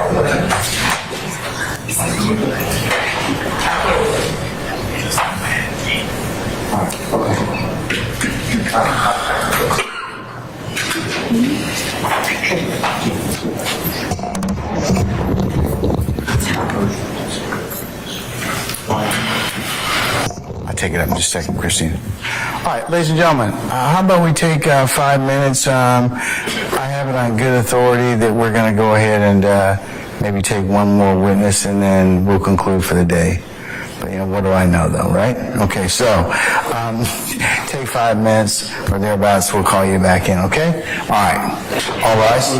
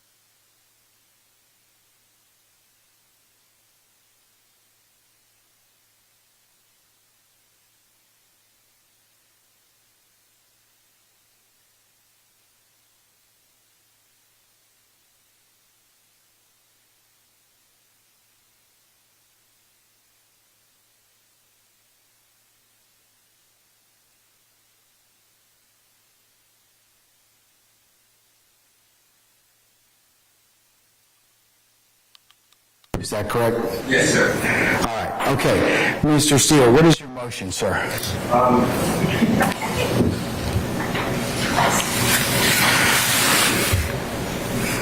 I'd just like to remind the Sound Court I made a motion previously and asked the state to ensure that with Officer Mannheim, or if you recall, but he stopped Mr. Williams on September 9th of 2013 in a traffic stop. Mr. Williams did not have the driver's license. He stated that he ran Mr. Williams' name. He stated to me, when I interviewed him today, that the way he was able to see Mr. Williams' pictures, he ran it on prior arrest. So I would like that to be eliminated. That prior arrest. issue of prior arrest? Yes. State have any issue about that? I don't, unless there's a door opened through cross-examination. Okay, could you instruct him to not reference that? Yes. Please? Yes. Okay, all right. He also stated in the police report, and you handled this last time as well, that Mr. Williams was currently on probation. It's in the police report. I believe Mr. Williams was not on probation because his brother used his name as a juvenile. That was the probation, but I'd like that to exclude. I believe you already did that, but I just don't want to get into a position where I'm asking for a mistrial. Okay, can we also tell him not to mention anything about that, Ms. Love, as well? Yes, Your Honor. I believe Okay. I believe, Your Honor, that given what Officer Mannheim will be testifying about, that there will be no need for him at all to go into anything like Well, let's just make sure that we cover those two items in particular, okay? we would do. Okay. All right. Anything else? Yeah, the final one is you admitted over my objection. The statement Mr. Williams made is a gun found in the passenger seat, if you recall, Your Honor, and then Mr. Williams allegedly said that the gun belonged to a friend. Yes. He's in custody. Mr. Officer Mannheim then asked Mr. Williams whose gun is it, and Mr. Williams did not answer. There was no Miranda. He was in custody. I just asked the second. I understand you admitted Mr. Williams' statement that it's my friend's gun over my objection, but the next part would be interrogation. You found the first part to be spontaneous. Yeah. Okay. Fine. So he's basically asking about the second, I guess, or the silence is an admission. Your Honor, what I'm asking, And it's post-arrest. Post-arrest silence, so. I want to be really clear here because this is part of some of the stuff that I was mentioning earlier regarding the opening. The state vehemently moves the court to admonish counsel for Mr. Williams to in no way attempt to solicit self-serving hearsay from Officer Monheim unless the state asks for that information, because we would be entitled to as a statement of a party opponent. You open the door, Mr. Steele, it may come in, so you're just... No, I mean the state... You're just warned at this point in time, okay? Mr. Steele's, I'm asking that the court preclude Mr. Steele from asking Officer Monheim what Mr. Williams said. When he said that is a friend's gun, that is a self-serving statement. That's admissible. I said that was admissible already. No, Your Honor, it's admissible if the state asks it because it's a statement of a party opponent, not Mr. Williams. What we're saying is they can't solicit that. Are you going to ask him that on direct? No. And Mr. Williams can't because that is self-serving hearsay. I'm not... Baldly here. If I may continue talking to the court. Mr. Williams can't because it is self-serving hearsay, Your Honor. So we would ask that the court preclude Mr. Williams from asking Officer Monheim or attempting in any way to solicit in front of the jury the self-serving statement that the firearm belonged to a friend. If the state seeks to get that in, the state can do so because it is a statement of a party opponent. But it is not permissible for Mr. Williams to attempt to get his own words in through a witness that is not Mr. Williams. Okay. All right, Mr. Steele, what do you say about that? I moved to exclude that statement, so that's okay. But I'm just talking about the second part, the post-arrest silence. I'm talking about the first part. Yeah, we're not going to talk about that, are we, Ms. Love? I'm talking about the first part. No, I don't have any... Mr. Steele doesn't have any... He's already asked me to exclude that. I'm not going to exclude it, okay? You're saying that he can't... He's telling you he's not going to elicit that or solicit it, okay? But his clarity is the second statement where Mr. Williams, he asked Mr. Williams a question. Right. That's what he's saying would be, he's motioning in limine for me to exclude. Your Honor, I don't have a problem with the exclusion of the, I guess, the silence, and I want to make certain that I'm clearly responding to what has actually occurred and not a version of it that is inaccurate. So if the court will give me one moment. As I do that, I ask the court in limine, I'm moving the court in limine to preclude Mr. Steele from attempting to elicit self-serving hearsay. That is Mr. Williams' statement that the gun found in the car with him that was stolen belonged to a friend. That is what I am moving in limine for the court to do, because it is impermissible for that to be solicited by the party who made the statement. He can get on the stand and say it, or the opposing party can have it admitted if we so desire to do so or sought to do so. But Mr. Williams, Mr. Adams, and Mr. Steele cannot ask a witness what their client said when it is self-serving hearsay, and I have the law for that. I'll give it to the court. Again, I don't think he's asking about that. Mr. Steele, you're not going to ask any questions to elicit that, right? Correct. Okay. And Ms. Lovin, you're not going to ask, or you're going to instruct Officer Monheim not to mention any of the silence or post-arrest silence in response to that particular question. Right. Thank you, sir. Who owned the gun? Okay, so those three things you need to go ahead and advise Officer Monheim as to. Take 5 minutes or so. We'll come back, okay? Okay, thank you. Thank you, Counsel. All right, we're in recess. Let me just go out there and make it happen. No, I'm gonna go What? No, it's the same. Can you get my hand down here? From whatever it is. What?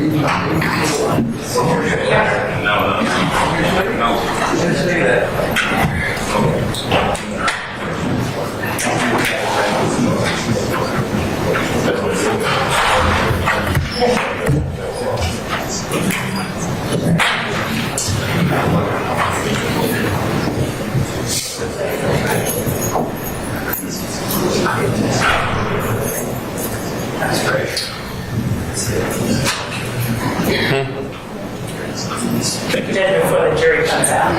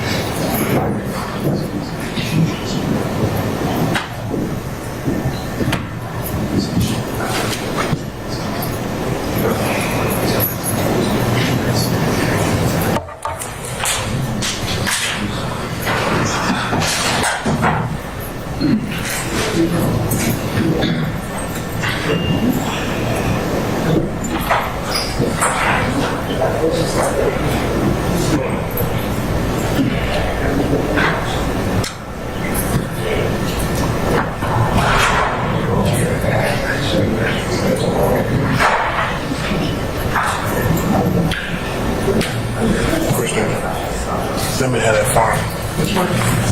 The last one I just gave you.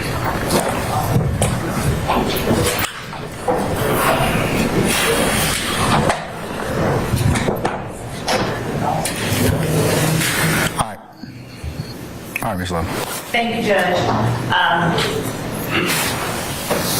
Your Honor, with respect to the motion in limine made by Mr. Still regarding Mannheim, what we would ask, Your Honor, is that I did go and talk to Officer Mannheim as court directed, and I will always do as court directed, but I'm asking, Your Honor, with respect to the way that Officer Mannheim was able to identify Mr. Williams, Mr. Williams did not have a license, he didn't have any identification. We are asking simply that Officer Mannheim be able to say from, an Atlanta police database, whatever he has to say. It doesn't have to be arrest records, but we do want the jury to know that he identified Mr. Williams as Jeffrey Williams before taking him into custody. And without him being able to say that, what we have is that Mr. Williams advised that he did not have his driver's license. He didn't have one. He gave Officer Mannheim his name and date of birth. Mr. Steele just got up here and talked about the fact that, his assertion that Mr. Williams' brother has used Mr. Williams' name. But, arguably they can make that argument later on. This wasn't Jeffrey Williams, this was his brother, using his name. But Officer Mannheim identified Mr. Williams by running Mr. Williams on IC, and from pictures on Police Central from, I'm quoting his report, not what I'm asking the court to allow him to say, but from pictures on Police Central from prior arrests in Fulton County. So what we are asking is that Officer Mannheim be allowed to testify that from law enforcement databases, he was able to identify the person that he had stopped and found with the stolen gun, the defendant Jeffrey Williams. Because otherwise, there's a gaping hole.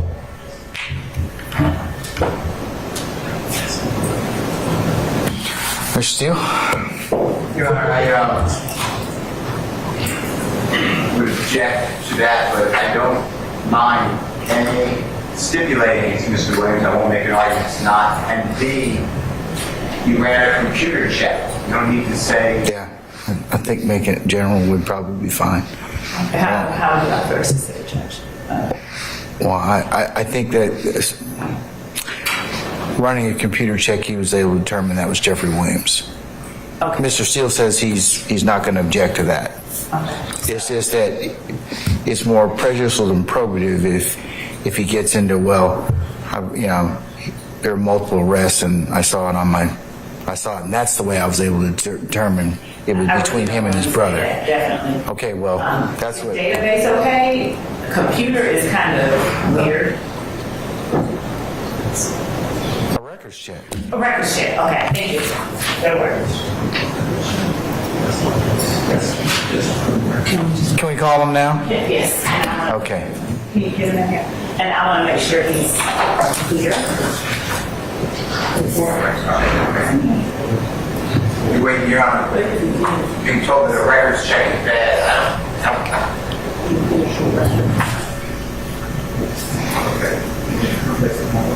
I'm not going to make it an issue. I'm not going to... I stipulated this. The witnesses in there. Hold on. Ms. Love, can you ask Officer Mannheim to step back? Yes, Your Honor. I think a simpler way is your counsel, your brethren across the bar have indicated is maybe just is just to stipulate that it's Mr. Williams. Your Honor, I just want to have the officer able to say that he was able to in some way confirm. I don't mind if it's database and record. I don't care. I certainly don't want to inject prior arrests, but I do want the officer to be able to say that he sought to confirm who it was that he was dealing with, and that he was able to confirm that it was Mr. Williams. I don't care if it's through records, database. I don't care. Well, then why don't you say the confirming database check? Okay. I will tell him to say that. I ran his information and I was able to confirm. Say again? I ran his information and I was able to confirm. That this is Jeffrey Williams. Yeah. Okay. That works.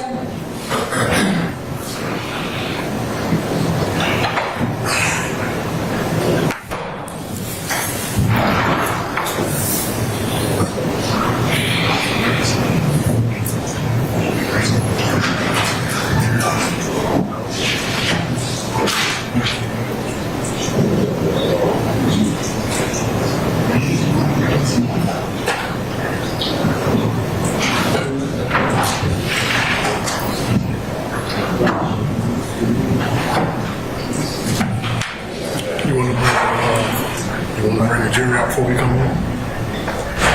Yeah, hold on one second. We'll bring our jury out first, okay? All right. All right, some of our jurors, please, Sergeant Ingram. And Your Honor, we have the rule regarding people All right. Members of the media, again, thank you for your patience and indulgence with us. This witness, if you could please not photograph him as well or put him on live stream, but you're welcome to report or otherwise recapture any oral or any other statements. Thank you, Your Honor.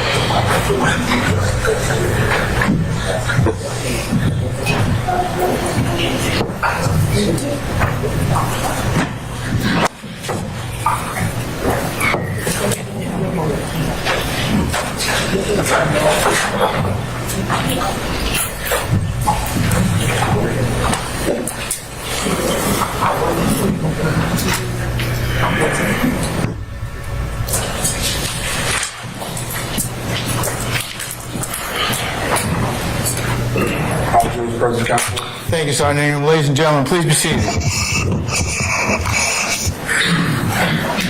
All right, State, call your next witness, please. Your Honor, the state calls for Act 4 Officer, Senior Patrol Officer Michael Monheim. All right, summon Officer Monheim, please. Officer Monheim, good afternoon, sir. If you would please approach the witness stand. Once you get there, if you would be so kind to turn and face Sergeant Ingram and be sworn as a witness, please, before you sit down. You raise your right hand. You swear to affirm the testimony you give today the truth, the whole truth, nothing but the truth? I do. Have a seat. Spell your first and last name for the court. I know. It's going to be Michael Monheim. First name is spelled M-I-C-H-A-E-L. Last name is spelled M-O-N-H-E-I-M.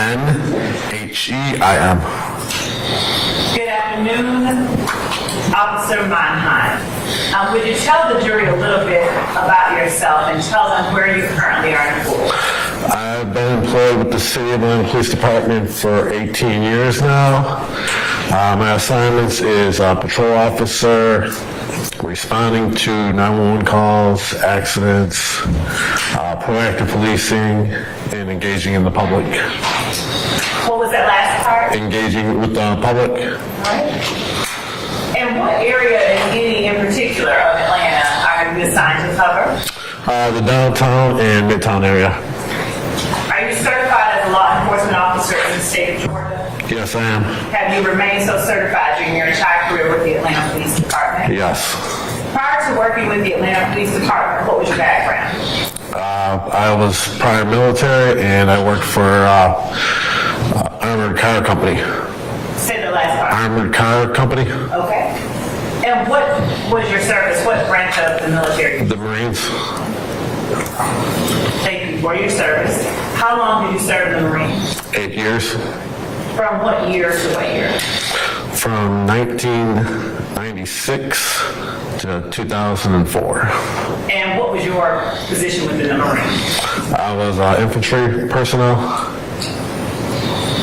And were you honorably discharged? Yes.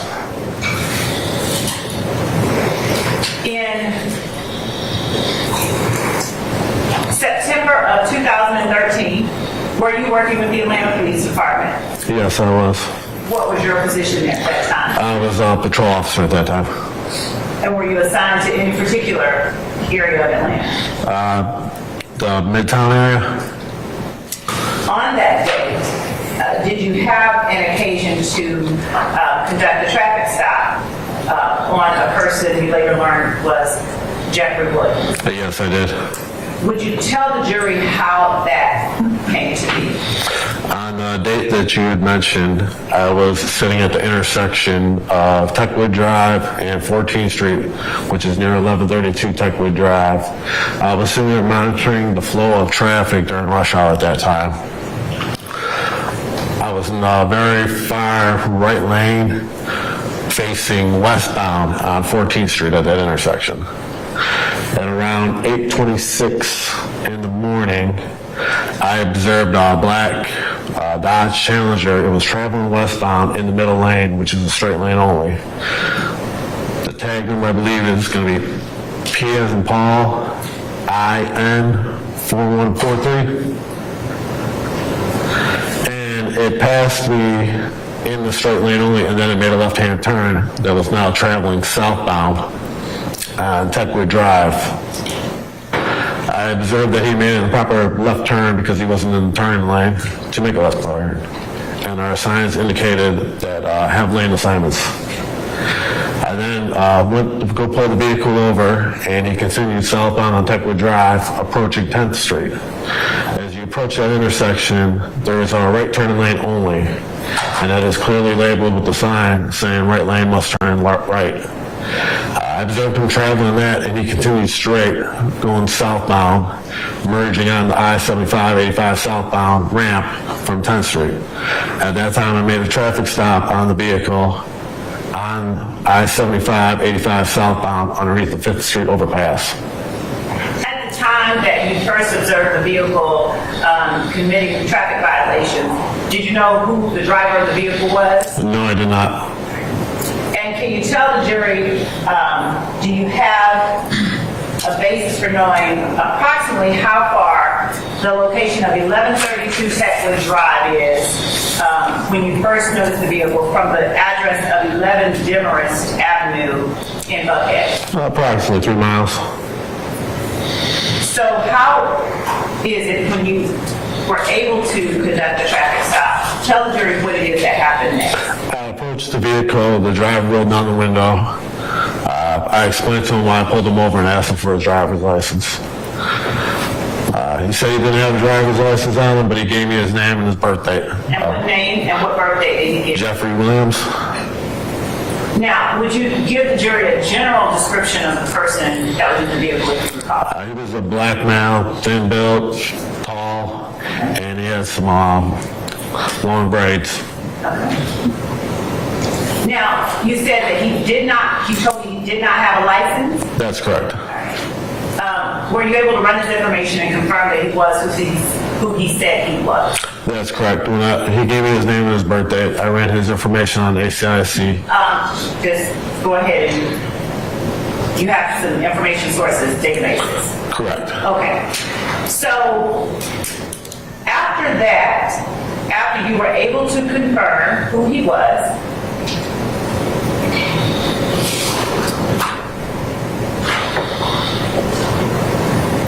did you allow him to drive away in that car without a license? No, I did not. What did you do? At that time, I came back to the vehicle, asked him to step out of the car. He did. I placed him in handcuffs and told him he was under arrest for failure to obey a traffic control device at the intersection of Techwood Drive and 14th Street for making an improper left turn, and the intersection of Techwood Drive and 10th Street for going straight in a right turn lane only, and that he had no driver's license on. Okay, hold on 1 second. I'm going to keep you from going too far because I want to ask the question to make certain that you're responding to the question. All right. So, when you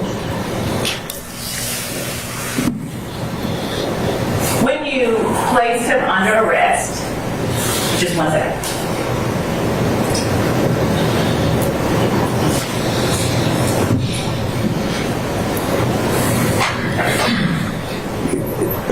Your Honor, may I approach really quickly? I want to make certain that we have a matter settled before we go on.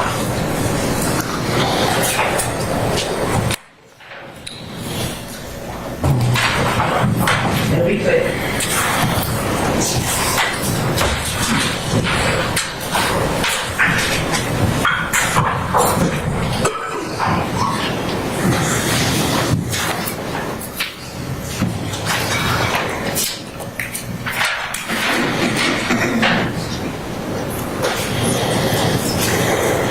Okay, can y'all hear me?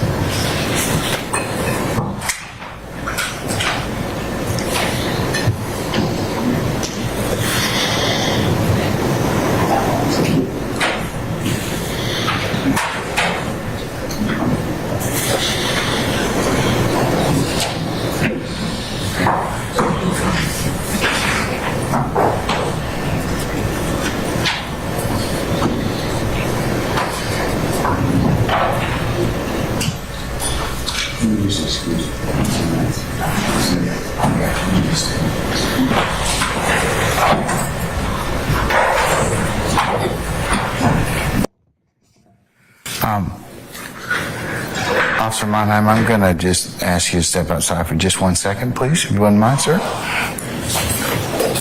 Don't get too comfortable.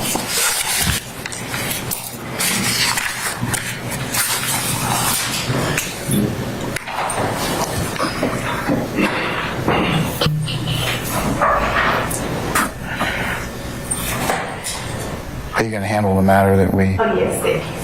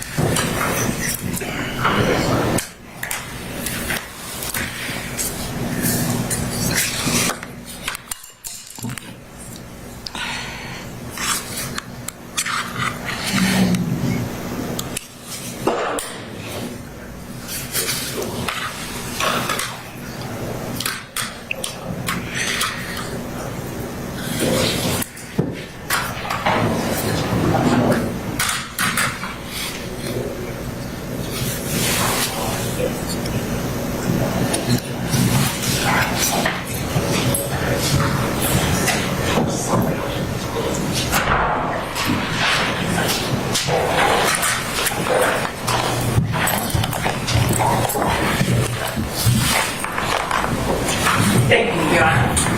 Officer Monheim, forgive my interruption. Would you please go ahead and tell the jury what happened after, did you allow Jeffrey Williams to get back in the car? You learned that he was unlicensed. No, I did not. Okay. And what did you do at that point? At that time, I placed him under arrest for driving while unlicensed, improper left turn, and failure to obey traffic control device. As I started walking him back to my patrol car in handcuffs, I observed in the cup holder of the vehicle a clear plastic bag with some blue pills inside of it. sitting in plain view. I put them in the back of the car, and then I went back to retrieve the pills from the cup holder, and they were suspected Xanax pills. I did a further search of the vehicle, and there was a black Sig Sauer 9mm handgun underneath the front passenger seat. I'm going to show you what has been marked as, sorry. Oh, you have?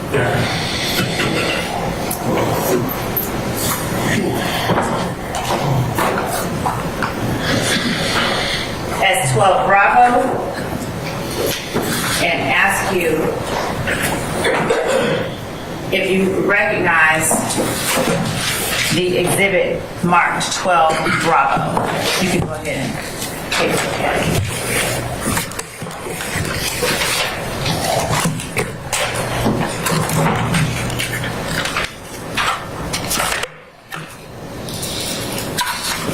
Yes, I do. How do you recognize that exhibit? This is the firearm that I had recovered that was underneath the front passenger seat. What is the serial number on that firearm? The serial number is UU 748574. What did you do with that firearm once you recovered? I ran that on ACIC to see if the firearm was reported stolen, and it was reported stolen out of the city of Atlanta. Okay. Your Honor, the state tender states exhibit 12 Bravo is evident. Any objection to 12B? No, Your Honor. All right, 12B is admitted. Maybe publish as you see fit. Yes. Would you?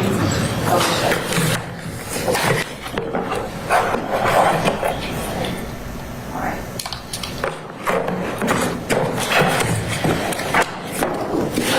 You're doing a great job publishing. All right. All right.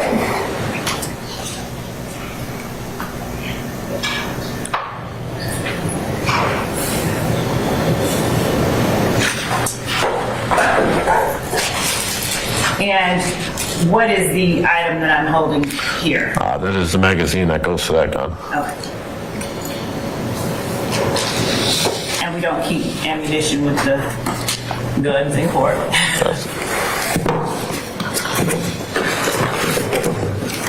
Thank you, Your Honor.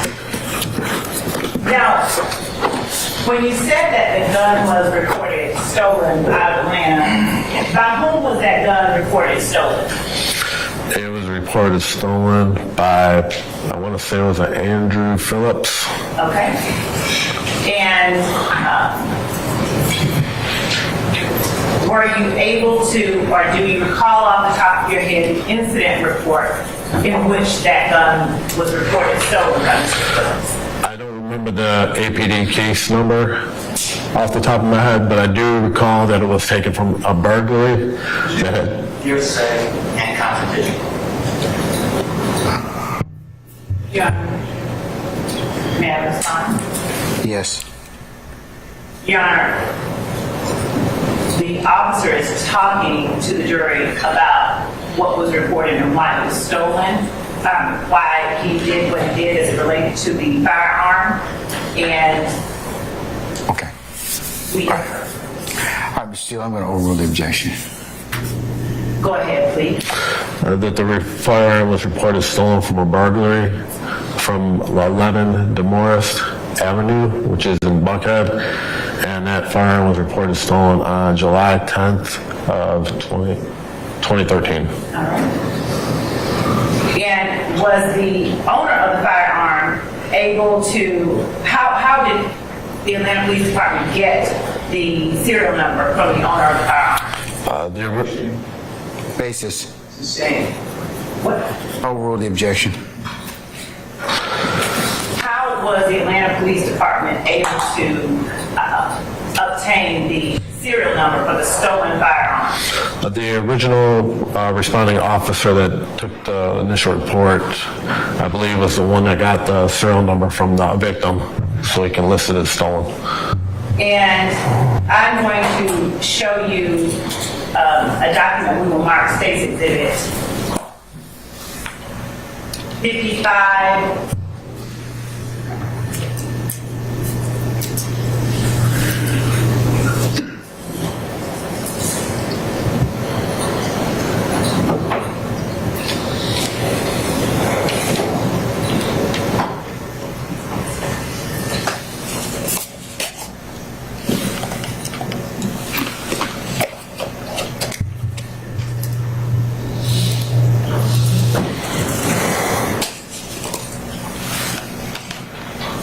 Marked 55 Bravo, and for identification purposes, I will show Mr. Steele.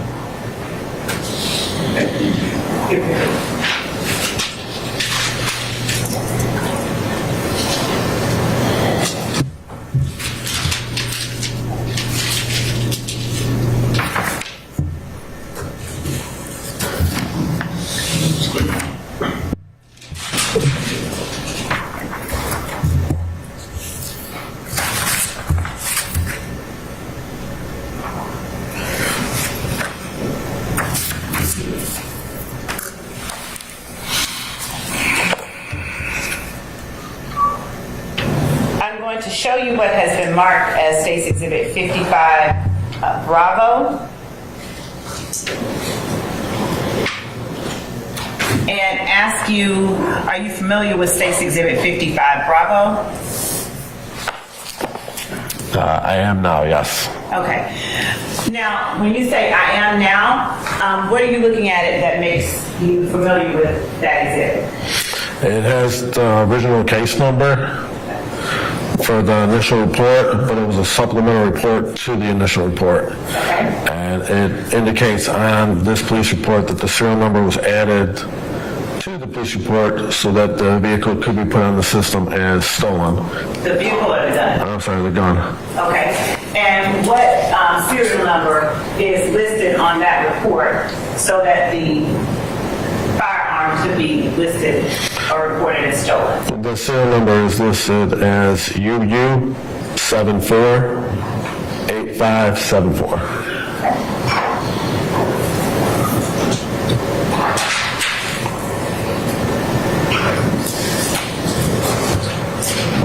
After you obtained the information regarding the stolen firearm and the absence of a license as well as the Xanax pills, did you take out any warrants for Mr. Williams' arrest? Yes, I did. All right, and what did you charge him with? I charged him with making an improper left turn, failure to obey a traffic control device, driving while licensed, theft by receiving a stolen firearm, and possession of a controlled substance. Okay. Now, is the person that you, do you recognize Mr. Williams? Would you recognize him if you saw him today? Yes. All right. Do you see him in the courtroom today? Yes, I do. Would you describe what he is wearing and where he is seated for the jury? He is at the second defense table in front of me. He is wearing a black turtleneck, and he's got his hair pulled back in braids. Your Honor, would the record reflect that the officers identified the defendant Jeffrey Williams? Michelle. Officer Monheim, did you have any contact with the district attorney's office in terms of reporting that you had made these arrests? Yes, I did. And did you submit to the complaint room your warrants and your tickets that you issued in this arrest? Yes, I did. And did you have any control over the disposition of the case at any time thereafter? No, I did not. And do you have any personal knowledge, yes or no, about how it was that the district attorney's office chose to resolve the case? No, I did not. Okay. I think that's all that I have for now. Thank you. Cross. And Your Honor, we do tender the firearm station 12 Bravo as evidence. That's already been admitted. Yes, sir. Yes, ma'am.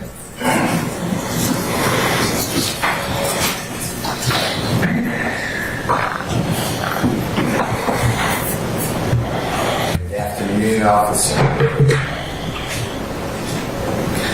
Good afternoon. You met Mr. Williams on or about September 9th of 2013. Is that fair to say? Yes. And to be frank with the jurors, you don't remember this traffic stop, but you're using reports to refresh your memory. Is that Objection, fair to say? compound statement. I sustain this to form. You can just rephrase it, chop it down a little bit. You don't remember this traffic stop on your own memory. Is that true? I would say yes, that is true. But your memory got aided with your report that you wrote. Is that okay to say that? Yes. Okay. And you're doing your best you can today to articulate accurate facts to the jury? Yes. With regards to the burglary, you were not involved with the investigation responding to the burglary, God forbid, of the Phillips home in Buckhead or anything like that. Is that accurate? That is correct. And that burglary, from what you read, is 2 months before you run into Jeffrey Williams on September 9, 2013. Is that right? That is correct. And when I say 2 months before, I may not be to the date, but approximately July 10th of 2013 is about 2 months before September 9, 2013. Is that fair to say? That is fair to say. And you're not telling this jury in any way that you have any scintilla of evidence that Mr. Williams was involved in that burglary. Is that fair to say? Form. I'll sustain this to form. You can rephrase. Is it true that you do not have any information Mr. Williams was involved in any burglary of the Phillips home? Objection. Is that true? As to form. I'll let him answer that. I'll overrule that objection. He can answer that. Say the question one more time. Sure. You don't have any information at all that Mr. Williams is involved in the burglary of Mr. Phillips or Miss Phillips' home. Is that true? That is true. Okay. So now we're 2 months later. It's approximately 8, I think you said 8, hold on one second. 8:30 in the morning, is that fair to say? That is fair to say. And Mr. Williams is driving around Techwood 14th Street. If you could just tell the jurors what part of Atlanta is that, if you don't mind. That is close to Midtown. Okay, that's not the Cleveland Avenue. Do you know where Cleveland Avenue area is? I do know where Cleveland Avenue area is, yes. And Midtown is not near, near is relative, but it's not the Cleveland Avenue area. Is that fair to say? That is fair to say. Okay. So Mr. Williams is driving, and you see him, you say, making a left turn from a straight-only lane, and then you get behind him, and then later he continues in a right turn-only lane but goes straight. Is that the two traffic infractions you saw? Yes, that is. Okay. And then you blue lighted Mr. Williams, he pulls over the car. Is that fair to say? That is fair to say. Okay. He didn't flee from you or anything. You blue lighted him, you pulled over, and you approached the car. That's true. Okay. And Mr. Williams was totally professional and cooperative with you. Is that fair to say? He was cooperative. And he gave you his name, date of birth, told you he doesn't have a driver's license, right? Yes. And you confirmed that? Yes. And then you felt duty-bound to arrest him because he's driving without a driver's license. Is that fair to say? Yes, that's fair to say. Okay. And he's cooperative with you? Objection, asked and answered. I sustain the question. At this point, he's cooperative with you? Objection, asked and answered. I sustain the question. Let's move on. Okay, so I want to talk first about what's been marked as State's Exhibit 12B. Do you still have that exhibit in front of you, the gun? No, I do not have the firearm in front of me. Okay. Madam Court Reporter, do you have it? May I approach, Your Honor? Yes. So 12B, through your work, you find out that this item, from running a computer check, comes up stolen from the serial number. Is that how it works? Yes. Okay. And you found the item, though, underneath the passenger seat on the floorboard. Is that right? I need to teach you about handling weapons. Please point the muzzle always downward, no matter if it's unloaded, okay? I know it's unloaded, but I yes, know sir. you make everybody nervous, okay? Including Mr. Kearns, who you're pointing it at. All right. I apologize, Mr. Kearns. Is that true? It's on the floorboard underneath the passenger seat. Is that true? Yes, that's true. Okay. And this is a two-door car? Yes, it is. And no other occupant of the car? Correct. And how long was that gun underneath that passenger seat floorboard? Objection, speculation, no foundation. I sustain the question. You know how long that gun was under the passenger seat floorboard? I've got no idea how long it was underneath there. And that, tell the ladies and gentlemen jury if Mr. Williams owned that car. Objection and speculation. Why don't you rephrase it? I'll sustain it as to form. You can rephrase it. Car, right? Objection as to foundation. Ask me a question. There's no foundation. I sustain the question, Mr. Steele. Why don't you just ask him if he knows who owned the vehicle? The owner of the car was... Let me get this right. And I object again on the basis of foundation because stating it doesn't cure. Let me help y'all out. Officer Mannheim, do you know who owned the vehicle that Mr. Williams was driving in? Yes, I got that information from when I ran the vehicle tag information. And Your Honor, the reason that I have the objection is that though he may have run it and knows perhaps whose tag came up, he does not know who owned the vehicle. There's been no testimony about personal knowledge of who actually owned the vehicle. He asked that question, so that question's relevant to his inquiry. And the owner was on your, you remember writing the owner on your report? I don't remember the name of the person off the top of my head, no. I'll help. But it is on the police report. Okay, and that's your police report, right? Yes. Okay.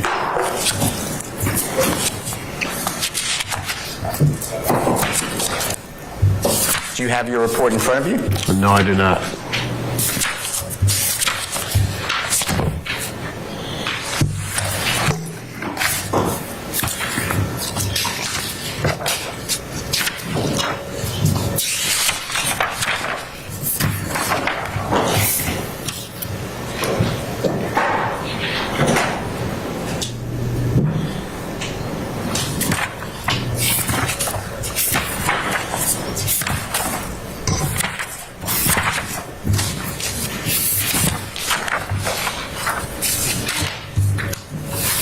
Let me show you what I'll...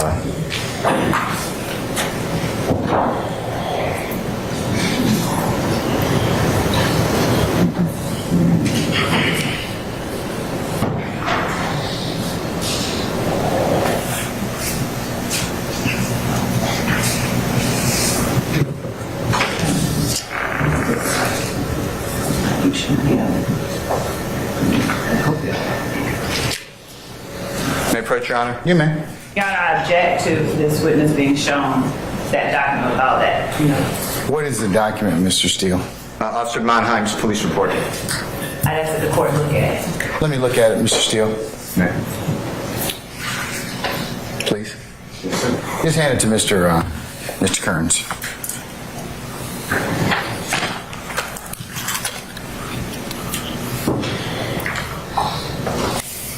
All right, you may want to hand him a clean copy of that, Mr. Steele. It's got all your notes and everything on it. Let me hand you a copy. Tell me if this is your police report, if you don't mind, or part of it.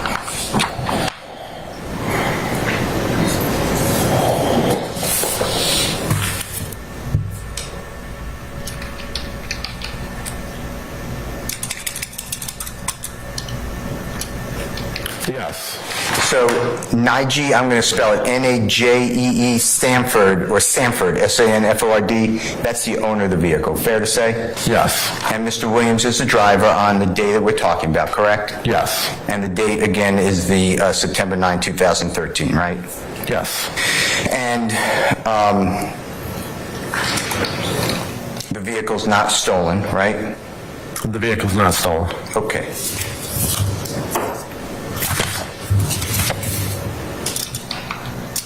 With regards to the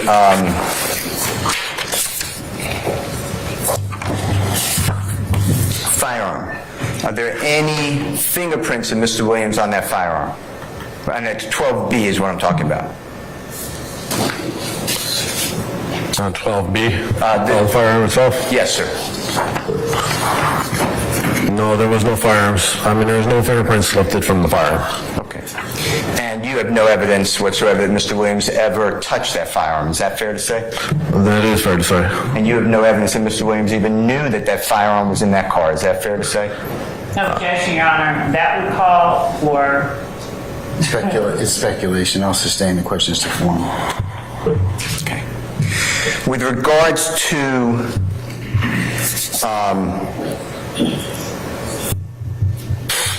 I'm moving on to the 7 pills. They're Xanax. Is that fair to say, or they look like Xanax?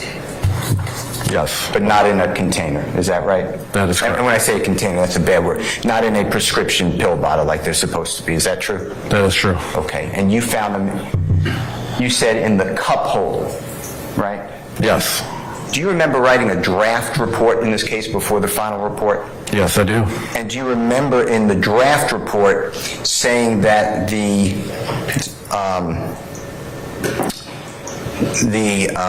7 blue pills were in the center console area? Do you remember that? That is true. Nothing about plain view or in the cup holder in the draft report? There are cup holders in the center console. Okay.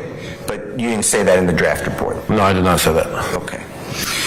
Now, to be fair to ladies and gentlemen jury, I asked... Objection as to the form of the question, then beginning about being fair to the lady. I sustain the form of the question.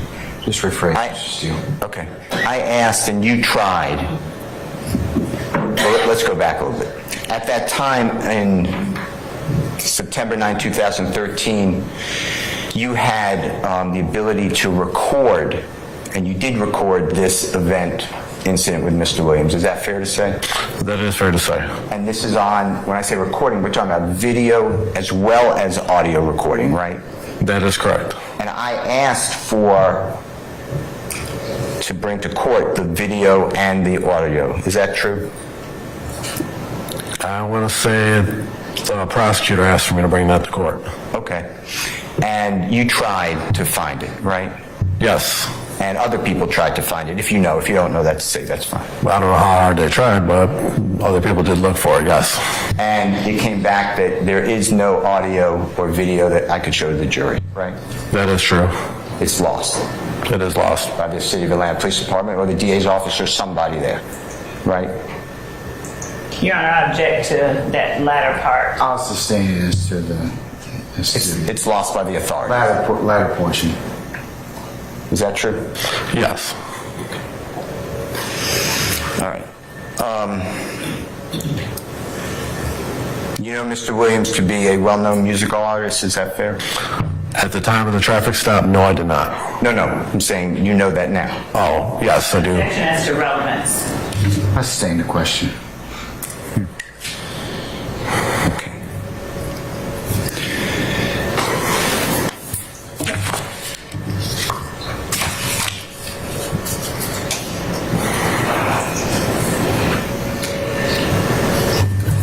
Okay. With regards to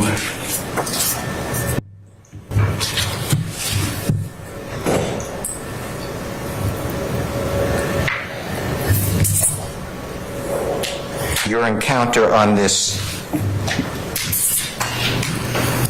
arrest of Mr. Williams, this is pretty much the sum and substance of everything, right? You went through everything, is that fair to say? When I did pull the vehicle over, the vehicle windows were tinted, so I could not see what was transpiring as I approached the vehicle, getting out of the vehicle and approaching the vehicle. So I could not see what was going on inside the vehicle due to the window tint. Okay.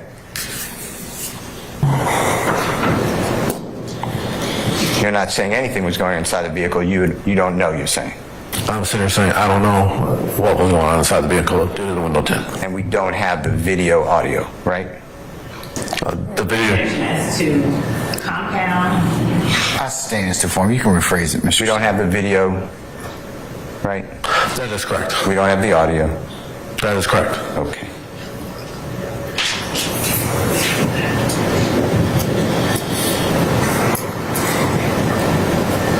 Were you aware that this case was resolved Objection, Your in Honor. court? I sustain the objection, Mr. Steele.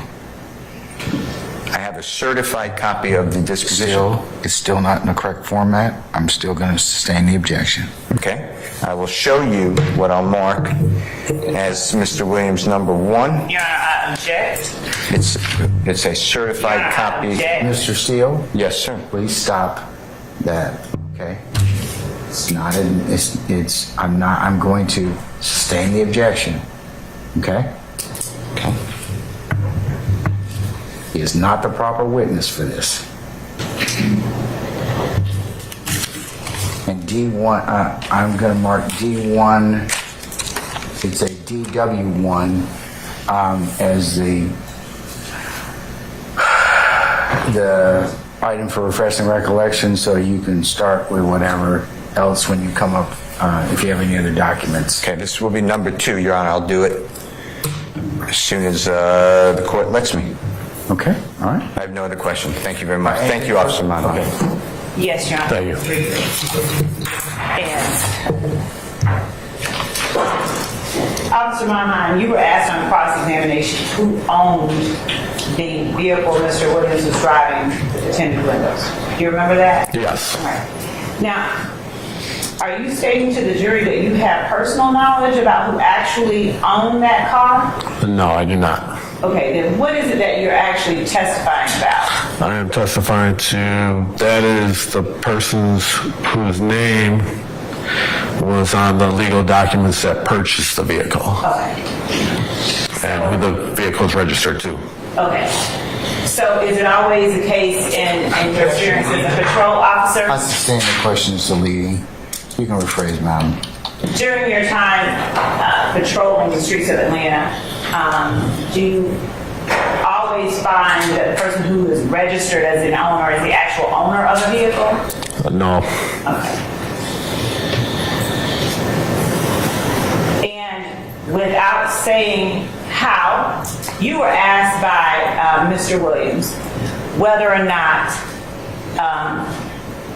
you had any information about whether Mr. Williams knew the gun was in the car. You remember that? Yes, no. When he was No. Okay. Well, without saying what he said, yes or no, did Mr. Williams indicate that he knew the gun was in the car? Without saying what was said. No. Are you certain? What's the basis for the objection? I just asked, was he certain? I'll sustain this. I'll sustain it on the grounds. Do you recall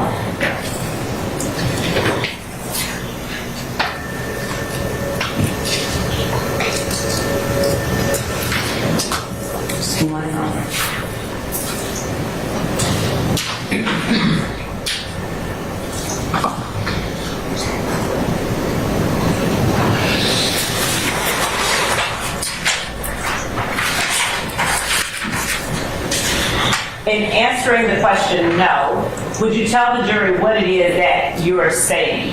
What you understand my question to be? Objection, vague. I sustain the questions vague. Do you have information regarding Mr. Williams' knowledge of the gun in the car? Objection calls for speculation. No, it doesn't. You can answer it yes or no, and then we'll. Yes or no only. Did you have information regarding Mr. Williams' knowledge of the gun in the car? That's all I'm asking. If you need to process it, please do before you answer. Because I'm only asking for a yes or a no. No.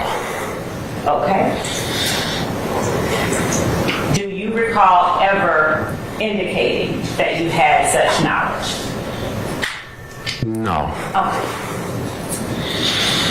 Your Honor, at this time I have no further questions for Officer Monheim. However, we are asking to reserve the right to recall him. All right, anything further, Mr. Steve, or anybody else? No, sir. Anybody else have any other questions? No. Okay. Officer Monheim, thank you for your patience with us. We're going to go ahead and temporarily excuse you as a witness. I can't tell you when we'll call you back, but state will let you know. Don't discuss your testimony with anybody except the attorneys in this case, okay? And I'll give you plenty of time to come back and see us when we need you, okay? All right, thank you. Okay. I apologize to the court. Before Officer Monheim is excused for the day, I'd like to ask one further question regarding that firearm, following up with what I just asked. You can never ask one question, Miss Love. Okay? It's It's not going to happen. It's never going to happen. You always ask more than one question. I wish you'd just stop. Look. We'll see. We'll see if it's just one. I doubt it. Watch. Okay, all right. Go for it. Officer Monheim, can you give the jury the approximate distance from where Mr. Williams was seated in the car to where you found the gun? Within his arm's reach. Thank you. That's all I have. Any further inquiry? Anybody? Okay, Officer Monheim, before you get asked any other questions, I'm going to go ahead and release you for the evening, okay? Thank you, Your Honor. And wish you the best. We'll talk with you later, all right? All right. Please don't discuss testimony with anybody except the attorneys in this case. All right. Thank you, sir.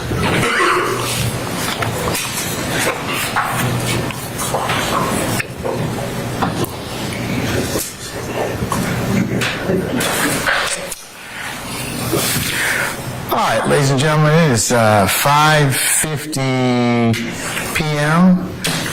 And consistent with our promises to you and stopping times, I would recommend that we stop for the day, okay? Let's go through a couple of things to begin with. The first thing is, let's cover go ahead and get rid of the ad nauseum admonitions out of the way. Okay, you're going to be not with us tomorrow, and then you'll have the weekend as a period of respite, and we'll come back on the 4th of December. Right? Okay? All right, so we're going to come back for 9 o'clock on that day for anticipated 9:30-ish start time, okay? So that's the date and time we're going to have you report back. So over the next several days, just want to remind you of your admonitions, okay? Now that you've heard a little bit of some testimony in this case, I know that it might be tempting still, as I mentioned earlier, for you all to start talking amongst each other or having other people, in particular third parties, reach out to you and potentially start to talk with you about that. Remember, especially that is not an acceptable situation for you to be involved in. And remember, if anybody tries to talk with you about it, friends, family, or otherwise, I need to know about it. I particularly need to know if any third parties try and reach out to you, either via email, Instagram, or any other social media sites or somebody or third parties. I know you're not on social media, and I know you're not violating the court's admonition about posting, tweeting, or otherwise talking about this case. But if anybody tries to reach out to you in any way, I need you to contact Sergeant Ingram and let the court know immediately, okay? All right, so just over the next several days, and I'm going to ask you this daily, but nobody's supposed to be having any contact with you anyways. But I just want to remind you that if somebody should, you need to report that to me so we can address it accordingly. All right? Okay. Is it okay for y'all to talk about the case as you're leaving here tonight? No. All right. How about going on the shuttle? Still not okay in the bathroom, right? Okay, all right, good. Okay, and are we going to talk about it with our beloveds and loved ones?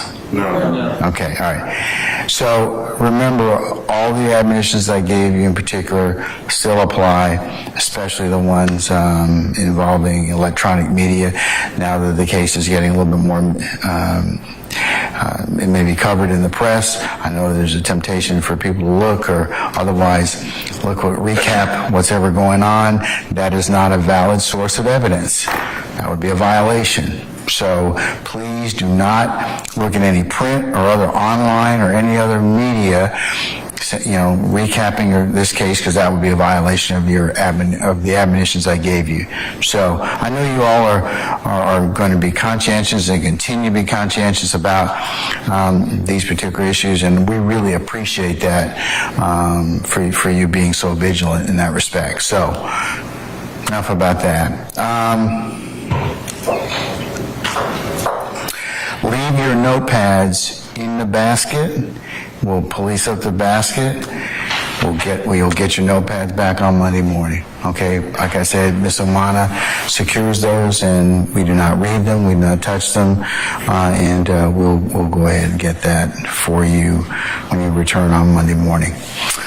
Go ahead and take a juror sticker, put it in a place that you can find it, so you can get back in here on Monday morning and identify yourself readily as being a juror in this particular matter. All right.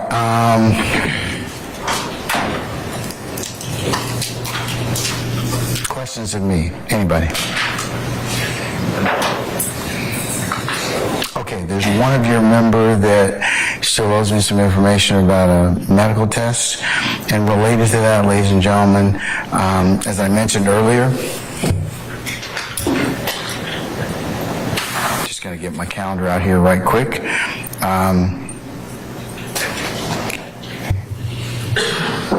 Starting on the 18th, going through the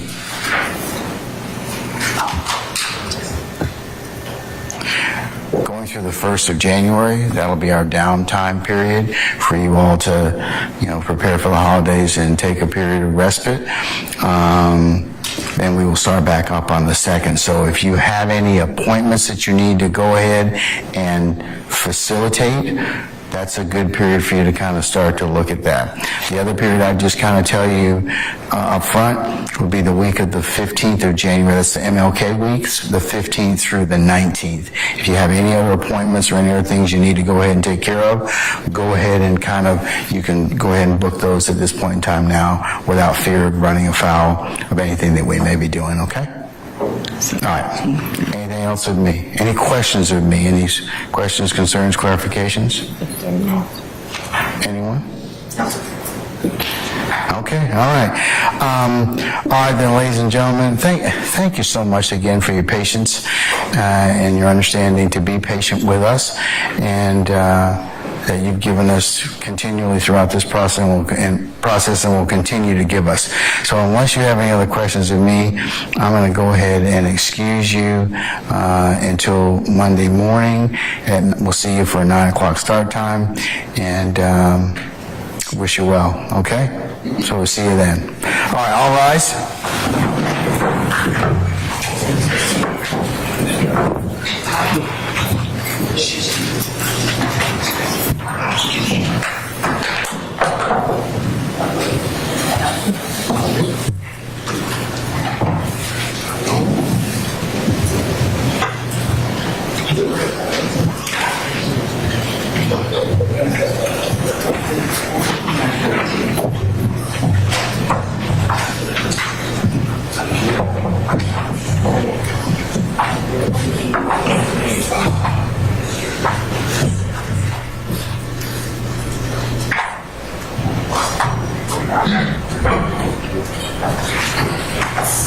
All right, ladies and gentlemen, please proceed to our various lectures.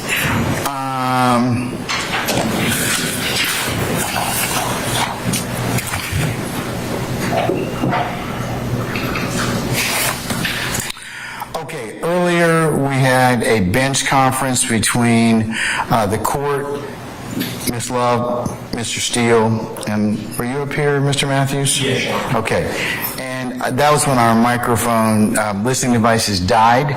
So just to put on the record that bench conference, it was written on a piece of paper by Ms. Love, who indicated at that point in time that she was going to advise Officer Monheim not to mention that Jeffrey Williams was on probation. That was what we put up here on the bench conference.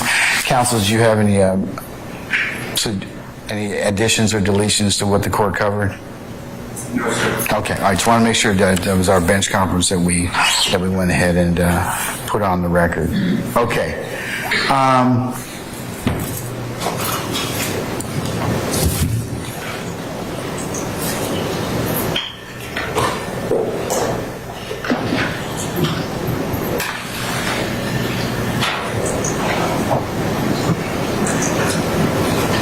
All right, councils, I believe that we also were going to cover or make sure that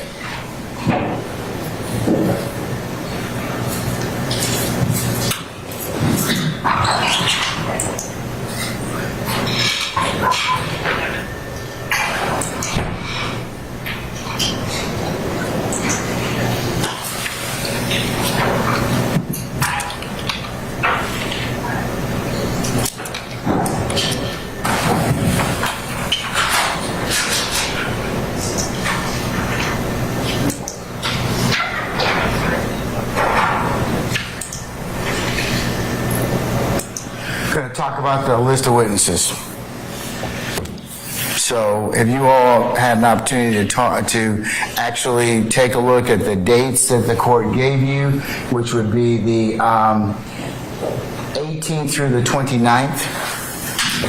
We have been looking at it, Judge, and we have some scheduled and reached out to these people. We are getting those from our colleagues that are across the way now. We were asking for them as we were finishing up, so we're trying to get them back. Okay. Have all the defendants, or their counsel, I should say, submitted those witnesses you wish to interview to the state? Have you all had conversation about it? Judge, I can say on behalf of Mr. Williams, I sent an email to the prosecutors about, 7 o'clock, 8 o'clock this morning. We've given them a list a few days ago, and we also sent another list this afternoon, request telling them that we are available for the weeks of the 18th through the 29th, asking them to give us some approximate dates or times whenever we make ourselves available. We are waiting a response. We have indicated we're available, and we just wanted to tell us what. Your Honor, we got a list of 55 people from Mr. Adams, Mr. Steele, I guess on behalf of Mr. Williams and the rest of the defendants a few days ago, and that we have been working from. We have not had an opportunity to even look at what was sent this morning. We can't even respond.